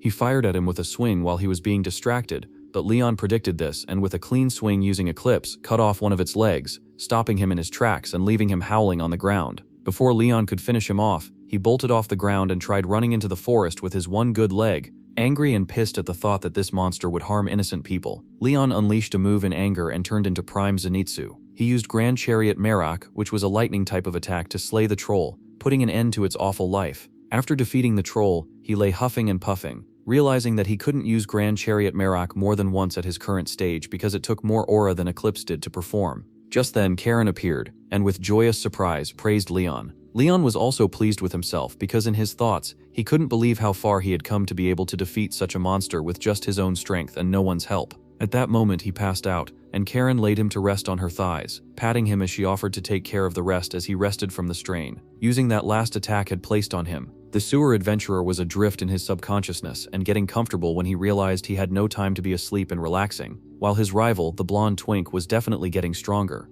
He snapped out of his slumber in confusion, realized he was still in a carriage, and was slowly remembering the events of the previous day when his body got flooded with pain from his battle. Laying down back, he noted that he wouldn't heal from his injuries in a day. He was still trembling from the pain when he remembered the holy necklace Cesar had given to him for special situations like this. Placing it close to his heart to make use of the spell, a shining bright light covered him, and after it settled, he noticed all his exhaustion had gone and he felt brand new. From the top of the carriage, Karen's head popped in, asking if it was fine for him to be moving already. Leyon explained how well the holy necklace had worked in healing him, and asked how last night's attack had ended. Karen then informed him that the troll hunt was a success, with them defeating more than half of the trolls and capturing 3 out of 4. The last one that escaped was the one Leyon had faced, and they were certain that after his encounter with Leyon, he would never return back to the forest. They reached where the corpses of 3 trolls were laid, and Karen explained that their bodies were worth approximately 90 gold coin, about 30 gold coins a body, but the one Leyon had cut down was split in half, and most of its blood was lost, which was actually a vital ingredient for mages in making potions. Because of this, Leyon would get about half the worth of a body, because it wasn't in ideal conditions, which made Karen angry. Just then, the head merchant who was in the vicinity called out to them and thanked the duo for their part in handling the troll situation. Karen assured him that they were just doing their jobs, with Leyon asking how many casualties they suffered. The merchant told him it numbered in about 8 dead and 21 injured. Leyon was filled with quiet rage at his inability to be stronger and protect those around him. Karen noticed his mood and, in a bid to lighten the mood, quickly asked about their payment for the troll. Although the merchant said he would pay full price for the troll even with it being in bad shape, with humility, Karen told him to pay 15 gold coins and told him to not bother haggling over the price. Surprising Leyon, who later asked her why she didn't take his offer, she explained that getting a favor from someone meant you would be indebted to them, and she didn't want Leyon to have that while she was with him. Leyon was looking at her in a different light, till Gustav's bulky arm suddenly came over him, and the mercenary boss, in his Teddy manner, was glad that he recovered fine and well. Sheepishly, he asked Leyon about the technique he had used to kill the troll, stating that the cut was unlike any he had seen before, but Leyon was quick to be humble, saying it was an incomplete technique, not yet refined. He then asked about his colleagues, and ruffling his head like an elder brother would do to his sibling, Gustav assured him that they were a bit banged up but alright, and he shouldn't think too much about it because they all knew what they were risking when they took on the job. He also stated that Leyon should not carry the guilt to the point that he hurts himself. After dropping all this insight, he wandered off and Karen came back to cheer him up. Leyon was still thinking back to a conversation he once had with Elsid, when Karen asked him if he had ever heard of the Desert Zone. The Desert Zone was a ruthless, sand-filled land where the sight and thought of rain was almost non-existent. It was a terrible environment for life, overrun with monsters, which was inhabited by weird people who probably had a connection to the Dune franchise in some way. Karen told Leyon that the Desert Zone around the border wasn't that big, and that they could get across it by carriage in a week. She explained that it would take 5 days to get to the Desert Zone, and Leyon wondered if Elsid would have woken up by then, because it had been over a month since he last heard anything from the annoying weapon, and he kinda missed talking to him. Sometime later, when they were out of the forest, Leyon was rummaging through his bag when a loud crack of thunder and lightning sounded, and a large voice boomed from Leyon's sword. It was Elsid, and he was finally awake from his month-long slumber. Elsid, in his blue blob self, looked down at the shocked Leyon and asked if he had forgotten how to fall so soon. Leyon said he was just shocked that he showed up so loudly, to which Elsid replied that he too would be loud if he had been forced to sleep for a month. Leyon whispered in mock tiredness that he wished he could re-experience the month, and Elsid responded that being his teacher, he should be treated as a king. They made a few more banter, mostly with Elsid undermining Leyon as a person. Then he asked, in seriousness, the situation of things over the past month. Elsid was genuinely shocked over the recent situations with Cesare finding out Leyon's identity, and Leyon being comrades with Karen. He accepted that Karen could be trusted, and she made for a trusty ally that could make up for Leyon's weakness in terms of skill and inexperience. Moving on, he asked if Leyon had made any solid improvement, and hadn't just been playing like a bum the whole month. Chuckling with confidence, Leyon edged him to find out. Snapping his finger, Elsid summoned Leyon's stats list, and they both looked in shock as Leyon realized he had surpassed the blonde twink's stats. Not allowing himself to be overjoyed by this, he noted that the upgraded Leyon would probably have made some improvements too, but not as much as being in the open world and getting first-hand experience would give you. Elsid, not wanting to believe that Leyon was so much stronger in a month, decided that there was an error or Leyon lied about how long he had been away. He noticed that the Grand Chariot tab was in level 1, meaning Leyon had learnt a new move, which was Merak. Elsid was glowing with pride and glazing himself that this was because Leyon had a great teacher. Just then, Elsid got a whiff of the desert sand and commented that it stank, asking where they were. Leyon explained that they were crossing the desert on their way to the Titan mountain range, with a group of merchants they were escorting. Elsid wondered why they were following the longer route, and Leyon, being confused, pulled out a map to show there was no shorter route to their destination. And that was when Elsid saw it, screaming why this area was a desert. Leyon, looking bewildered, said it had been a desert for the past 100 years, but Elsid said 300 years ago it was a grassy plain, and that it definitely didn't happen by natural means. He concluded that it must have been put through artificial desertification, and done over a long period of time to avoid suspicion from anyone. Frustrated, Leyon was screaming why did he bring it up in the first place, but then realized that he had actually missed Elsid's presence and was glad he was back. Watching from afar was Karen, who wondered why Leyon looked like he was having a full-blown conversation with himself. The sun was so hot Karen was literally soaked, yet Leyon, on the other hand, was smiling like a giddy child while cleaning his sword. Karen, obviously confused with how he could be so happy while under such scorching heat, asked why he was so happy, and because he couldn't tell her about Elsid, he just mumbled gibberish. Outside, Gustav bellowed for everyone to stop and set camp for the night. Leyon thought it was too soon, but Karen told him not to underestimate how quick the desert night creeps up on you. Leaving the carriage, Leyon called out to Elsid, but Elsid was lost in thought. Still in shock at how quick the grass plains he remembered had turned into a desert. Snapping out of his trance, he apologized, and they set out to meet Karen, who had been calling Leyon. Later that night, Elsid watched how the whole group interacted with Leyon with love and genuine care, and realized it didn't matter what he remembered because it was Leyon who was experiencing these things. The campfire had been put out and everyone was asleep when Leyon sensed something unpleasant and woke up. Karen was already up and hushed him to be quiet. She said that she sensed enemies but hadn't noticed till they got this close because the enemy was burrowing from underground and they had no murderous intent. The guards couldn't notice them because they weren't skilled enough to read vibrations, and the intruders weren't planning on attacking. The duo sensed that the intruders were planning to steal the cargoes in a clean robbery without conflict. Karen then asked Leyon to decide on their next move, and Elsid, hungry for a battle to see how far Leyon had come, anticipated the coming conflict. The intruders numbered 14 at the cargo, and 22 around the carriage according to Karen's perception sense. So Leyon reasoned that a clumsy first attack would put them at a disadvantage because they could easily be overwhelmed by their number. Coming up with an idea, the duo went into action as Karen hopped into the sky and pinpointed the area they were burrowed beneath, summoning a barrage of aura kunai weapons and throwing them into the ground to hurt the intruders. Shrieks could be heard as the enemies wallowed in pain, and instantly Leyon cast a bright ball of light and at the top of his voice, alerted the whole convoy of the attack on their cargo. In mere moments, Gustav and the rest of the mercenaries were up and about.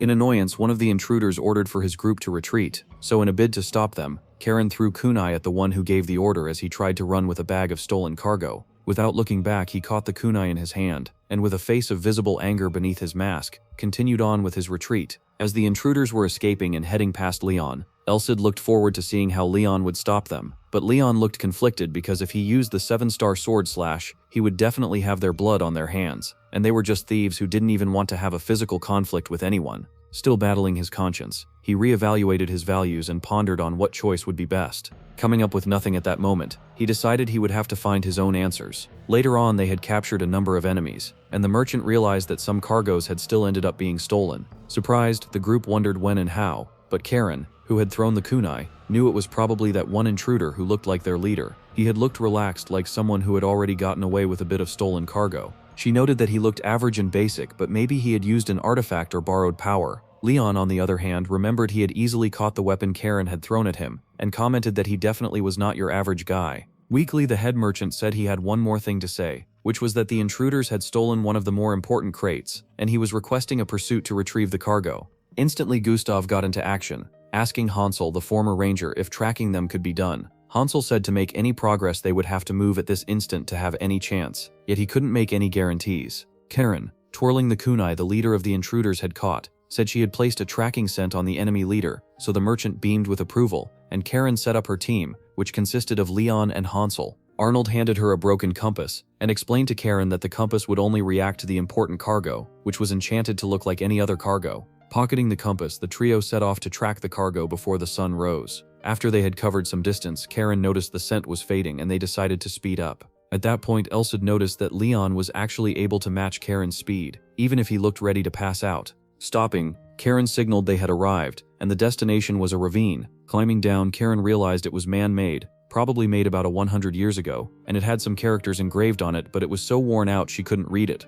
Instantly, a thought formed in Leon's head that this was probably where the desertification started from. Leyon wondered if mining affected everywhere like this, but Elsid shut him down and told him that this was the arterial vein of the grassland, and digging or mining it was probably what turned it into the desert wasteland it was now. Suddenly, Karen and Leyon both sensed something, which Leyon confirmed to be intruders. After the baddie informed him that there were still over 100 ops to get past, who were guarded by a mysterious door, Leyon began to question his moral compass, wondering if he needed to wipe them out or not. Suddenly, he overheard a conversation between some of the guards, stating that half their squad had died and their leader crashed out so badly, he eliminated 2 others, reducing their numbers even more. They began to debate whether or not it was right to attack merchants, and came to an agreement that travelers were better targets because they were smaller and easier to attack. When they started to narrate the story of how they had made an innocent child an orphan a few days ago by wiping out his family, Leyon charged up his aura and eliminated the clueless morons, informing Karen and his yapping sword that he was definitely ready to wipe out all the thieves. While they rushed through the pathway after the door, the baddie adventurer explained that there were a lot of them, so they needed to be careful and avoid taking on too many at once. She then offered to take the lead, as it was her specialty. Before you could think of 5 badder characters, she eliminated 2 more non-purpose characters, and proceeded to wipe out even far more, in a very short amount of time. Eventually, she had completely eradicated all the thieving scum, pleasing herself as she stretched out her body from being folded in the carriage for a very long time. After Leyon surprisingly helped her wipe off blood from her face, she started to blush a lot, amusing the worthless mercenary who had tagged along and realized that the wannabe hero was as dense as morons came. Some moments later, the group arrived at another door where the compass they had received seemed to be alerting them of the goods they were searching for. Karen directed the others to go inside directly so she could sneak in and maintain her cover. While the stealing morons tried to break open the box they had swiped, their door went kaboom, revealing the wannabe hero and the archer ranger, who frightened the gang leader. Although he intended to run and escape from the B ranks who were definitely far beyond his abilities, he was ambushed from behind by the coffin keeper, who seemed to have a good idea of his past and openly revealed his name, calling him the Trash Mole. While Karen dealt with the mole, Leyon and the ranger turned all his minions into complete fodder, slicing through them like the author couldn't bother to draw the panels. When they were done, all that was left was for the baddie adventurer to finish off the Trash Mole, but that seemed to take a while because she wouldn't stop bringing up his past. After she stated that she had warned him to change his ways, unless he'd be set for a very gruesome death, the thief attempted to make a quick escape,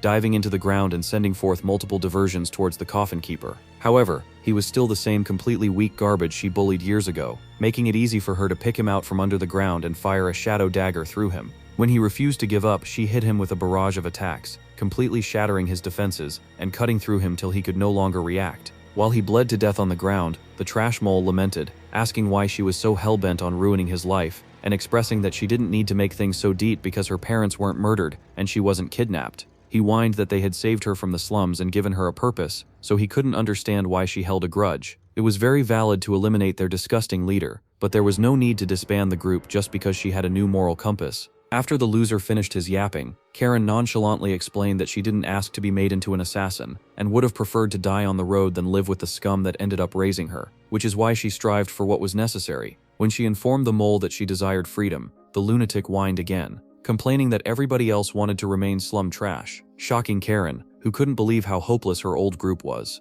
She then stepped forward and gave the loser a light hug, remembering how Leyon had given her a second chance. She decided that she would leave him to choose his own path, and suggested he found his inner child before leaving to meet her adventurer boyfriend. After confirming the location of the missing cargo, the group prepared to leave, but suddenly everything began to shake aggressively. The Trash Mole had decided to go Osama bin Laden, and informed the baddie adventurer that his inner child wanted to go boom. Instantly, everything in the cave started to self-destruct, causing it to explode and cave into itself. The next morning, the mercenaries spotted some figures approaching the camp, which made them smile. Their recovery group had finally returned from the long journey. After the horrific incident, Leyon and Elsid discussed how they were unable to research the artificial structure that seemed to have completely turned what used to be a beautiful grassland into a desert. To get his mind off it, the nagging sword convinced himself that there was nothing to be found, and they'd figure something out next time. Suddenly, the baddie adventurer called out to Leyon, informing him that they had arrived at the grand citadel city of Valkas. When they approached the gate, Leyon expressed amazement that there were walls so big, which Karen explained to be a border. She explained that it was a territory led by a marquis, so it was independent and had its own military, which the king granted.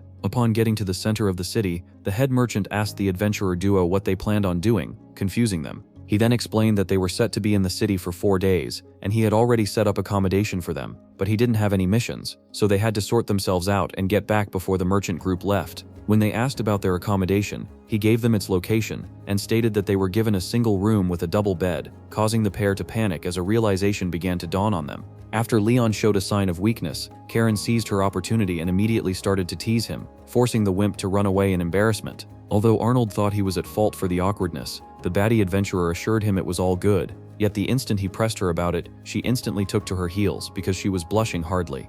After getting far enough from the others, the flustered assassin calmed down her humongous jugs and decided to go on a badass training arc. She understood that the comrades of the great hero were supposed to be incredibly strong warriors, and she didn't want to get left behind, so she needed to become so useful Leyon wouldn't ditch her in another town like the useless elf from Blaine. Just then she spotted exactly what she wanted from the city, and headed towards it. Meanwhile, Leyon continued to whine like the helpless virgin he was, upsetting his yapping sword. When the head merchant approached him again, apologizing for the awkward scenes earlier, the wannabe hero assured him that it was totally fine and he didn't need to worry about it. They decided to change topics and talked about the package which the adventurers had retrieved for the man. Although Arnold was reluctant to tell the kid what was in the package, he ended up revealing that it was a black quartz, which was apparently a very rare item that was worth tons of gold. The Lord of the Next Kingdom had also requested it, so he needed to secure the package and prevent himself from being the enemy of a great count, who was very woozy in the head and could decide to come after their merchant group if they failed. Later that day, Leyon returned to the carriage looking for Karen, but instead he only found a note. He remembered that she had intended on going somewhere, meaning he was all alone till later. Just then he was approached by the mercenaries, who confirmed he was the only person there. After the group found out their baddie adventurer was nowhere to be found, they were completely disappointed, forcing their leader to suggest they head to a bar. Even though the others were completely unmoved, he declared that the first to pass out while drinking would pay for everybody's tab, firing all of them up. Later that night, in the shadowy parts of the city, Karen had beaten up a bunch of unfortunate scum who tried to flirt with her. After nearly beating the loser to death, she decided to question him, which the weirdo had no choice but to answer because he didn't want to die badly. When she asked him to inform her of the leading mafia group in the city, the loser realized he was cooked in two ways because he'd die regardless of how he answered. Eventually, he succumbed to the will of the baddie who thrashed him and got the answers she needed regardless. She discovered that the Citadel was part of Owl territory, a group that was feared all over the world because they had high authority and controlled the black market and struggling ring. It seemed to her that the Marquis was accommodating them, so she acquired their location and headed after them. Some moments later, she arrived at a tomb that gave her flashbacks to her past with the organization. She had previously explained to Leyon that her name was a means of contact for her old gang, which helped her pull off assassinations and complete jobs while concealing their identity. She also explained more assassin actions, like using a lamp as a form of confusing enemies and secret entrances. Back in real time, she easily saw through the owl's illusion and entered their chambers. Unfortunately, she had triggered an alarm alerting the enemies, which forced her to approach the caped weirdo directly. Although she had gone through a few tricky traps, she casually chatted with the receptionist, who wasn't alarmed by her one bit. Eventually, the two weirdos got to business, and Karen requested some information from the mysterious man. When he asked what she needed, she informed him that she needed some details about a certain territory, causing the man to panic a bit. After she gaslighted him into agreeing to selling the information, they bickered a bit about the price of the information, which ended up being too expensive for the has-been assassin. Suddenly, she called out the identity of the butler in front of her, forcing the man's hand as he removed his hood from his head. Because the weirdo named Glenn was caught, he assessed his options and reduced the price to one Karen could accommodate, making them come to an agreement. Meanwhile, at the bar, Leyon continued to pretend he had a gut of steel, drinking as much as his little belly could tolerate. When their waitress walked by, she asked where they were headed next, and one of the drunk morons revealed they were going to the Lubina territory. After hearing it, the waitress asked the group whether they hadn't heard of the rumors or they were just confident idiots. When the group asked what she meant, the blonde bimbo informed them of a special vampire that scared off even mercenaries, surprising the group. Vampires were unique creatures in their world who were just as intelligent as humans, yet had a very strong magical prowess with immortality, making them high-class monsters. Although they could live with humans, they were blood addicts, so no one was foolish enough to get themselves associated with maniacal monsters like them. They were also pretty much very rare at that point, so the drunk fools refused to believe the waitress, expressing that it was practically impossible to meet them, and even if it did come out, they would instantly wipe off its head.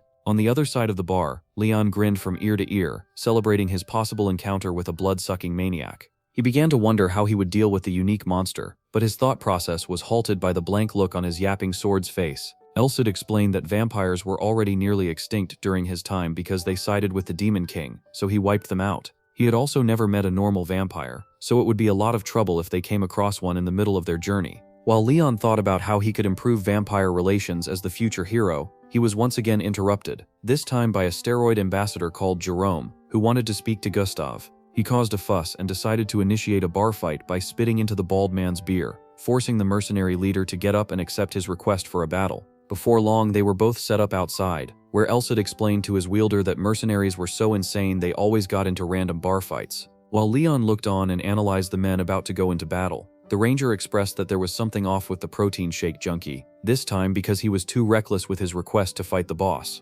Although they had gone at it multiple times before, Jerome hadn't started it as foolishly as he did this time, meaning he had something up his sleeve. When the bald boss noticed that his underlings were starting to doubt him, he assured them he would win, upsetting his ophal, who thought he was being too cocky. After the yapping sword suggested Leyon observe them closely, the fight commenced. Jerome started off by coming in with a low swing that caught the bald mercenary, giving himself a boost of confidence. Although even Elsid was impressed with the attack, Gustav was completely unbothered, gripping his sword firmly as he started to charge his steel aura. When the protein shake junkie came charging again, the pair unleashed an attack so huge it shook everything around them, causing a light fog. After the dust settled, the bald boss remained standing, warning the loser that it was best he stopped before one of them died. However, the maniac couldn't care less, declaring that he would bury the mercenary leader as he suddenly began to transform into something sinister. After transforming into a beast, the loser disappeared, escaping everyone's sight. Upon using his special vision, Leyon located Jerome above his opponent, but he was too late as the monstrosity fired a barrage of slashes that had the bald mercenary worn like a cat toy. While Gustav struggled to understand how his iron aura was defeated, the other mercenaries were confused, wondering how the B-rank trash like him was able to do so much that fast. Leyon, on the other hand, understood that there was definitely something off because the steroid ambassador moved almost as fast as Karen, who was an A-rank adventurer. After the mutated warrior stepped on the boss's wound, the non-purpose mercenaries attempted to rush in and help. However, Jerome's company seemed to be just as disastrous as he was, blocking their path with aura they couldn't possibly fathom. The protein shake junkie began to flex on his op, demanding he begged for mercy. Suddenly, Elsid made an observation and ordered Leyon to pull out his sword with immediate effect. Without wasting a single second, the sewer adventurer released the holy blade and unleashed his sun aura, causing all the monsters to crash onto the ground like insects in pesticide. When Leyon asked what had just happened, the yapping sword explained that the rogue mercenaries had become Dampiers, a rip-off alternative of vampires who had taken the blood of an original.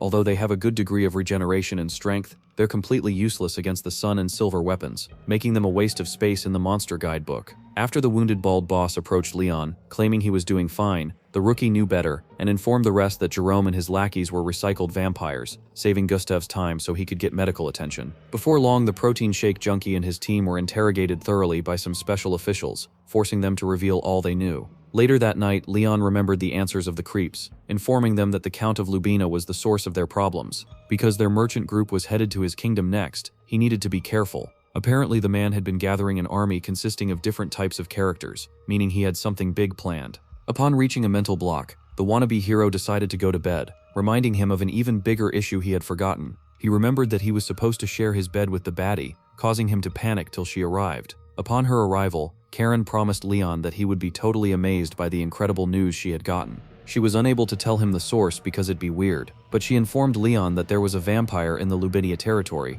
creating an anticlimactic atmosphere. Although Leyon was completely unmoved by the news because he had already heard it, the head merchant nearly screamed his lungs out, pleasing the baddie who expected the same from her useless hero. Some moments later, the group discussed it and found out that the Count was responsible for the case. When Arnold asked for confirmation, Gustav could only give him assumptions, but he was definitely sure only someone with the Count's power could convince the idiot Jerome to become a Dampier. After the bald warrior expressed that it was to their advantage knowing about their incoming battle beforehand, Arnold was very disappointed, realizing that they wouldn't need to go to Lubenda if they had simply let the thieving rats steal his package. He explained that nobles were very strict with merchants and would only feel disrespected if they didn't deliver the package, so they had no other choice but to go into the danger zone and hope they could come out alive. On the bright side, the mercenary loser saw it as an opportunity to redeem himself and prove to his minions he wasn't trash. Arnold also stepped in and promised to reinforce his forces with silver weapons and holy water, which would ward off the blood-sucking parasites. While the head mercenary and merchant shook hands, the baddie adventurer called Leyon to a private conversation, promising that this time she had actual information which would surprise him. She complained that she had gone through a lot of stress to get the information,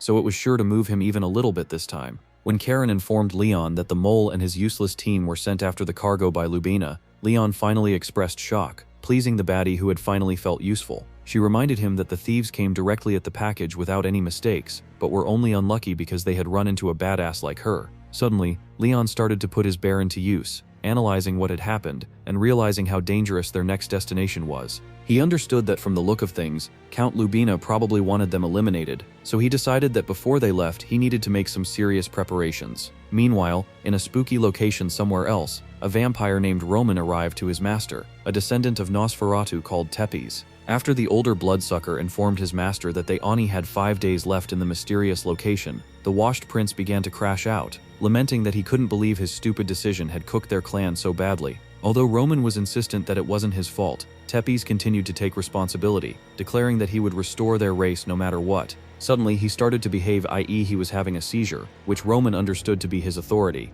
an ability that allowed him to see through the eyes of cheap vampires who had sucked his blood. He observed the fight between Jerome and the bald loser, which ended with Leyon using his holy sword. A normal vampire would have been scared to death or at least bothered, yet Tepes was extremely overjoyed, expressing that the wannabe hero was the key to getting back at his opcod. When the vampire butler asked what he meant, the bloodsucker claimed that Leyon was a gift from the goddess who would help him deal with the disgusting Count, Andre Lubina. He declared that with his nasty blood claw he would tear down the despicable human to pieces for stabbing him in the back. Back in the merchant's camp, Elsid told his disciple a long, boring story of how he wiped out the vampires, nearly causing the kid's ears to bleed. Because he wouldn't stop, Leyon started to shrivel on the ground till Karen popped up, informing him that they had arrived at their destination. While Leyon assessed the grand walls of the city, he noticed the walls were sparkling blue, which Elsid explained to be a trap. He informed the rookie that they had used silver and some spells as a barrier to scare off vampires, making their intentions unclear. The group believed that Lubina was in control of the vampires, so they had no idea why he would need to trap them.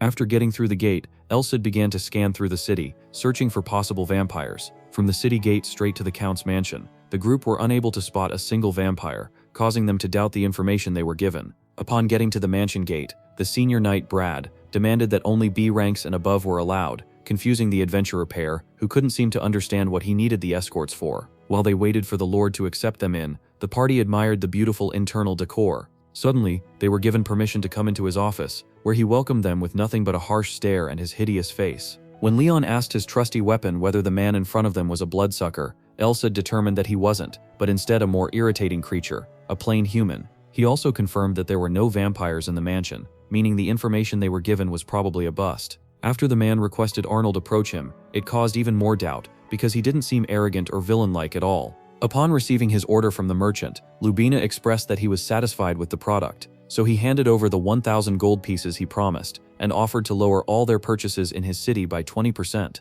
Before the merchant group could get in a word and leave, the Count informed them that it was time to get to business on why he asked for the escorts. Although he already knew about it, the head merchant screamed out loud when the hideous noble stated that they had a vampire in the city. The rest of the party could totally understand his exclamation because they couldn't believe that the Count revealed it himself. He explained that they had been searching for it for days, so they would really appreciate the help of skilled professionals who would definitely get paid for their service. Even though the merchant group couldn't process what was going on, they were forced to agree to the request because they had no other choice. Later that night, the group sat round a table and complained about their confusion on the Count's statement. Leyon assumed that they were set up at his guest house because the Count wanted to keep an eye on them and do something evil, but Gustav was hesitant, proposing that the man could have been saying the truth. While the rest of the group delegated how much it would please them if the ugly Count wasn't the bad guy, the sewer adventurer and his yapping weapon had a secret conversation where Elsid picked out Lubina to be a problem. He explained that the Count was a high mage, and he was responsible for the large barrier outside, meaning he was a liar who had something hidden. With his power, he could most likely defeat the vampires inside, but he refused to, meaning the man was a very serious enemy. Unfortunately for Leyon, nobody else knew about Elsid, so he couldn't talk about the analysis, limiting his options. While everyone at the table started to look gloomy, lost in thought, Karen suggested they all went to bed because their brains were too exhausted to make any sensible decisions, so the group split up. After linking up with the baddie alone, the wannabe hero told her everything he knew, which seemed to amaze her because even with her unique skills, she couldn't find it out. The pair understood that they weren't strong enough to deal with the threat yet, so they need to buy so time till the iron-chained knights he had foolishly requested arrived. While the pair entered their rooms, Karen observed something, yet she didn't say a word. When the sewer adventurer thought he was left all alone to sleep, the baddie came in after him and pinned him to the bed, causing both their hearts to race. On the outside, a creepy cuck watched as the adventure duo locked slips, prepared to slice each other open like soft bread. After he had finally reached his limit, the weirdo ran away, allowing Leyon and Karen, who were hiding behind the illusion, regain themselves. The pair flirted for a while, then decided to start their own recon mission, because it was only right they spied back on whoever had witnessed them do the deed. When Leyon asked how they would leave without getting caught, the baddie adventurer reminded him that she was one of the most elite assassins ever known. She used her coffin keeper ability to sneak them out of the house and kept them out of sight till they landed on a faraway roof. After taking in the view, the one-off hero understood why it was called the Night City, because it didn't look like crap when the sun was down. The duo analyzed their surroundings and started to believe that the vampire was a serious problem, because there were no civilians out and the guards were equipped with silver weapons. When Leyon asked what could possibly be the relationship between the vampire and the Count, Elsid reminded him that the world didn't necessarily have to be divided into good and bad. He realized the possibility that the vampire could be completely irrelevant to him, or they could both be enemies. Just then Karen broke his thought train and informed him that she had searched everywhere except the slums. Although the group thought vampires were too snotty and proud to live in trash like the slums, they decided to check it out regardless. While they walked through, it was even far creepier than the slums from Blaine, confusing the pair who couldn't sense any form of life. They began to suspect something wrong in the area because there was no way the city could be full of nepo babies. Suddenly the duo was surrounded by black smoke, where the two worthless losers from before spawned from. As Leyon began to wonder what kind of mages the smokemen were, Elsid informed him they were vampires, surprising the wannabe hero. When the first vampire introduced himself as the useless descendant of Nosferatu, the adventurer started to wonder if the monster was a friend or an oppie because he could have easily killed him with an ambush. Leyon decided to take a bet that the blood-sucking fiend was an ally, and asked why Tepes had revealed himself. Fortunately for him, the vampire didn't want to fight and first confirmed that Leyon was from the church. He explained that he had seen Leyon use his divine powers, triggering the question, so Elsid analyzed that he didn't mean any harm, since he didn't run away despite seeing the holy light. After Leyon confirmed it, Tepes happily grabbed his arm and stated that he had been waiting for him, confusing the adventurer duo. The rest of the merchant group were even more confused after they were informed by the adventurers that Lubena had been breeding vampires and feeding them with broke people. Leyon appreciated that Karen was able to attest for him, because it'd be impossible for the mercenaries to listen to a B-rank bum like him. Although the fighters could barely believe that the Count was a high-rank mage, they heard it out because the baddie informed them about it. They started to understand that the man had sent them on a goose chase because he wanted them out of the picture and wanted to keep an eye on their activities, which would buy him just about a week to complete his menacing scheme. When the slow baldy struggled to believe them, Tepes appeared with a simulation, introducing himself as he promised he was saying the truth. He then presented a document older than the senile old elf that proved he had done his share of community service. When the merchant group was confused, he explained that a majority of the vampires joined the Demon Lord, so they were all purged, and innocent victims like his lineage were forced to do community service for 250 years. Leyon believed because the story tallied with the boring gibberish Elsid had been telling him. After hearing the story, Elsid told Leyon how long vampires could live, explaining that they could go on for over thousands of years unless they were stabbed in the chest by silver or holy water. Tepes continued that his family decided to settle in Lubina, however they were stabbed in the back by the Count. Upon finally getting a long explanation like a baby, Gustav finally understood, allowing the group to proceed. He asked Leyon about the so-called elite Iron Chain Knights, and the wannabe hero explained that he had no idea when they would arrive. When he suggested they go after the Psycho Count themselves, Karen rejected the idea, claiming that they'd lose badly because his forces were too strong. Their best option was to go after the Count's forces, little by little, or have a superior force, which needed to be equipped with divine power.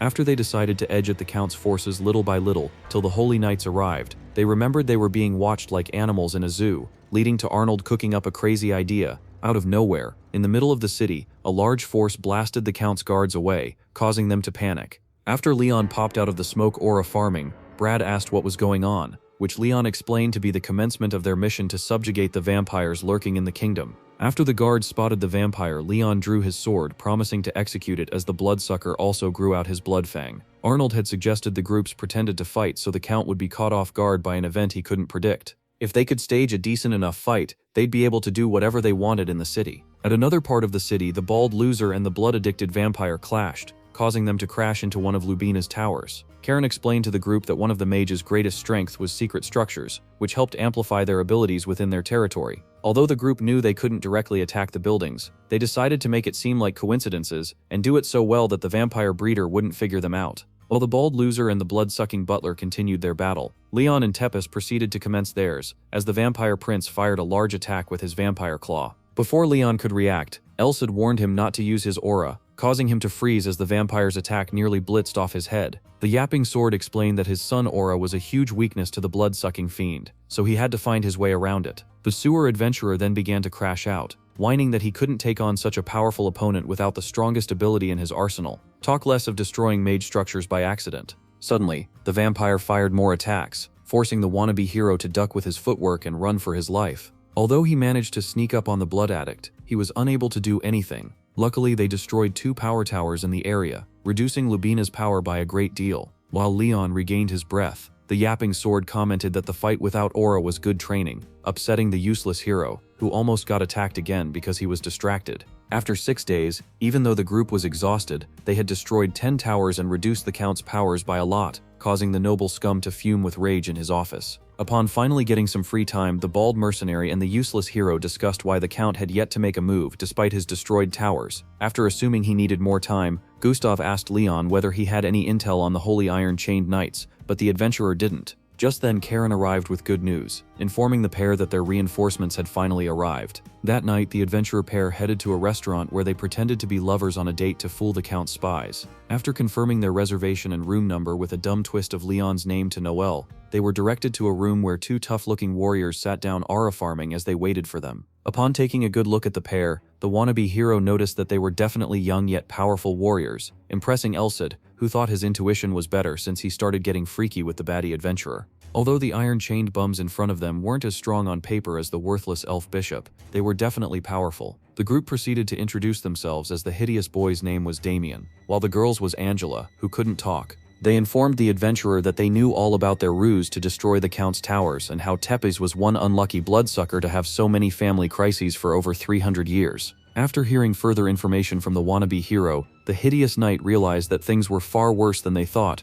because the high mage was definitely trying to use dark magic. Because vampires were very weird creatures, they were susceptible to a weird black magic ritual that drained their blood. The poor people were used as feed for the vampire energy, and although the bloodsuckers would pop like balloons if they took too much power, it didn't matter to the psychopath Count, who simply needed to drain it from them and increase his own power. When the Silent Knight raised her fingers, showing a 3 sign that confused the adventurers, Damien explained that they were facing a level 3 threat similar to the City Eater, who nearly wiped out a city. The only things worse were level 2 and level 1, which could end up destroying an entire continent or the world at large, making them extremely serious cases. He also informed the duo that if it escalates to level 2, they would need to summon half the Holy Knights and seek help from different countries, which could plunge the world to chaos. They then decided that their first line of action was to question the Count immediately, which would determine how soon they dealt with him. Later that night, a caped warrior visited the Lubena Criminal Correction Facility, where she was joined by the 2 cowardly bloodsuckers. They explained that they were simply there to help her out and guide the imprisoned vampires to safety. When they started to yap about how useless they were and their inability to break through the anti-vampire system, the Silent Knight dropped down and pulled out her shiny brass knuckles, confusing the vampires.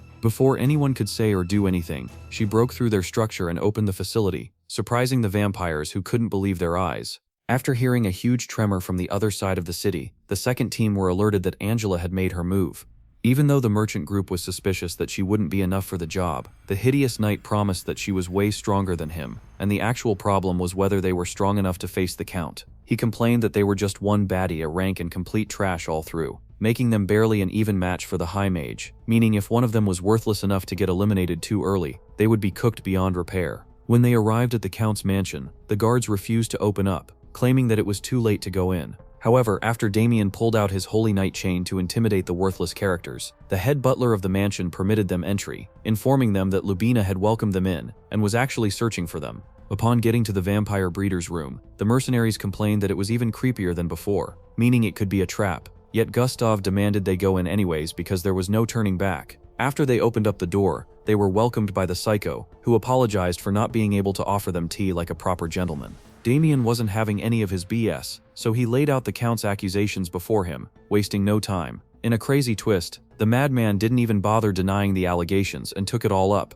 expressing that he didn't see the need to lie. He then started to whine about being backstabbed by the merchant group and promised to make their deaths as aggressive as his evil soul could. Suddenly, the bald loser started to cross his boundary and thought it would be fun to rage-bait the Count. He called the noble villain a leech, then stated he was nothing more than power-hungry scum, and dared the vampire breeder to do his worst, causing the lunatic to blow a fuse. Upon reaching his limit, Lubena started to glow like a Super Saiyan and charged up, causing his energy to fly around the place. After he had finally completed his transformation to a monster, the group realized he was a level 7 beast, who had amplified his strength with a mysterious artifact, unleashing all his stored magical energy. With red-hot rage in his eyes, the low-budget vampire promised to make the warriors pay for disrespecting him, as he fired an attack towards Gustav that made a clean connection. When the debris finally settled, the bald loser had been smashed into the wall like an insect, freaking out his minions. Damien confirmed that the mage was even more powerful due to his sacrifices, so Leyon, who had been checking up on the embarrassed Baldy,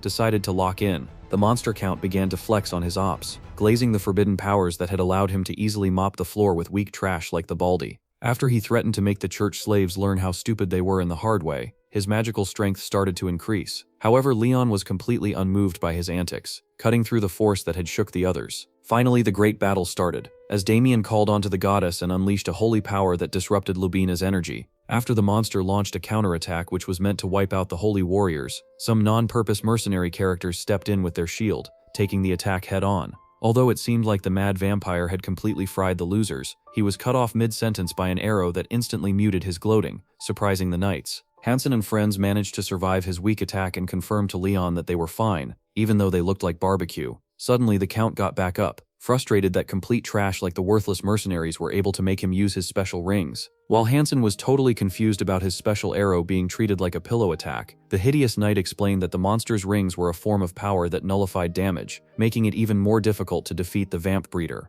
At that point, Lubina had gotten even more upset, causing him to summon multiple magic circles, which spawned monsters far uglier than even him. As the group watched the beasts drop down, Damien realized that they were actually undead beasts from hell, making him panic. Unfortunately for the weakling force, things were only getting worse because their weapons couldn't do any damage to the loose undead beasts, putting them in a losing battle. After the warriors got surrounded, Leon wondered what he could do to fend off the evil monsters. However, even Elsid couldn't come up with a feasible answer. When he asked if he could try out his holy light like he did back at the creepy mansion from the Blaine slums, the yapping sword warned him not to, because there was no way to predict what the low-budget vampire would do next. Suddenly a dagger came flying out of nowhere, which seemed to cut through the undead souls. After the monster regenerated, Karen understood that her first plan was a bust, so she decided to go ahead with plan B. She dropped down to the ground like an earthbender and summoned an army of shadow arms, which held down the undead souls, giving the merchant group a chance to fight back. Elsid explained that it was a perfect matchup because shadows could touch the spirits, proving how useful Karen was, unlike the other trash in the room.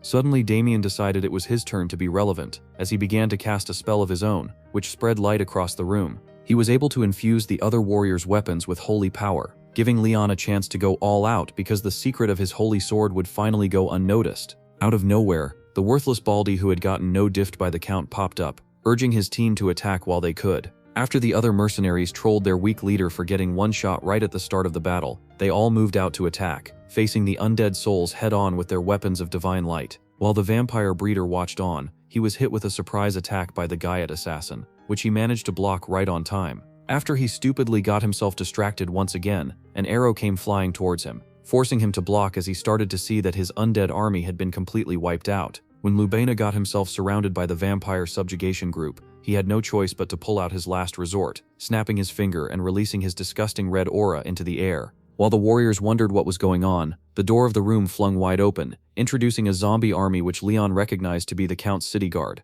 He then promised to make the Count regret his actions, asking what the monster had done to the soldiers. After the Count unleashed his disgusting aura, it flew out of the mansion and possessed the soldiers, filling their mouths with its horrid content, which caused them to crash down. When the other guards spotted them, it was too late, as they had already become victims of the irritating red goo themselves. The hideous knight explained that the ability was called Frenzy, a forbidden black magic spell, which turned normal humans into berserk monsters. He understood that the Count had probably done it to the soldiers against their will, making it even worse. When he accused Lubena of being a vile fiend and asked why he would use yet another forbidden spell, even though the obvious answer was the fact he was a bad guy, the low-budget vampire still needed to spell it out that he didn't care about the church rules, which is exactly what makes him evil. Although the iron-chained knight waffled about the world agreeing the spell was forbidden, Lubena couldn't care less as he sent his warriors forward and declared it was time for the merchants group to meet their horrible demise. The good-for-nothing Baldy was the first to witness their power firsthand. While he struggled with the bad guy, Damien warned them to stay strong and sharp because the frenzy spell amplified the soldiers by a lot, meaning they could only face them 1 versus 1, and the only way to kill them was with a critical hit. Hansen, who had been battling his own frenzy creep, suddenly twisted his ankle, allowing the mutant guard to drive a spear through his chest. When his dumb friend looked back away from his own battle to exclaim, he got hit with a nasty backhand, smashing him into the ground, which totally knocked him out. Leon, on the other hand, was occupied with his opponent, and unfortunately, he couldn't sneak out with a cheap escape because his baddie savior was stuck in battle against Count Vamp Breeder. While he struggled to retain his composure, Elsid snapped him into shape, reminding him that the monsters were still swordsmen, so he needed to observe their movements and think about a sensible approach to survival. He suggested that the wannabe hero face off against 2 of the monsters, confusing the kid who could barely handle one and survive. He was then reminded of his battle against the trolls, which started off with him being a burden till he finally put his brain cells to work. Immediately, Leon left his man and charged towards the frenzy guards on Damien, pushing them both away. After he provoked the creeps to come at him, Leon activated his fancy footwork and danced through the monsters, cutting them down. While Leon aura farmed, he was caught off guard by the frenzy monster he had abandoned, holding his hand so fast he couldn't pull his sword. Before he could think of an escape plan, Lubuna fired a large flame attack at him, causing the others to believe it was all over. However, he was saved by Damien's spell, which neutralized the dark magic and prevented him from turning into roasted corn. Just then, he realized that the psychopath vampire had mercilessly butchered his own soldier, causing him to get upset. Yet that was the least of his worries, as the Count had managed to defeat the A-rank baddie and tie her up like a carnival game prize. When Leyon charged in to save his damsel in distress, the Walmart vampire warned him not to, else the assassin would be turned into burnt toast. He then presented an offer to Leyon, promising that if he did his bit, his damsel would be left free to go. Although Leyon tried to be a tough guy, the Count knew just where his priorities lay, demanding that Leyon eliminate the mercenaries and the useless Holy Knight if he didn't want to see his girl completely shattered before him.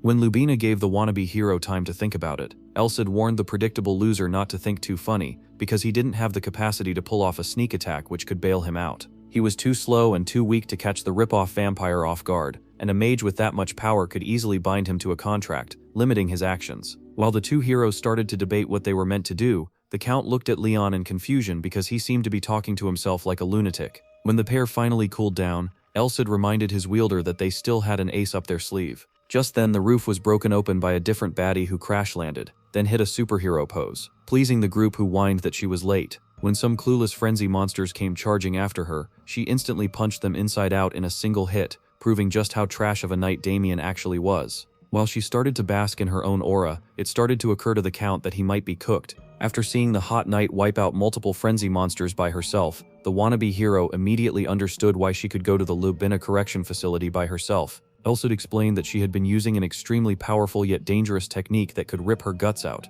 When the slow hero couldn't understand, the yapping sword expressed that she was concentrating a large amount of aura in just a little part of her body, which could make her body explode if it wasn't released at the right time. Upon understanding how badass her technique was, Leyon realized that he needed to lock in as well because there was no way he would lose to the cow-budget vampire and get his Shayla killed. After Angela taunted the vampire breeder, he started to crash out, threatening to kill her. However, before any of his 5 brain cells could click, she had flash-stepped right to his front and landed a punch so strong that even though the high mage thought he was protected, it completely shattered his defenses, causing him to panic as she punched right through him. When the group pointed out how cooked he was, they demanded he gave up, but the Count refused, reminding them that he had the baddie on lock. Suddenly, Karen popped up behind him and gave him a clean stab on the back, causing him to wail in pain as he wondered what he had trapped. Unfortunately for the dork, he had fallen victim to her coffin keeper illusion, allowing Karen to sneak up behind him. When Leyon asked how the assassin was doing, she explained that she was nearly done for, but Angela's distraction allowed her to switch and summon a shadow to fool the clueless noble.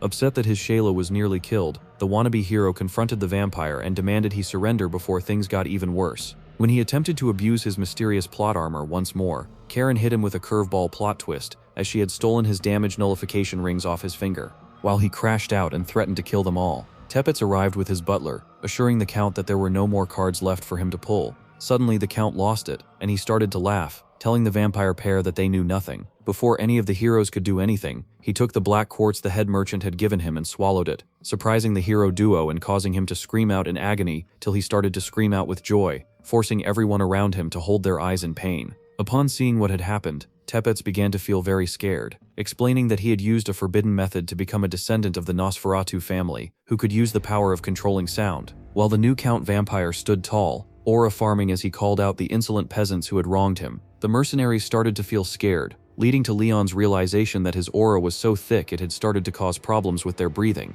Lubina explained that he had been holding back against the weaklings because it was incomplete, but since they had foolishly crossed the line and led him to a corner, he would rule the night sky and eliminate them all by turning them into energy for his new majestic body. The group noticed that the moon had turned red, which Tepes explained to be a power that signified the presence of a superior vampire. When the hot knight charged at the monster and struck a clean hit to his face, the cowardly mercenary celebrated, thinking she could save their trash butts again. However, she barely even grazed him, allowing the vampire to return the favor and fry her with a single touch of his hand. After Damien screamed out for his partner, the Count calmed him down by telling him he was next, leading to a widespread attack that covered the entire mansion. Although the useless vampire prince was able to scream out orders for everyone to run, they were all too slow, allowing the vampire to summon a thunder attack like Thor, which completely destroyed everything and everyone in the building. Fortunately for us, the wannabe hero wasn't totally useless, as he saved our glorious queen from the disastrous attack. When she lamented that she didn't want him to die, Leyon requested the baddie escape the battle scene with the two worthless vampires. Before she left, the assassin warned Leyon that if he died, she'd kill him, which, even though it was impossible, made sense to the man about to get revenge on the Walmart Vlad the Impaler. As several surges of mana appeared in the sky, a powerful dark red Chidori blast was fired to the ground, causing the earth to tremble and reducing the surrounding adventurers to pizza toppings on the battlefield. With his aura overflowing, the wannabe Thanos stared at his demonic hand like he'd just collected all the Infinity Stones, as he felt pleased by the success of the Black Quartz vampirification process. He smiled as he revealed that his body had now become the advent of the Vampire King that disappeared 300 years ago. However, his evil aura farming wasn't enough to keep all the heroes cowering in their wardrobes, as Leyon boldly walked up to him. Tumu Dracula stared in shock, wondering how someone could still move after his Bankai. But the numbskull hero stared at him boldly, bloodied body and all, and told him that he'll face him one-on-one. Count Lubina knew he couldn't use power of friendship, since all his homies had already been clapped, so he accused him of bluffing, and said there was nothing at all he could do to stop him. When the Count noticed Karen behind him escaping into her shadow, he asked Leyon why he was letting his girl ditch him, and claimed it was meaningless since they could never escape the city. As Leyon started coughing up blood, Lubina gleefully mocked him, threatening to make him die in an endless loop like Subaru from ReZero. However, the dumb hero accuses him of yapping too much, revealing that he intended to stall for time by hearing Walmart Eisen's monologue, but could no longer endure his annoying voice. Hearing this, Lubina got angry and charged up a massive dark blast to finish him off, while claiming that he'll make sure he dies a virgin. As the aura from the ground flowed into Lubina's dark Rasengan, Cesari started trembling at the thought of Leyon getting annihilated. However, the nerdy hero himself was unfazed as he gathered up some magic energy of his own and realized that Karen had gone far enough since he couldn't sense her aura around anymore. As his sword glowed like a Luke Skywalker lightsaber, the yapping blade Elsid called Lubina an idiot for bragging about the fact that his trump card was vampirification. Leyon released a full-powered holy light from his sword which covered the entire battlefield, leaving Lubina helpless as it scorched his flesh. All the bodied adventurers started rising again as their injuries were now healed by the holy light, and Karen stared in awe of her hubby's power. The loser stood firmly, aura farming as hard as he could while watching the low-quality Dracula scream in pain due to the pain of his body melting away. He fell to the ground, his body emitting smoke like burnt barbecue, and other vampires in the area similarly shrieked in agony as their body burnt to a crisp. As Leyon watched his victim suffer, Elsid told him that Lubina deserves the pain for committing the evil act of giving up on his humanity to obtain unclean power. When the vampire scum's remains completely vanished, the blabbing sword informed his worthless master that vampires are dangerous, not just because of their Super Saiyan level powers, but also due to the experience gained in their long life. Leyon realized that Lubina couldn't properly control the overwhelming power he manifested because he only just became a vampire and lacked experience. Suddenly, alarm bells started ringing in Elsid's round head as he saw that a scorched bloody vampire was standing right behind Leyon. Before Leyon could react, the vamp bites him in the shoulder, causing his blood to splash all over the area, as Elsid screams his name in fear. At the same time, Tepes, who'd been tied up with Glenn like One Piece fans in the mental asylum they belonged to, begged Karen to release him so that he can defeat Count Lubina with his Iron Claw attack. Without any hesitation, Karen refused and said they'd only get in Leon's way, since they're vampires like him. However, she agreed to release them on the condition that they'd stay put. After she removed their bondages, Tepes expressed how worthless he feels since he can't join the fight against his family's arch-nemesis. Suddenly, his Sharingan eyes awakened, so he informed them that someone behind the door was calling for him. Glenn pointed out that the mystery person had to be a vampire since Tepes' powers were reacting to him. When they entered the room where the signal was coming from, Karen smiled because she thought there was no one else there. However, when Tepes asked for the person that called out to him, everyone felt a chill in their spine as a supernatural creature appeared in the cell in front of them. As Karen rattled her tiny brain, wondering if the monstrosity in front of her is a vampire, a Dhampir, or Inosuke's twin brother, she noticed that it's dying. The creature suddenly moved and reached out his hand like a poor virgin begging to feel a girl's melons for the first time. Noticing his feebleness, Tepes rushed to him and grabbed his hand, causing his eyes to react even more intensely. By maintaining eye contact with the creature, Tepes connected to its memories, which revealed that it was once a noble man who had a daughter. He and his daughter lived peacefully until one night, an evil scientist chained up his daughter and injected her with vampire juice, causing her to transform into her worst nightmare. In the present, Leon's shoulder was treated like beef jerky by the vampire, but he pulled an automatic Uno reverse as his holy aura burnt the scumbag's mouth. While holding his injured shoulder, Leyon wondered if his sun attribute was reacting to the beast. Realizing that it was his chance to attack, Leyon charged forward in preparation to hit him with light breathing. First form Virgin Blaze. However, before he could land the attack, the crazy vamp released a powerful shockwave from his mouth, which stuns Leyon, causing him to scream in pain.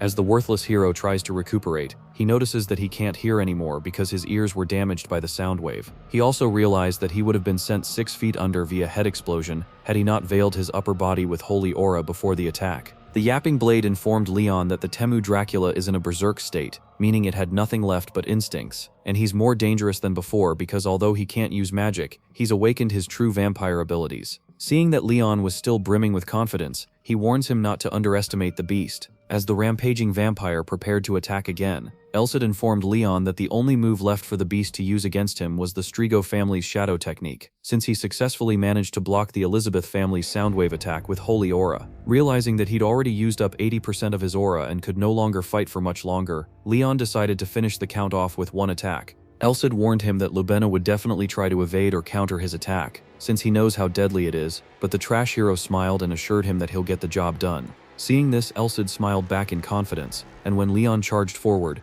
Lubena ripped off some of Muzan Kabutsuji's attacks in an attempt to stop him. However, Leyon charged right through them while informing the dumb vampire that blood attacks don't work on him. Hearing this, the beast switched to low-quality Sung Jin Woo shadow attacks, which succeeded in injuring Leyon. As the virgin hero struggled to evade the attacks, he wondered why the shadows weren't reacting with the sun aura. Due to the experience he'd gained from all his sparring sessions with Shadow Master Karen, he managed to close the gap between them using precise steps. He knew that even the slightest mistake would cost him his life, so he pulled a Maki Zenin by transferring all his remaining power into physical enhancements. As he charged intensely towards the count, the lowly beast growled in anticipation of the clash, but Leyon delivered a brutal slash which tore off a huge portion of its body. However, that attack wasn't enough to finish off the beast, and it unleashed a huge barrage of blood and shadow attacks at once, which poked even more bloody holes in the hero's body. From the beast's tentacles, a pod manifested in the sky where Lubena's body was being reconstructed, and this left Leyon in a state of complete shock. The civilians in town started gathering after hearing the explosion at the castle,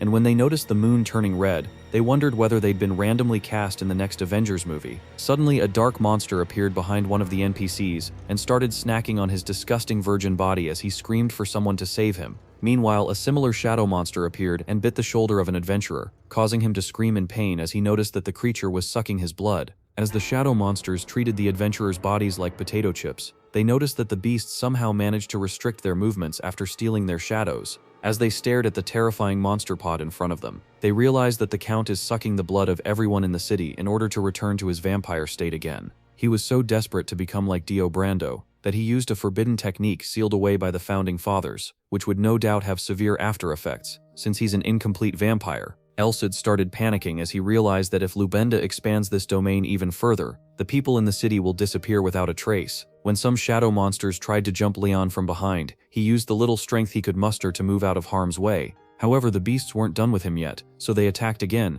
this time successfully biting him all over his body. The blabbing sword screamed his name, thinking he'd been given a one-way trip to the afterlife. Meanwhile, inside the demonic pod, Lubena's body was slowly being restored, and he smiled as he prepared to make the entire city his sacrifices. Down below, the shadow beasts wrapped up poor Leyon like a taco, and as he struggled to survive, he realized that he doesn't have enough energy to move or gather aura. Just then, he heard the desperate cries from the civilians who'd been attacked by the beasts, and this gave him enough motivation to clench his sword even tighter. As aura gathered into his blade, he remembered that the reason he became a hero was to save people who were suffering from unreasonable evil. Eventually, his sword's holy light shined so brightly that it destroyed the shadow creatures surrounding him. When Lubena saw this, he got annoyed and decided to focus all his powers on the hero. He sent several more dark shadows to attack Leyon, but just when they got close to him, he remembered Karen threatening to destroy him if he died. He smiled and powered up his sword while telling his attackers that he'd been in trouble if he died. After focusing intensely, he unleashed his 7-star sword Grand Chariot attack, which granted him access to the Speed Force, as he blitzed the dumb shadows and zoomed in front of the Count.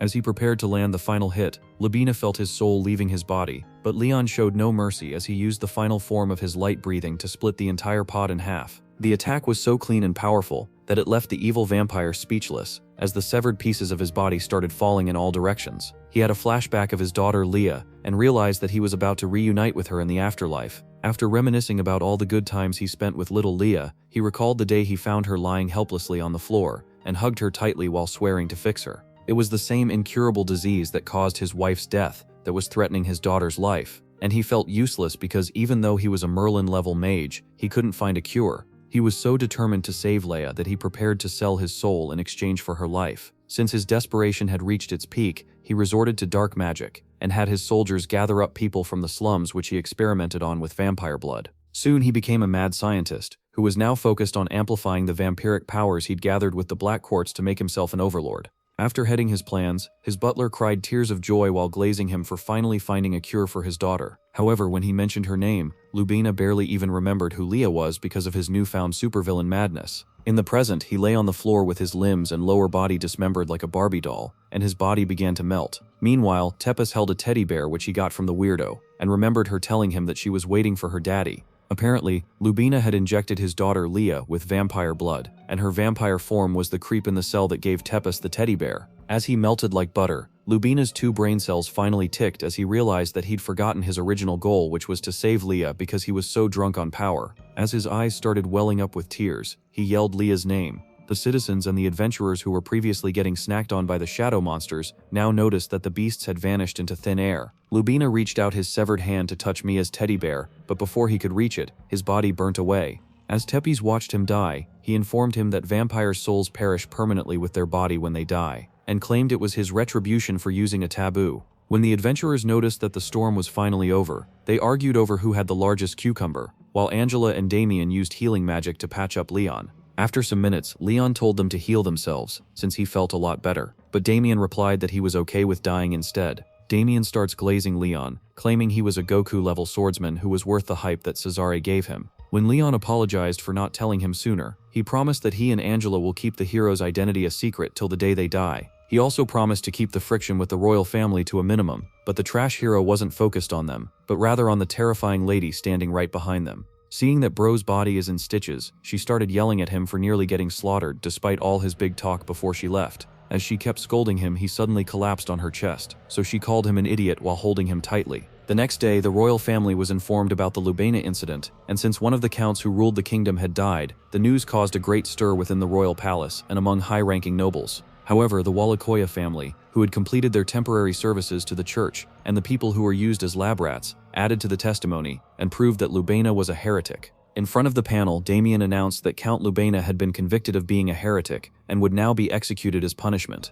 He also claimed that the mercenaries who helped them during the fight wouldn't be able to provide more information since they weren't directly involved. As 2 holy Iron Chain Knights, who had the backing of the church, came forward to settle the situation, the turmoil in the kingdom quickly subsided. Karen knew that the noble douchebags would try to interfere with their journey as much as possible, so she borrowed authority from the church and slipped away. When Leon woke up, he thought about how great it felt to take a nap on his shadow mammy's milk cushions 4 days ago. He was relieved when Karen told him the mercenaries were safe, but then he noticed an injury on her stomach which made him concerned. However, she assured him that she was fine since the attack that injured her missed her vitals, allowing her to patch herself up with healing magic. She apologized for making him angry by pretending to be captured by the Count and swore that she'd tell him next time before making any move. Surprisingly, Leon smiled and told her he wasn't angry at her, but rather angry at himself for not being able to figure out his comrade's plans. He then asked her to keep doing what she's doing even if he's not aware of it, and promised that he'd figure it out. His words were so wrizful that it had her loins tingling, so she ran out of the carriage to cool off. After she left, the Yapping Blade praised Leon for being a great hero, but Leon replied that he can't call himself a hero if his ignorance limits the powers of his comrades. Elsid then informed him that their next destination was the Titan mountain range where the former king Roderick left his will, which was being ruled by the King of Giants. When Leon asked if he has any plans on how they can get in, the Blabber Sword said he doesn't, so Leon decides that he'll trust in his comrades and his skills. Elsid remarked that the useless hero's words reminded him of something. However, Leon clenched his fist and decided that he'll get stronger by overcoming all their upcoming challenges as they head to the mountains. Sometime later, in a desert city of outlaws named Chinuke, a worthless idiot was sent flying through the door of a building and fell on the yard floor where he lay unconscious. The musclehead who punched him came out of the bar and called him a fool for challenging the almighty A-rank adventurer, Odin. After taking all his money, Odin told his fellow crackheads to drink as much as they wanted. Meanwhile, some creepy dudes approach a hooded girl in the corner and try to convince her to be their personal Mia Khalifa. When their leader started getting handsy with her, she started emitting some deadly aura which made his comrades soil their pants.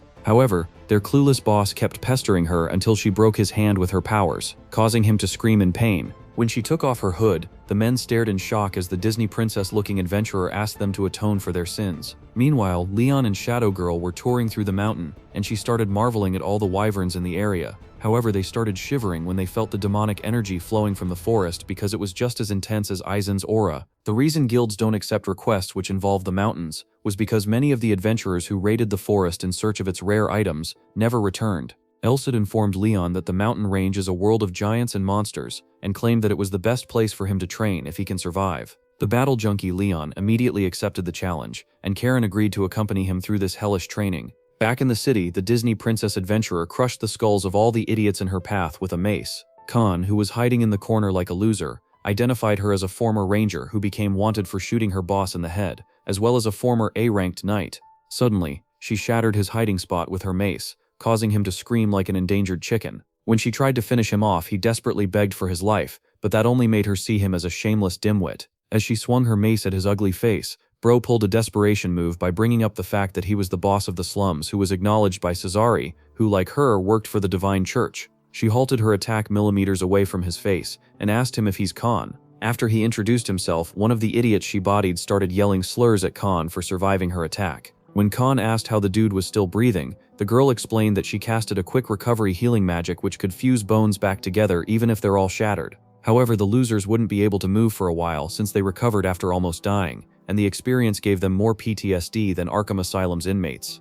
Khan was baffled, because even though he knew the Holy Iron Chain Knights were powerful, he never expected one to be Goku level. He knew there was only one person among the Holy Knights who was known to be that powerful, and started to figure out who the girl was. When she asked if he knew who Leyon was, the dingbat called him a brat, and immediately got some punishment for that, as the girl crushed his empty skull with her mace. After several minutes of pounding the wannabe Walter White, she finally forgave him, and assigned him to obtain all the information he can about Leyon, including where he went. Her sadistic brain started overheating as she told him not to bother telling her about the size of Leyon's sausage even though she wanted a piece of it. As Khan's got even more baffled, she concluded her yap session by asking him to escort her to Blaine. Before Bro could even react, she grabbed him by his coat and started dragging him through the ground as she made her way to Blaine. In the Titan Mountains, 2 Gigachads defeated some dragons, and even though they sustained some major injuries, they were confident that they could still fight. However, the dragon in front of them was a higher-level species called a drake, a powerful creature, not the Canadian rookie that was roasted by Kendrick Lamar. Despite the risks, the dragon hunter duo charged at the beast, and it met them with an attack of its own. As Leyon and Karen watched from a safe distance, they realized that the men were giants from the Titan tribe, but also noticed that the overpowered drake was too much for them. Elsid informed Leyon that the drake had a powerful observation haki, which meant that it's been aware of their presence in the area from the start since they're the next targets. This put them in a tough spot, as they wondered if they should run away or aid the giants. Karen started getting anxious because she knew that drakes were S-class monsters with intelligence equivalent to humans. She thought about asking Leyon what to do, but when she saw how locked in Bro was, she knew he was about to go beast mode. One of the giants ripped off one of Tengen's best sound breathing moves with his axe, and it managed to injure the drake. However, when he tried to land a second attack, the beast smacked him with its tail, and sent his homie flying as well without breaking a sweat. It then proceeded to crush them in the ground like cockroaches, causing blood to spill from their mouths. As the drake towered over them, preparing to make dinner out of them, they started saying their final prayers. Suddenly, the dumb hero used his 7-star sword, Merrick, attack to slash the dragon in its neck, creating an opening for Karen to land several devastating strikes in the same spot. However, this ultimate combo attack only ticked the drake off, so Leyon handed the giants some healing potion, which would allow them to rejoin the fight. When the giant duo were fully replenished, the 4 Ultra Chads marched towards the drake like they'd become the new Fantastic Four. They charged at the monster together as a group, and Leyon wasted no time before activating his vision technique at maximum output. As he scanned through its body, he got worried as he noticed the color on its body had vanished. Elsid explained that it was simply a temporary phenomenon caused by the fact that his mind can't catch up to the speed of his reflexes. This made things look like time had slowed down for him, and the only reason he could even see properly at the moment was because he trained his vision. The blabbing blade advised him to use that time to figure out a way to attack the drake, so he scanned its body more thoroughly and realized that its body is so thick that neither him nor Karen will be able to land a critical hit on it. After searching for several more minutes for a weak spot, the loser predicted that the drake could be taken down by striking the skin of its wings or its eyes. It swings its tail towards them like Thor's hammer, and it nearly catches them off guard, but luckily Timu Barry Allen was fast enough to alert the others. After dodging the attack, everyone thanked Leyon, but he was more worried about the drake because it was now fully focused on slaying them. Noticing this, Karen went into beast mode as well, and decided to solo the monster by raining powerful dark swords at it. She focused her special attack on the dragon's left eye, and everyone praised her for her skills, until they saw that the dragon blocked the attack with its eyelids. She started throwing a tantrum, but the giant duo decided to take matters into their own hands. When the drake dodged even more of Karen's dark swords, the giants injured the beast on its toe fingers, causing it to scream in pain. After regaining composure, the dragon noticed some shiny aura gathering in the distance, and when it took a closer look, it saw that Leyon was preparing to use his ultimate attack. To stop him, the drake fired a dark blast which blocked his vision completely. Inside this dark abyss, the worthless hero called out to his friends, but none of them answered. He heard the voice of Elsid revealing that the dragon was using the dark attribute, but he started panicking because he couldn't see his bubbly partner. Elsid gave him some words of wisdom, telling him to create light in the midst of the darkness, so he charged up his sword with aura in preparation for his 7-star sword stabbing attack. Outside, the Drake stared proudly at the circle of darkness like it was a perfect Mona Lisa replica he painted until Leyon pierced him directly in the eye with a light-speed attack called Alkide.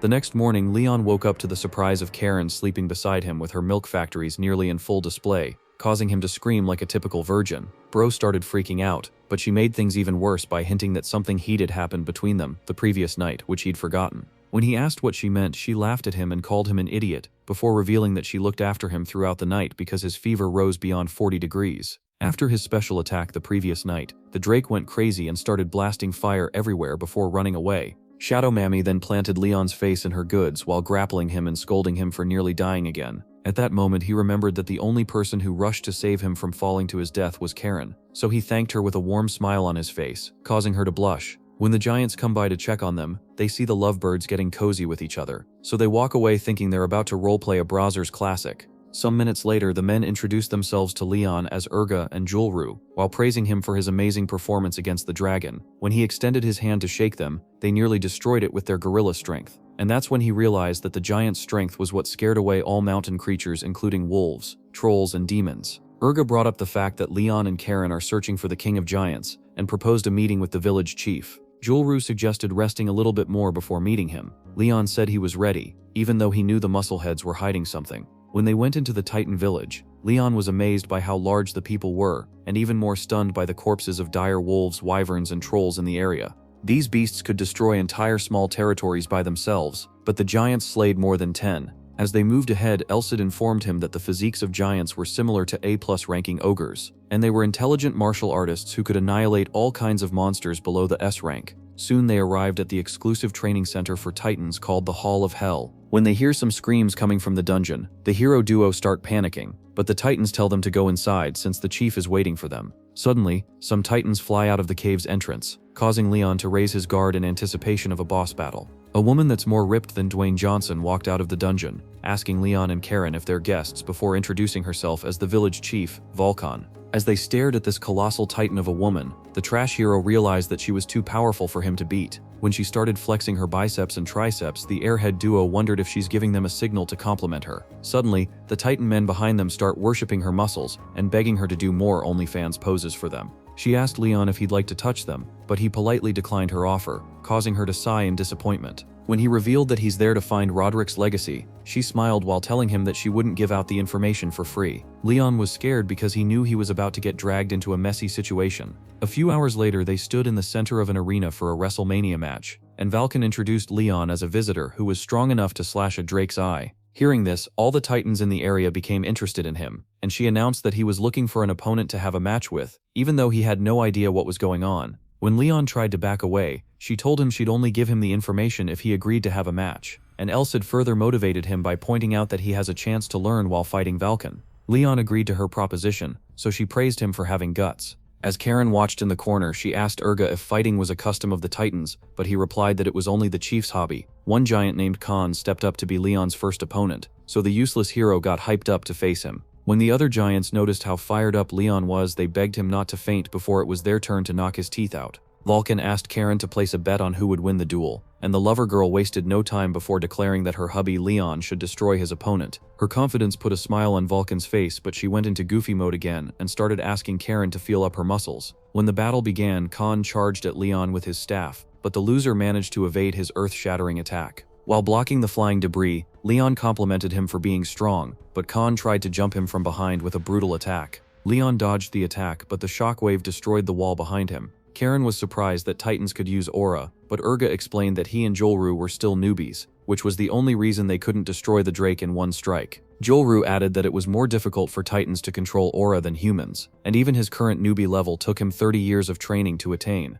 In order to learn aura, a being needs to empty and fill their body repeatedly with aura, and since giants are built like Optimus Prime, they need more aura to fill their bodies. Since their training is mostly ineffective, it takes them 10 times the amount of time it does for a human. Just then, the MC announced that they had a winner, and when the smoke cleared, they saw Leyon towering over a fallen Khan. All the giants, including Khan, sang praises to Leyon for pushing a titan to his limit, but he didn't even get any time to recover, as all the others lined up to face him. Later that evening, the trash hero was lying in bed with bandages all over his body, and Elsid was disappointed in him for getting 2 wins and 7 losses. He claimed that Leyon would have scored 6 wins if he paid closer attention to the distance the Titans created, but this only angered Leyon. The loser started crashing out, claiming that it was unfair for these large beings to be able to move like prime Jackie Chan, and he wondered who taught the martial arts in the first place. Elsid then dropped a bombshell by revealing that he was the one who taught them martial arts 300 years ago.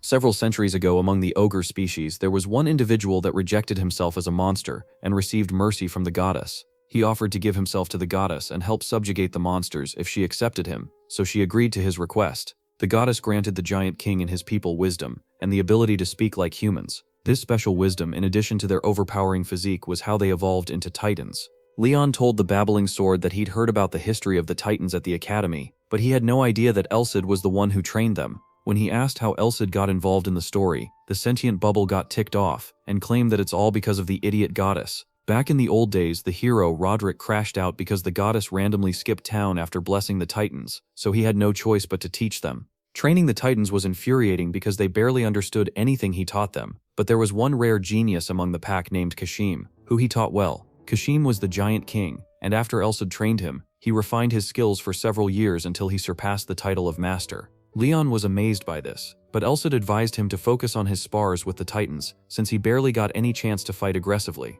Given the fact that Leyon had been training to improve his capabilities before meeting Roderick, he needed to prove himself worthy before he could get Roderick's legacy, which was stored by the giant king, and worth in that area meant strength. Meanwhile, the Cinderella Smasher bodied some thugs during her journey with Khan, and expressed how disappointed she was in them for trying to rob others for food, instead of farming for their own. When she asked Khan where the city entrance was, Khan pointed her in its direction, and she marveled at how beautiful it was. They walked through the streets of Blaine wearing disguises, and Barney Berserker was pleased to see that the city was still active and not swallowed by a large monster. She blushed while praising Leyon for stopping the massacre, and it was at that moment that Khan realized why she was crushing on the hero. When she asked to visit the slums, Khan was surprised that she didn't ask to see Cesare first, but she explained that she wanted to visit the place Leyon saved. Khan agreed to take her there because it was his jurisdiction, and he started reminiscing about the good old days he had in the slums before noticing that the trenches had been transformed into a bright section of the city. When he saw that his hideout was now an orphanage, he screamed in shock, and then walked away shamefully. Several hours later, Cesare was gleefully enjoying prime juice when he heard a knock on the door. When he answered, Khan ruined his mood before entering into his home. As he argued with the hooligan, he heard the Disney crusher, Elahan, announce her presence and immediately rushed out to see her. She greeted him with a smile, but he yelled at her for wandering around so much despite being a saintess. While they were seated inside, Cesare kept yelling at Elahan, and he brought up the fact that the main church and Holy Iron Chain Knights had to go looking for her before asking why she went AWOL. As she smiled at him, he remembered when she was still a rugrat, and even back then she used to give him all kinds of problems. When Khan asked about their relationship, Elahan explained that Cesare was the person from the main church who looked after her since her diaper days. After a bit more dilly-dallying, Elahan revealed that the reason she was there was to ask about something called the Day of the Oracle. Cesare explained that the Day of the Oracle is a revelation that would prepare the world for the disaster that is to come. In other words, the day that predicts the birth of the hero. The fact that the Holy Sword had revealed itself meant that the Day of the Oracle was close, and the hero had already handled a portion of the omens of disaster, which included the Swallowed City and the exploitation of the vampires. The fact that those two catastrophic events were only a portion of the disasters made Khan worried that they would be in grave danger, and Cesare confirmed that anarchy was coming. He advised Elahan to prepare herself, but she claimed that she's already prepared. For the past 300 years, 7 generations of saintesses have waited for the hero, so the 8th generation saintess, Elahan, swore that she'd save the world with the hero. As she simped for Leyon in the corner, Khan and Cesare wondered why she was fawning over a guy she'd never met. Meanwhile, in the Titan village, the giants cheered as Leyon evaded a Detroit smash by a Titan named Drogo. As the hero prepared to land his own attack, the spectating Titans smiled as they chatted about how much stronger he'd gotten since the last match. When Leyon slashed Drogo, the brute blocked with his wrist guard, but he's stunned by the fact that the armor was slightly damaged. Drogo got angry and tried a JoJo-style punch rush, but Leyon deflected all of his attacks. He then zoomed in behind Leyon and tried to crush him with a Hulk smash, but when the smoke cleared, he saw that his attack didn't land at all. Soaring in the sky above him was Leyon, who delivered a super-fast jab with the handle tip of his sword right to Drogo's head. As Drogo fell to the ground, Leyon was declared the winner, and the Titans started glazing him for being faster than Prime Minato. Karen was surprised by his speed, and she started to wonder if he'd actually cook her if they sparred again. As the Titan argued over who would get to be Leyon's next opponent, Karen realized that she needed to upskill herself so that her position as the hero's comrade wouldn't be endangered. When Drogo regained consciousness, he glazed Leyon for giving him a great match, but the hero said the pleasure was all his since he learned a lot from him. Hearing this, Drogo got so excited that he smacked him to the ground like a bug in an attempt to pat him on the back. Just then, Vulcan arrived and told Leyon that the Titan King Kashim was looking for him. When they arrived at a bridge, Vulcan explained to Leyon that they were in a restricted area that required permission to enter. Since the king only permitted Leyon to enter, she now had to leave. She directed him towards a dimensional crack beyond the canyon, where he'd find a waterfall. The dumb hero was confused as to why there was a dimensional crack in the area, so Elsid explained that the Titans lived in that area so they could fulfill the mission the goddess personally gave them, which was to subjugate the isekai monsters. When Leyon arrived at the waterfall, he saw Kashim doing some water-breathing exercises. Before the hero could even gather his thoughts, Kashim zoomed in front of him at a speed that even he couldn't comprehend at all. The jumbo-sized Floyd Mayweather had so much aura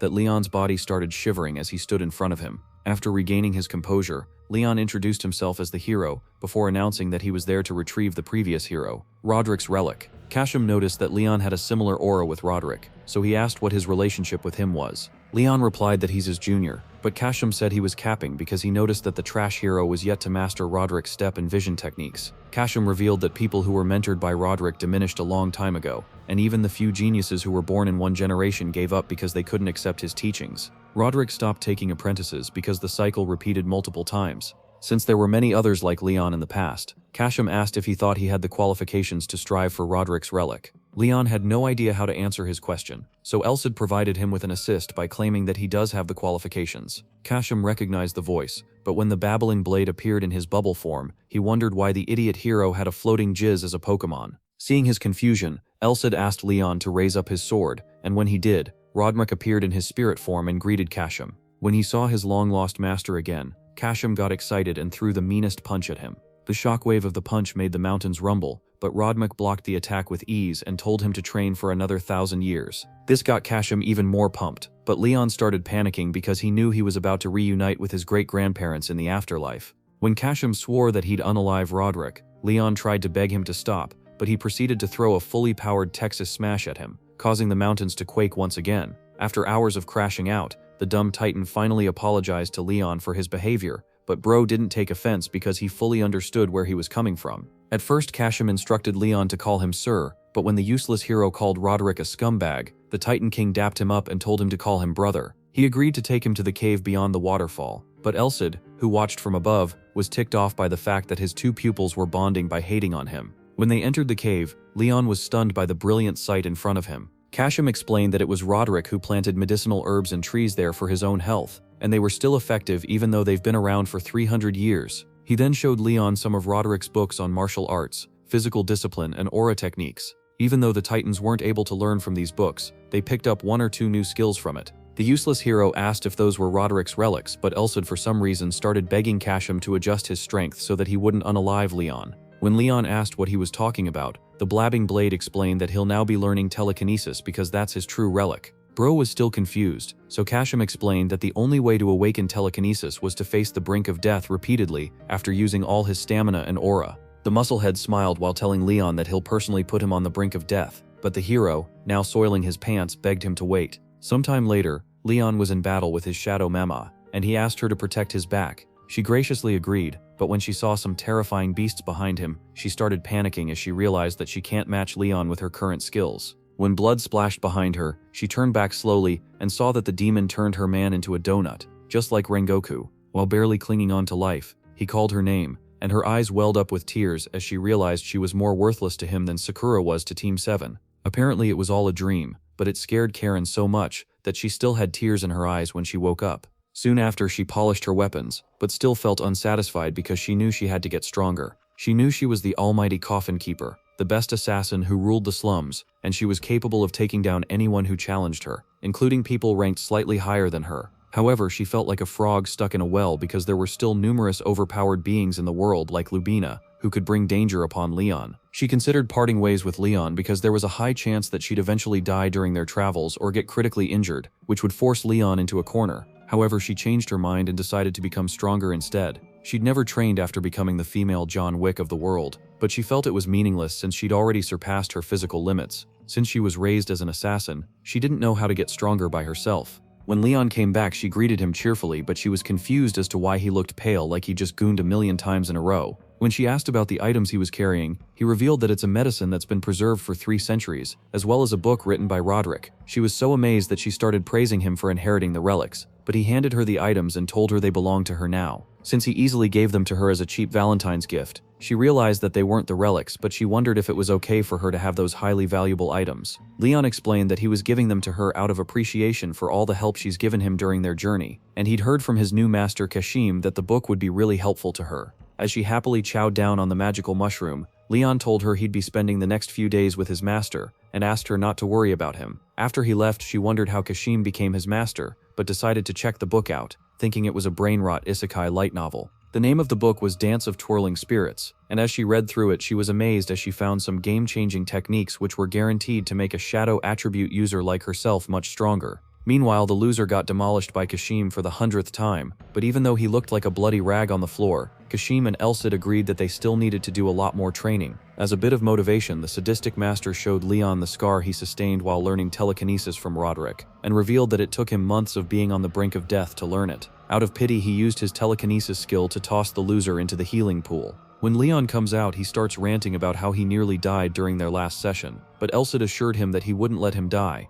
Kashim announced that it was time to get back to training, but Leyon got so scared that he started melting like ice cream. In the training ground, some titans engaged in mortal combat while the others cheered them on. Karen suddenly appeared and asked to join in, leaving the brutes stunned by her new pretty outfit. She informed them that she'd be using assassination-type weapons and poison, and advised them to decline if it's too much for them. When she asked who wanted to face her, Drogo stepped up and complimented her for being brave. However, Urga warned him to be careful, since she's really intense. Hearing this, she tried to defend herself by explaining that she didn't get bumpy in the sheets with Leyon, but Urga said he was talking about their battle with the Drake. When the battle began, a titan named Cuckoo started worrying for Karen, but Julru told him to watch the Gojo-level skills that Karen is about to display. Karen charged at the titan with her full strength, but he blocked the attack, so she fired a barrage of kunai at him. When Bro tanked the attack, she went into Coffin Keeper mode and rained some dark sword on the brute. Seeing that he ranked her curse technique, she admitted that she can't win with just power alone. When it was Drogo's turn to attack, he smiled while declaring that he wouldn't go easy on her, but she suddenly appeared behind him and reminded him that assassination is her specialty, before kicking him right in the Johnson. The crowd froze in shock, thinking he'd been KO'd, but he suddenly exhaled, causing Karen to praise him for being tough. He praised her for being agile, and swore that he wouldn't go easy on her. Elsewhere, Leyon tried to use his Hinokami Kagura move on Kashim, but the Titan Gigachad deflected the attack with his bare hand. The useless hero was surprised that his attacks weren't working, but Kashim didn't even give him time to catch his breath as he smashed him to the ground like a bug. He tossed Leyon into the healing river once again, and after Leyon came out, he was baffled by the Titan King's unbelievable strength and swiftness. When Kashim announced that it was time to resume their training, the hero had a fiery look in his eyes which pleased both of his teachers. Elsid and Kashim were impressed because the trash hero had finally manifested his will. While taking a battle stance, Leyon asked to go one more round, so Kashim zoomed in behind him and prepared to destroy him with a Saitama serious punch. He advised Leyon not to drop his guard before landing a brutal punch that sent him flying into the wall. As the hero laid helplessly on the shattered wall, his teachers wondered whether he was actually dead this time. However, they confirmed that he was still alive when he crawled into the healing river with his last strength. When they asked if he was okay, he gave them a thumbs up to show that he was doing fine. On the day of the Oracle, the seal on the Holy Sword was lifted, and Leyon became capable of using all of its abilities. Elsid knew that if the sword was completed, Leyon would be 10 times as strong as he is currently, but he still felt that it wasn't enough, because the disaster that was coming seemed like something a Gen Z brat couldn't handle. However, he felt confident that Leyon could pull it off. Meanwhile, Khan was crouched up at the front gate of the academy, wondering why he came there in the first place. Just then, Elfine arrived with his goons and kicked him in an attempt to scare him away. However, Khan stared at them in a manner that was so terrifying that they soiled themselves and started apologizing to him. At the same time, Elahan saw the wooden pole which Leyon used to train with back in the good old days. She noticed that it had been hit countless times with a wooden sword, and this gave her the confirmation she needed that it was the training ground of her hero Leyon. While celebrating, she noticed a large hole in the ground which she correctly identified as the spot where the holy sword descended. She immediately went on her knees and prayed to the goddess. However, she knew that someone had been watching her ever since she entered the village, and asked him to show himself since he didn't seem to have any bad intentions. Out of the bushes came an old man named Gilbert. who humbly greeted her and introduced himself as a knight from Clyde. She asked why an imperial knight was there because she knew a noble would never come all the way there to study abroad, but she figured out that he was there because of Walmart Leyon, who stood behind him. Discount Leyon greeted the saintess and introduced himself as the imperial family's legitimate heir. Elihan was surprised that she was suddenly in a meeting with the prince of the Clyde Empire, so he explained that he knew someone from the church would arrive ever since the day of the oracle came about. When she asked what he wanted from her, his facial expression suddenly got intense as he asked her if he wasn't the hero, causing Gilbert to be shocked. The saintess plainly told him that he definitely wasn't the hero, because a hero had already appeared a year ago. These words lit a fuse in the royal turd's brain, but Gilbert argued with the saintess, claiming that Walmart Leyon is definitely the hero since he had the same birthday as the day of the oracle. Hearing this, Elihan finally understood why they were confused, so she told them plainly that the answer remained the same no matter how much they doubted it. Out of annoyance, Gilbert claimed that the goddess made a mistake, and this made the saintess so ticked off that her aura started leaking out of her bodysuit. However, she decided to let it slide because the old goofball only said that out of loyalty,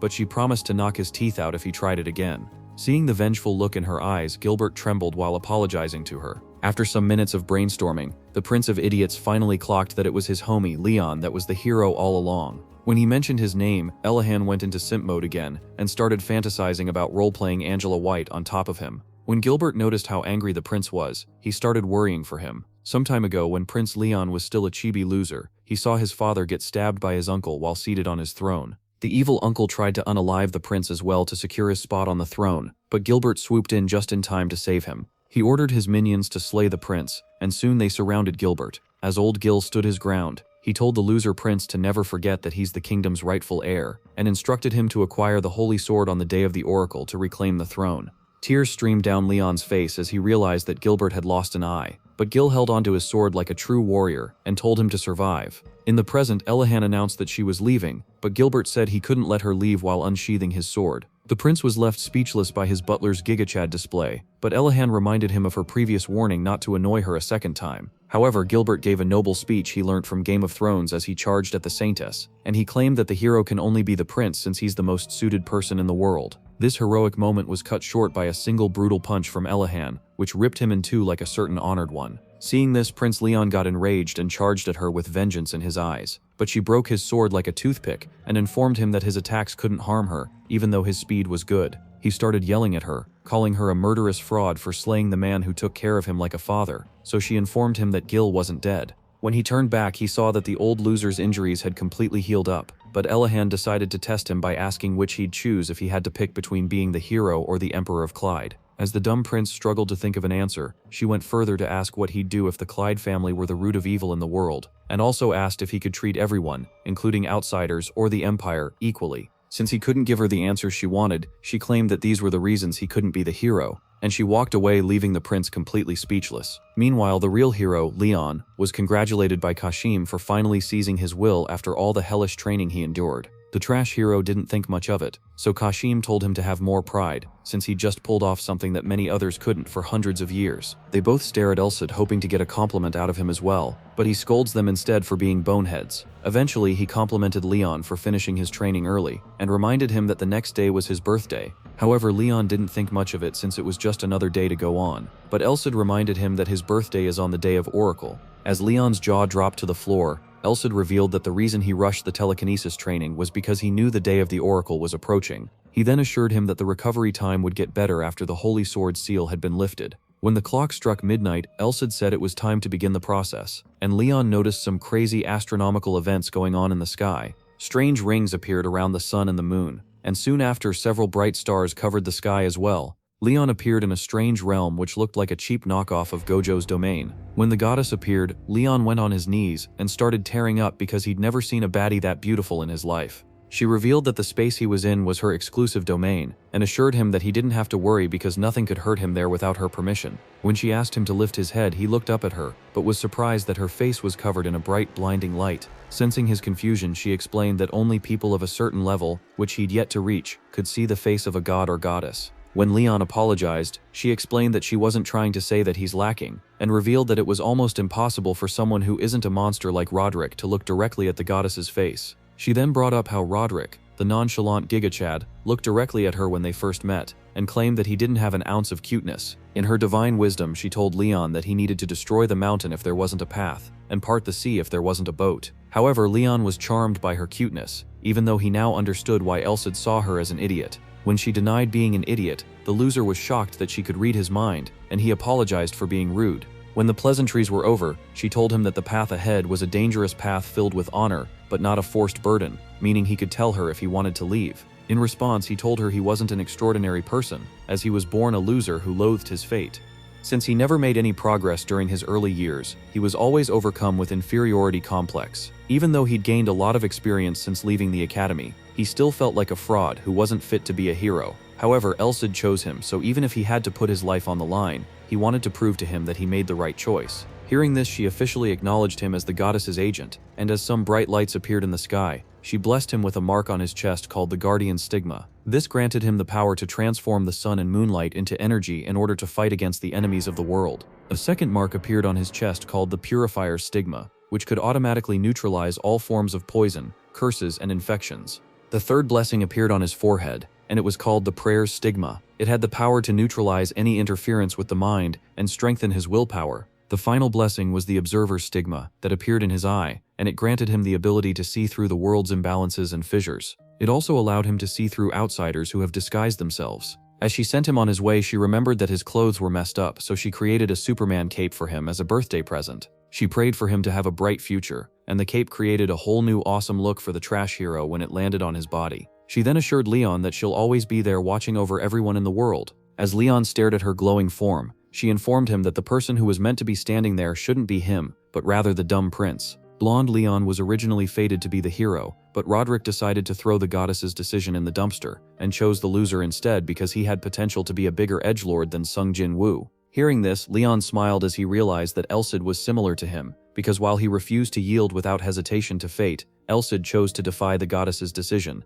He told her that he believed in Elsid's decision. At that moment, he looked very similar to Roderick in her eyes, so she smiled. As she vanished, she assured him that she'd always be watching over him, and Leyon noticed that he was no longer in her domain but now floating in the sky. As he fell, he desperately called the goddess to save him, but she was already long gone. When he landed, Elsid praised him for making a flashy comeback, but he was just relieved that the fall didn't end him. His status bar revealed his new abilities, and Elsid was pleased to see that the idiotic goddess gave him 4 stigmas. When Leyon asked how many she gave Elsid, he said he didn't get any, and Leyon was stunned to hear this. Elsid revealed that she usually gave 2 or 3, but Leyon only got 4 because of his overwhelming riz. The trash hero noticed that his body was overflowing with power, and this made him feel like he'd become an isekai protagonist. Kashim tried to give him a knuckle sandwich as a birthday present, but Leyon dodged swiftly, and everyone, including Leyon, couldn't believe that he could now see the Titan King's attacks. Leyon zoomed to the side and summoned his sword with a smile on his face. Seeing how confident he was, Kashim realized that he'd become more of a gigachad, but also observed that his clothes were very similar to Roderick's. This made him angry, so he tried to hit him with a United States of Smash, but Leyon dodged his attack with ease, and it created a huge punch mark in the wall behind him. Kashim got even more fired up and tried to attack him again with a high-speed barrage of punches. However, the caped loser saw his attack in slow motion, so he could easily move past them as he charged towards the king. At point-blank range, he tried to hit his ultimate fire-breathing form on the Titan King, but Kashim picked him from behind like a rogue kitten and ended the duel because he's 30 years too early to defeat the king. After accepting his loss, Leyon thanked him for the birthday gift, so he congratulated him on becoming the hero. Leyon then asked Elsid if he could wear his robe, so the former hero smiled and gave him special permission to wear it, because he's his stupid disciple. When Kashim arrived at the training hall, the Titans were stunned to see their daddy in the flesh for the first time in years. They all started glazing their king, and when he asked how things were going, they gave him a full update on the village. At the moment, Leyon was searching desperately for his girl Karen, completely unaware that she was rushing towards him. When she called his name, he smiled while greeting her, and they shared a warm romantic hug as she welcomed him back. As they caught up, his observation haki activated, so he praised her for upgrading herself. However, since his hands were on her waist, she assumed he was talking about her figure, so she replied that there was no way her weight would have increased because she didn't eat much. Leyon explained that he didn't mean it that way, and smiled while telling her that she's gotten stronger. Karen smiled as well, and told him he'd become more handsome than Levi Ackerman, but their flirting was interrupted by Urga and Julru, who once again accused them of being bedroom dance partners. Hearing this, their faces became red like tomatoes as they scooted away from each other, and his masters Elsid and Kashim realized that their guy was a complete doofus. Since everyone was around, they decided to have a banquet. As dragon meat roasted on a campfire, Valken raised a jug as she announced that they were celebrating the birth of the new hero. She and the other giants made a toast to the goddess, and afterwards they made a toast to the new hero, Leyon. Leyon's friends watched with smiles on their faces, as the loser struggled to carry the huge jug of Pepsi the giants gave him. A while later, Valken called out to Leyon to have some more fun with him, but Kashim held her mouth shut while telling her not to interfere. She immediately started blushing, and he told her to let Leyon and Karen have their private time together. As the lovebirds sat on a log, Leyon brought up the fact that Karen was now close with the Titans, so she told him about how lethal the poison was in that area. Some time ago, Karen met with Olga and Julru, who informed her that a basilisk had petrification ability, which could be reproduced by extracting the fluid from their eyes. The meeting was eventually interrupted when the Hulk lady, Valken, showed up to force Karen to train with her. In the present, Kashim starts flaring up over the fact that Leyon and Karen had only been talking for several hours because he wanted to watch some premium Brazzers content for free. Karen revealed to Leyon that she intended to become a master before he returned, but as it stands, she's only a step away from becoming one because she stopped developing. She knew that could reach it if she trained a little more, but she believed that she's lost all sense of direction. Hearing this, Leyon admitted that things were the same for him, since his body felt like it was out of sync with his mind. Kashim, who stood boldly behind them, informed them that it was a hurdle phenomenon, but the airhead couple were shocked to see him. After stopping to their level, he expressed how disappointed he was that they were talking about training instead of making plans to perform 50 different styles on each other that night. When Karen asked what the hurdle phenomenon meant, he explained that talent and effort weren't the issue for someone who was nearly a master, but it actually all comes down to luck. Even if some people couldn't reach it after decades of training, it would only take a lucky person a day to achieve. This meant that the chance of the realization was very important. He then informed the hero that he'd need to adjust his body, which felt different after training for a period of about 6 months. When Leyon complained that 6 months was too long, the Titan King offered to give him the chance, so he agreed to take it no matter what it was, and Karen joined in as well. Somewhere in the mountains, some ogres ran away as the dragon which Leyon and company previously fought chased them.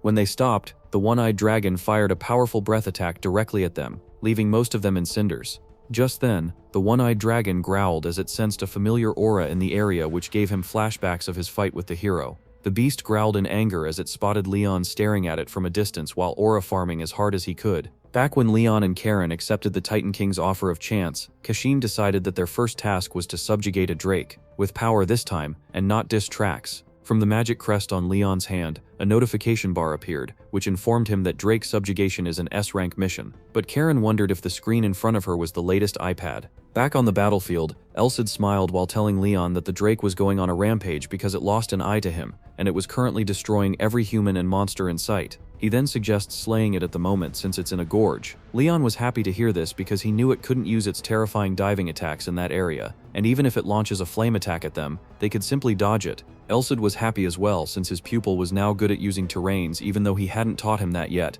but Leyon said he couldn't let his guard down since he was now dealing with an S rank. The hero swore that he'd definitely defeat the Drake on that day, and when the beast appeared in front of him, he invited it to come closer to him. It changed at him at super high speed, and fired a massive breath attack at him. However, the Purifier Stigmata activated, and made him completely immune to the flames. Seeing this, the Drake knew he was cooked, and Leyon uses his light-breathing fifth form Gooning Lights to cancel out the flames. Suddenly, the dragon emitted dark lightning all over the area, and it made Leyon fear for his life while paralyzing all the dead creatures in the area. Leyon was surprised that the attack didn't turn him into a vegetable, so Elsid informed him that it was his current state that allowed him to endure the attack. He also explained that the old Leyon would have definitely been paralyzed by the attack since all other living things in the area that were hit by it were either dead or fainted from the pressure. Suddenly, a dark liquid dropped on the trash hero's shoulder and started burning. As Leyon tried to figure out what it was, he noticed a large dark portal above him, which Elsid identified as primitive magic. Just then, some more dark raindrops fell in the direction of Leyon. The dumb hero shielded himself from the dark rain by resting under a rock, and Elsid explained that the magic became more condensed with every drop. He realized that the gorge now put them at a disadvantage, and they didn't have time to sit around since the rock protecting them would soon fade, so he told Leyon to defeat the Drake as soon as possible. Since the mountains are deep-seated with a large mana supply, the dragon could use magic infinitely, meaning that Leyon would face a greater disadvantage if he lets the fight drag for long. When the dark rain stopped, they were relieved for a moment, but then the dark drops of water fused together and transformed into dark spikes which flew directly at Leyon. The hero dodged the dark spikes and ran away as they continued dropping in his direction. He used his super fast step technique to get ahead of the spikes, but they still kept dropping in his direction, so he deflected them with his sword. While resting on a wall, Leyon crashed out, saying that if he was this cooked in an area where he had the advantage, he'd have already been dead if they fought in an open terrain. He then noticed that he was stuck in a dead end, as he was completely surrounded by the dark spikes. As if things weren't bad enough, the dragon appeared above him, blocking his only possible escape path. When things seemed bleak for our virgin hero, his charming princess Karen arrived and created a large dark spike which she used to impale the dragon from behind. As the drake screamed in pain, she blew it a kiss and proceeded to rip off one of its wings with her special attack. When she joined Leyon down below, the loser glazed her for bypassing the dragon's dark magic and asked how she managed to sneak behind it. She revealed that she used the rain to travel upwards, so he praised her once again and said he felt reassured having her there. Suddenly, all the primitive magic in the area gathered on the dragon's body as it began to recuperate from its injuries. When Elsid noticed how persistent the beast was, he asked Leyon to go all out and end the fight before the drake regenerates its wing. He advised him to strike it repeatedly until he found a weak point, so Leyon powered up his sword as he prepared to go on the offensive once more. Karen also gathered up her aura behind him, and they braced and they began their assault on the dragon. As the beast struggled to keep up with them, Leyon appeared behind it and used his eclipse stream attack to severely injure the dragon in several parts of its body. As the drake screamed in pain, Karen appeared in front of it, preparing to drop a spike in its eye as she thanked it for helping her finally understand how to use her shadow dance technique perfectly.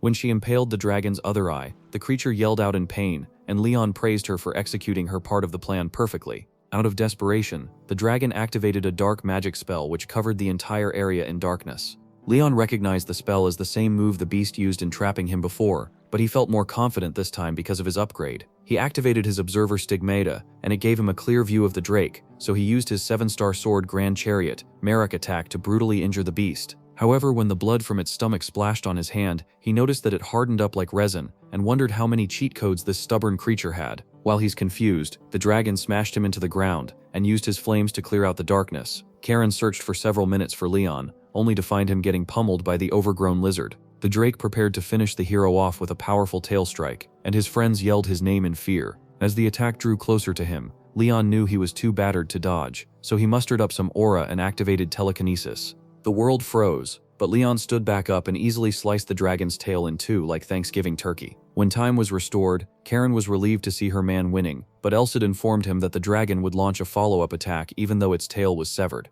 Hearing this, Leyon tried to go on the offensive again, but he noticed that his legs were still injured, so he smiled at Elsid as he prepared to pull off an odd attack. Elsid debated as much as he could, but Leyon powered the sword up with aura and performed a modified version of his 7-star sword Alcade technique by throwing the sword like a super-powered javelin. This attack was so powerful that it straight up beheaded the dragon on impact. While staring at the headless lizard, Leyon placed his blade back in its seal and announced that the battle was over. Elsid informed him that the drake he just fought was deadlier than other S+ ranked drakes because it was a rare breed that could somehow use dark primitive magic. He added that it could have evolved into a demonic drake if he didn't manage to slay it, and this made Leyon feel even more relieved that he succeeded. The blabbing sword then started scolding him for throwing the sword, so Leyon apologized and assured him that he'd never lose him. When Karen arrived, she said she was surprised that the loser didn't collapse because every time he used a grand skill he always passed out on her body. It was at that moment that Leyon realized that the Guardian Stigmata had been healing him throughout the battle. Karen started celebrating because of the new shadow skills she displayed during the fight, and Leyon glazed her as well for moving like Itachi. She was excited because she'd never been able to control aura like that before, and she guessed that she might have become a master. When they returned to the village, Kashim confirmed that she'd indeed become a master, and explained that she felt that way because people normally knew when they'd become masters. He then advised her to think about how she transcended, and refine it, so she thanked the Titan King for his advice. When he turned towards Leyon, Bro got scared, but he said he had nothing to tell him. Leyon asked if it was because he hadn't developed, but Kashim said that wasn't the case. He explained that Leyon was so overpowered that he had nothing more to say to him, as he was sure the hero would eventually reach a new level if he kept fighting as he did. The other titans arrived and started singing praises to Leyon for unaliving a drake, so he thanked them. Valken congratulated Karen on her level up, so Karen thanked her for her help. As the muscle mammy carried her away, she told Leyon that she was taking her away to enjoy a present which she prepared for her, and Karen promised to be back by dinner. The thought of having the drake for dinner scared Leyon, but the Titan Bros assured him that the meat was edible since they'd boiled it in antitoxin that would flush out the system. However, they also revealed that Jolru once collapsed immediately. He tasted the deep-fried version of the meat. When Leyon asked what they were talking about, Kashim revealed that he slayed a drake 20 years ago that wasn't poisonous, unlike this recent one. Their conversation was interrupted when Valken announced that a new Titan warrior had arrived, and when everyone looked in her direction, they saw Karen dressed up in Titan gear. She introduced herself Warrior Karen, the new Wonder Woman, and all the Titan men cheered loudly because of her charming appearance. When she asked Leyon what he thought, he smiled while complimenting her looks, so she invited him to the dinner table. Since was now the hottest woman in town, all the Titans glazed Karen and begged to crack her, but she only thanked them as she moved along. When Olga and Jolru presented the hero with some drake meat, Bro was scared because it still looked very poisonous.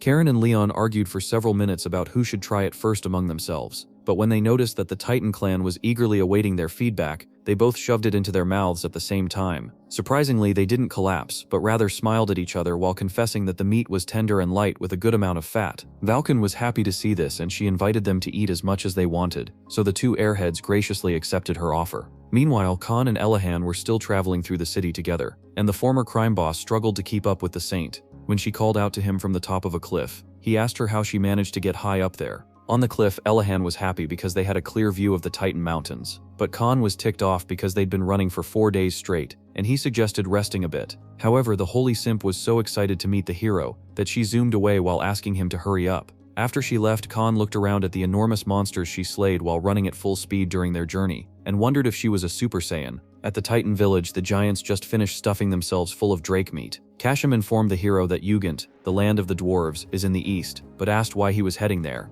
Leyon revealed that the Saintess was heading there, and these words felt like a bolt of lightning directly into the spine of Karen. Kashim asked if he was going to meet her based on a promise they made to each other, but Leyon said it was because he could sense her moving towards that direction, and felt that they were connected. Hearing this, Karen got jealous because she knew that Elahan was way more overpowered than her. When Leyon asked her what was bothering her, she said it was nothing, so he asked her to prepare for their journey the next day. As he walked away, Karen swore to herself that she'd never lose to the Saintess. The next morning, Kashim informed them that he was heading back to continue his mission of subjugating the dimensional crack, and advised Leyon to continue carrying out the goddess's mission as the hero. The two Gigachads shook hands and agreed to continue their training when they reunite sometime in the future. Valken invited them one more time to play with her muscles, but they immediately declined. The airhead duo bid the Titans farewell, and thanked them for everything they taught them. As the Titans waved them goodbye, they reminded them that they always had a home in the Titan village, and expressed how much they'd love to spar with them again sometime in the future. Valken also waved them goodbye, while promising to meet them again in the future and have drinks with them. During their journey, Karen started flexing her new weapon,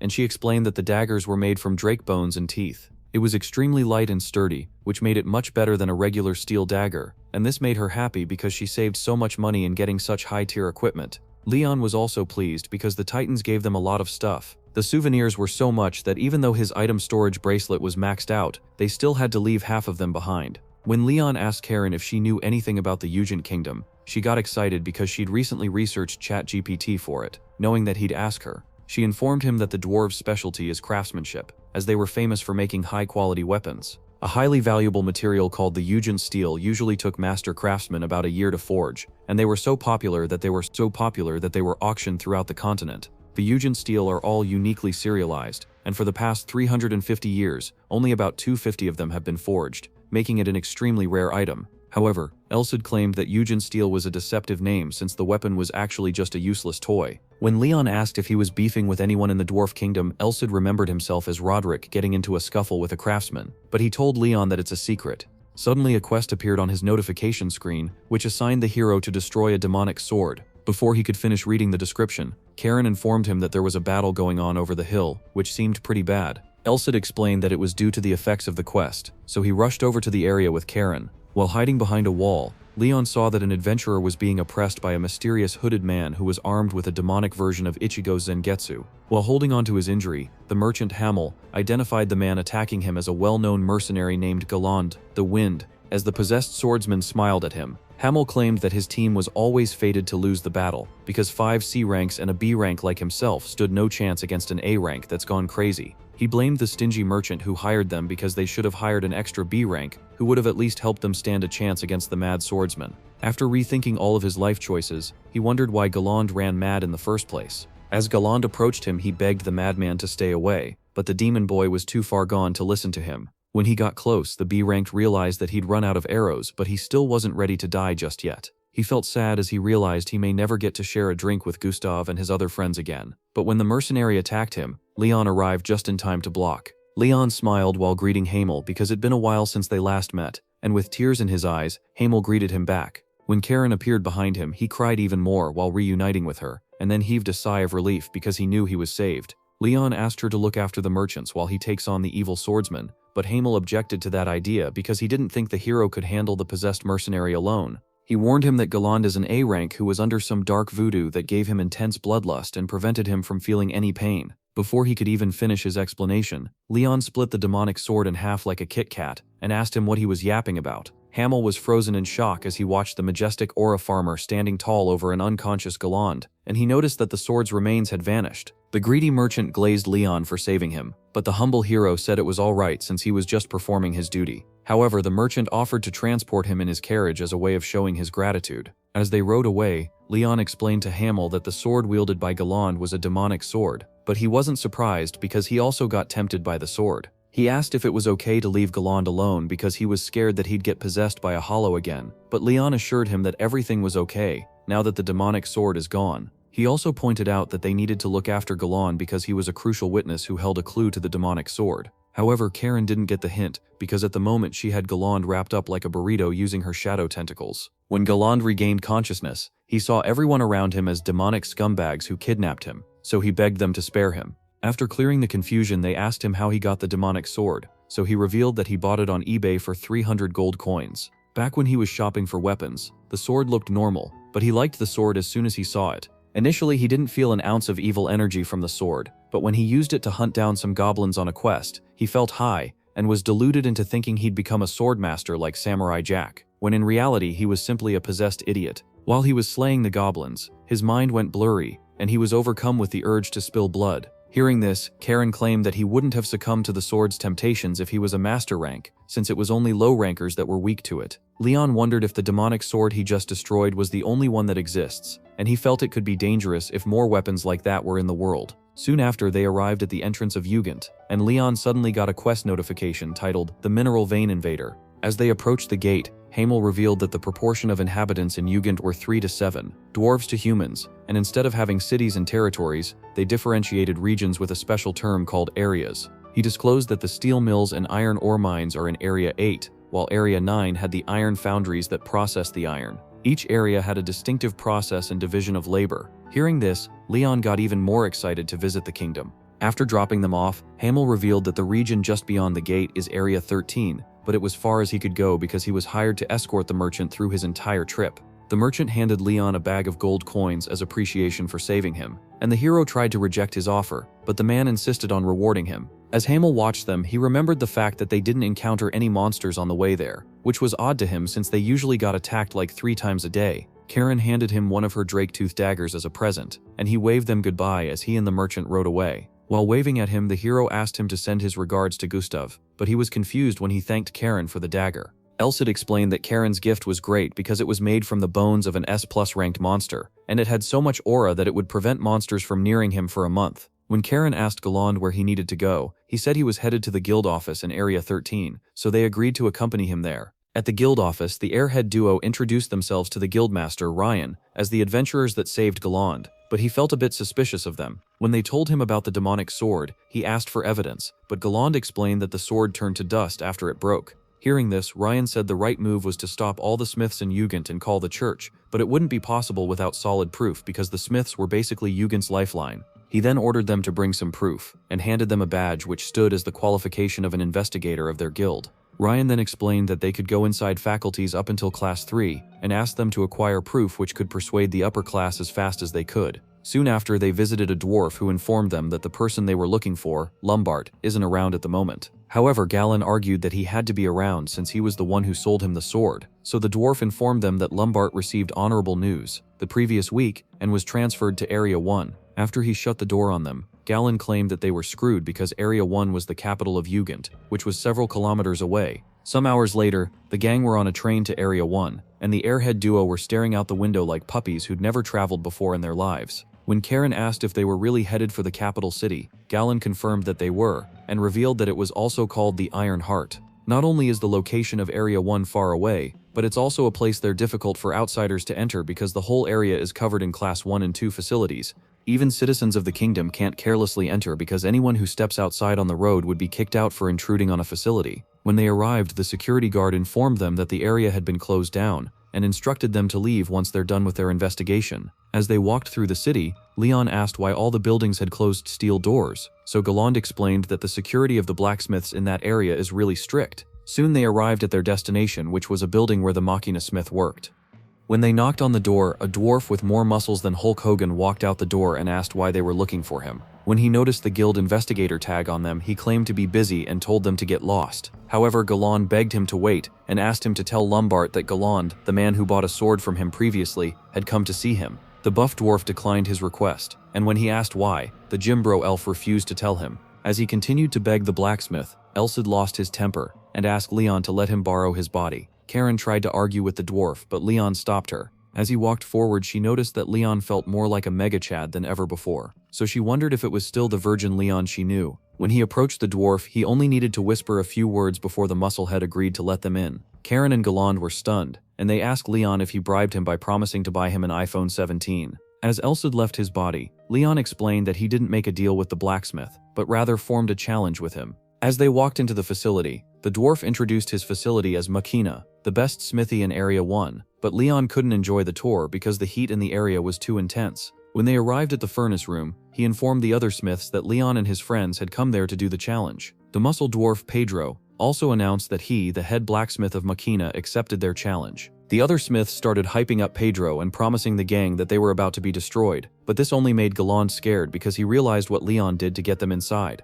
As he freaked out, even Leyon was confused because Elsid was at the driver's seat during the negotiations, so Karen asked him to explain everything. Galland revealed that 300 years ago, the Holy King Roderick managed to destroy Jugend steel, which was the dwarves' strongest and most renowned metal. With that incident as a starting point, it became a tradition among the dwarves in the Jugend kingdom called Roderick's tradition, and the challenge was that anyone who can break a Jugend steel blade can request anything from the craftsman. When Karen asked what would happen if they fail, he revealed that they'd become slaves of the factory for 10 years. The thought of wiping the floors of the facility terrified Leyon, so he yelled at the blabbing blade for not telling him about it. Pedro brought out his masterpiece, an axe named Jugend Steel 007 halberd, and prepared to attack. Leyon stood boldly with his sword, and Karen cheered him on as hard as she could so that he could have that power of friendship boost. However, Galland had already given up, and he started preparing for a 10-year sentence of cleaning toilets at the factory. As Leyon took his stance, Elsid said it was time for him to learn the next technique, since he'd mastered vision and footwork perfectly.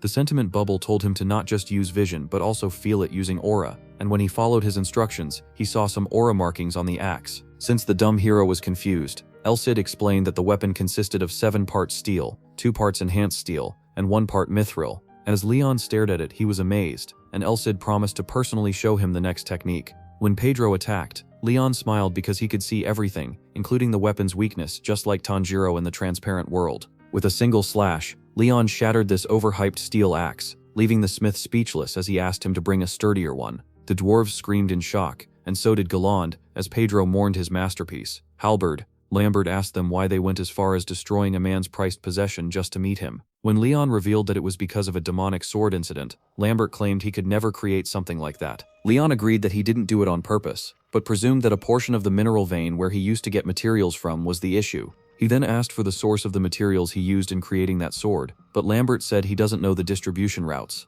However, he revealed that the supply being transported in a day was equivalent to a small country's monthly supply, and there's a separate division in charge of recording and distribution called the Archive Management Division. When the gang arrived at the Archive Management Division, they were informed that it was impossible for them to access the information with the guild investigator rank. When they asked why, the receptionist said she didn't know the reason, but the mine they were after was restricted to Class 1 access, meaning only the head manager can access it. Just then, the devil she spoke of arrived, and the voice of the head manager was enough to make the hero team tremble in fear. They all immediately reached for their weapons, and all it took was one glance at the behemoth of a man for Leyon to realize that he was just as powerful as a Kryptonian. He introduced himself as Alex, the Grand Master of Jugend, and the Cardinal of the Holy Church. Hearing this, Leyon realized that Alex was the point person in his quest, and Elsid informed him that he was the strongest man in all of Jugend. He also revealed that he was a half-dwarf, who did the impossible by inheriting the best parts of being both a dwarf and a human. After identifying Leon's sword as the weapon that destroyed Pedro's weapon, he asked to hold it, so the loser handed it to him. Elsid smiled as he realized that Leyon wouldn't need to spend hours explaining himself since he could just let the Grand Master experience the sword in one go. When Alex pulled out the sword, he was stunned by its holy light, and he asked them to follow him. In his private office, Leyon explained everything that happened to him and asked him why he restricted access to what they were looking for. He explained that he felt an ominous presence and then revealed the stigmata in his arm, which left Leyon in a state of shock. While showing them the crest, he revealed that it's called the leader's stigmata, and it glowed anytime he felt an ominous presence. Alex stated that it's his job to survey various places within the Eugen kingdom with his stigmata every day, and the stigmata glowed at the mineral vein in question. He then brought up Leyon's earlier statement that the mysterious darkness had already spread to an amount of material that can create hundreds of weapons throughout the kingdom. After acknowledging the fact that they were too late, Alex suggested a simple solution, which was to create a group of investigators to survey the infected mineral vein. When he asked Leyon to join them, Leyon immediately agreed and said it's what he wanted all along. To start off their plan, Alex decided that he'd order all the blacksmiths in the kingdom to drop several drops of blood on all weapons that were recently made. Eugen's Great Mineral Vein is the largest mine in the world, and since the monster's habitat takes up more than half the mining area, they needed a number of elites for the mission. Alex sent Galandi to mobilize all of Eugen's guilds and report back to him in 5 days. After the greed-haired fraud left, Alex went on his knees and started singing praises to the hero, but Leyon told him to stop. He then told Leyon that he looked exactly like the hero he saw in his dreams, and they agreed to take care of each other. Sometime later, Leyon and his gang arrived at the Shaft 2 facility in Area 13, but Leyon asked them to wait a bit before entering. Earlier, Alex informed them that they'd be moving in groups of 4 depending on the shaft, and he was planning to send 3 to give groups to each mining area. Since each group was meant to have 4 people, Karen asked who their 4th member was. In the present, a super curvy baddie witch named Hazel arrived and introduced herself to the team as an A-rank adventurer. Seeing this Nicki Minaj-looking adventurer, Karen's brain short-circuited because she knew her man was about to slip from her fingers. She swallowed her pride and introduced herself to her, but the witch ignored her and started asking Leyon some personal questions. When he introduced himself as a B rank, she accused him of capping because she sensed that he was more powerful than herself and galoned. Since she already knew everything, Leyon knew she wouldn't trust him if he gave a vague lie, so he told her he only recently registered as an adventurer. Hearing this, she predicted that he'd get a gold plaque soon, and said she'd treat him as an equal since they're in the same group. Just when they were about to enter the facility, Leyon got a telepathic message from Alex, informing him that the recent investigations revealed that all the recent mysterious events, including the spread of demonic swords, was caused by a dark entity called Chaos. Elsid explained that Chaos was a villain group called the Malice Church, which was the hero's main enemy. They were the same group that tried to swallow the city of Blaine, and they were split into 3 sects named Destruction, Despair, and Chaos. The 3 sects are differentiated based on how deranged they are. The group behind the city swallowing incidents, Destruction, aim to destroy the world, but Despair is more cruel than Destruction, as they enjoy torturing more than unliving people. Elsid then revealed that the members of Chaos are out of their mind, which made them even more dangerous because they had no idea where they'd run off to. However, the hero was still determined to move forward and face the evil plaguing the city. In another region, the team leader of Group 14, Verger, asked about the Cardinal, so one of his teammates named Joe revealed that Alex went solo into Area 5's largest shaft. Verger was surprised because he knew that the monsters that swelled in that dungeon were assumed to be S+ ranked or higher, but he knew the Ultra Chad was more than capable of clearing it. As Alex entered the shaft, he realized that the recent events were too well planned to be handled by the Chaos group alone, so he presumed that they were helped out by someone. When an enormous monster tried to eat him, he aura maxed by destroying it with a single punch without even looking at it. He guessed that the 3 sects of Malice were collaborating on this particular chain of events, and his theory was proven right when he found the Bishop of Despair seated by the corner. The bishop smiled when he saw him, and complimented him for finding him easily. Meanwhile, Leyon destroyed a rocky monster in his team's shaft, causing Hazel to glaze him. She went into simp mode as she intentionally fell on him and held him romantically. A fuse exploded in Karen's brain when she saw this, but the dumb hero proceeded to pamper her, thinking she's actually hurt. When she asked Leyon to piggyback her, the loser immediately agreed, but a jealous Karen used her coffin keeper shadow to carry her instead. Just then, an elastic blade similar to the Love Hashira's sword came flying towards them, and even though they dodged, they were terrified because the blade sliced through rocks like butter. The mithril slimes who fired the attack appeared, causing Hazel to crash out about how they were S-ranked monsters despite their weak appearance. She explained that their tentacles were stronger than swords because they lived by eating mithril, a rare form of metal. To defeat them, they needed to destroy their views, but it was covered by mithril, so it was nearly impossible. However, the virgin hero stepped forward and told his comrades to leave it all to him since he'd slayed many slimes before. Elsid was confident that his boy could pull it off, but Karen said he was attempting the impossible. However, before she could even finish talking, Leyon one-shotted all the mithril slimes in a split second and asked everyone to join him in heading to the middle rally point. As Galland glazed him, Karen looked to see how the witch would react, since she was doubting him. but saw that Hazel was already daydreaming about sharing a bed with him. This annoyed her so much that she pulled out her drake-tooth dagger in an attempt to assassinate her. The bishops of the Malice Church are also known as the 9 demons, and these 9 leaders are on the same rank to that of a cardinal in the Holy Church. Even though they were called the 9 demons, Alex saw them as 9 stinking piles of trash. Cordia, the Bishop of Despair, asked him if he found him using the stigmata, again, and proceeded to insult him by calling him the dog of Jugend. While summoning his weapon, Alex admitted that he's a dog, but claimed that he's a bloodhound who bit those who invaded his yard. With his gigantic axe fully armed, he swore that he'd rip Cordia to shreds, and charged at him with a powerful attack. Meanwhile, Hazel used one of Zuko's best firebending attacks to destroy a bunch of murderous insects in the area. She claimed that it was strange that they found spider monsters in the area because they normally didn't explore mining areas due to lack of food and web-spinning fiber. Karen put away the dagger she was planning to use to attack her, and admitted that an A-ranked mage was an invaluable member of their team. However, when Hazel started getting cozy with her man again, she summoned her large shadow claw and decided once again to send the Temptress to the afterlife. Suddenly they felt some vibrations which indicated that a huge fight was going on somewhere, and Leyon immediately figured out that it was the Cardinal that was causing the ruckus. When they arrived at the rally point, the hero was surprised that Group 14 wasn't the first to arrive. Before long, Verger arrived, and started bonding with Galland. The hero noticed that something was off, so he scanned the area using his observation hockey. As they spoke, Leyon suddenly jumped Verger from behind and sliced off his hand. Galland asked the dumb hero why he was attacking their comrade, but Leyon pushed him aside as he prepared to do even more damage to Verger. Apparently, the man they thought was Verger was actually a puppet being controlled by a spider monster, and Galland froze in shock as he saw that the other members of Group 14 were also being puppeteered by an evil version of Spider-Man. Since the affected adventurers were all connected by webs, Hazel traced the webs to the source, and it led them to a dark corner where they saw a large spider monster. The spider growled at them, but they were all baffled as they'd never seen such a large arachnid before. Just then, Leon's notification screen popped up and informed him that the spider in front of him, called the Collider, was actually the mineral vein invader he was sent to slay in his latest quest. When Leyon revealed that the Group 14 members that attacked them were replicas, Hazel explained that the Kaleido spider is a monster from the Mirrored Canyon that uses the mirror inside its guts to create replicas that can catch prey. Hearing this, everyone realized that Verger and his team were still alive but trapped inside the belly of the beast. Seeing that the replicas were all connected to the spider by webs, Galland realized that the best course of action was to cut the webs. To achieve this, he performed the strongest wind-breathing technique Senemi taught him as he charged at the puppets. However, Elsid saw him as an idiot because normal webs were already way stronger than steel, meaning that a monster's thread would even be deadlier. As Elsid anticipated, the airhead swordsman's attack couldn't cut the threads, and the puppet Verger instantly countered with a brutal slash that ripped open his stomach. Leyon screamed his name out of concern, but Galland knew the injury was only the start of their disaster because the spider didn't replicate the appearances of Team 14, but also their moves. When Puppet Verger moved in to make the finishing slice, Karen finally stepped out of the sidelines and used her dark limbs to rip him apart. As the spider shrieked in pain, the trash hero told Karen that he'd finished destroying the other replicas as well, and the two lovebirds started glazing each other. The hero then smiled and pointed his sword at the Collider while declaring that it was next on his hit list.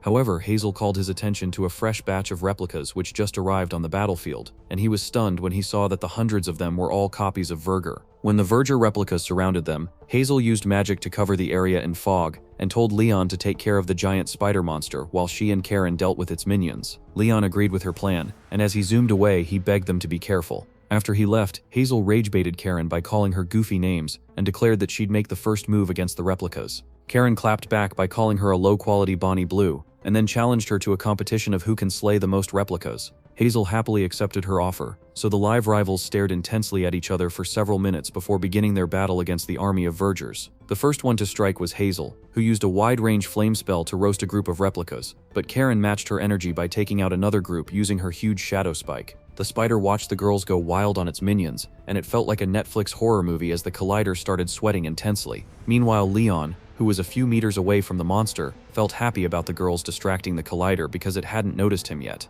As he pulled out his sword, he decided to strike the spider with everything he had. After taking a stance, he gathered up aura using his sword and activated his 7-star sword Grand Chariot transformation technique, Moonpiercer Al-Qaid. He instantly vanished from the spot he was standing, but the mini-earthquake caused by his jump alerted the spider, causing it to look in that direction. Now flying above the spider, Leyon called out to the beast, and immediately it saw him floating around like a divine being. It realized it was about to be cooked. Before it could react, Leyon delivered a brutal slash which destroyed the majority of the spider's body. Down below, the girls started struggling as the never-ending stream of replicas cornered them, and Hazel suggested destroying the main body. Suddenly, all the puppets disappeared, and they realized that it was because their glorious king, Leyon, succeeded in taking down the overgrown spider. When the trash hero asked his girls if they were okay, they confirmed that they were fine, even though they were still a bit shaken by the battle they just had. In unison, the girls announced that they slayed a total of 48 replicas, and since they were tied, they shared an endearing fist bump while complimenting each other. Leyon confirmed that all members of Group 14 were fine, but claimed that if they didn't slay the spider moment when they did, it could have made copies of the whole expedition party and invaded Jugend. Hearing this, Galland admitted that hundreds of evil A-rankers would be too much for even the Justice League to handle. When they heard a sound nearby, everyone raised their guard in anticipation of a second surprise attack, and they noticed a crack in the wall above them. Through the cracked area, the heavily injured body of Alex came crashing down into the floor. When Leyon asked if he was okay, Alex admitted that he was ashamed because he initially planned to put an end to their problems by himself. As Cordia stared at them through the hole, Alex introduced him to the gang as one of the 9 demons of malice. With one arm already ripped off and his body cut open in several areas, Cordia started aura farming, but the repulsive energy he gave off only gave Leyon confirmation that he was indeed the Bishop of Despair. When Cordia saw that his comrade the spider had been defeated, he praised the hero team's strength, but swore that he'd slaughter them all. However, Karen wrapped him up in her shadow, allowing Alex to shatter his arm with a brutal punch. When Leyon plunged his sword in the bishop's neck, Cordia claimed that he'd never let a brat behead him. However, Leyon revealed his identity as a hero, causing him to soil his pants one last time before Leyon beheaded him with a special attack. Suddenly, the corpse of the bishop started combining with the body of the spider, and the heroes noticed that it was caused by a heretical spell which used death as a trigger. When Leyon asked if he could destroy it, Alex said it was too late, because the monstrosity in front of them was basically a self-destructing bomb. He also revealed that there was no way to destroy what's creating the heretical art because it had already been triggered. As they brainstormed about a way to stop it, the upgraded monster awakened and blasted them with a powerful spell. However, the hero blocked his attack, and when Karen scolded him for being reckless, he told her not to worry because he now had the Guardian's stigmata. He explained that he used this special technique to ensure that she got injured the least while protecting her, and these rizful words made her blush. Their flirting was interrupted when Karen noticed something scary in the skies. Alex explained that the spell which Cordia triggered with death was a spell which opened the dimensional gate to the demon realm that was sealed by the Jugend kingdom. From a tier in the sky, a swarm of otherworldly beings stretched out their hand into the earth.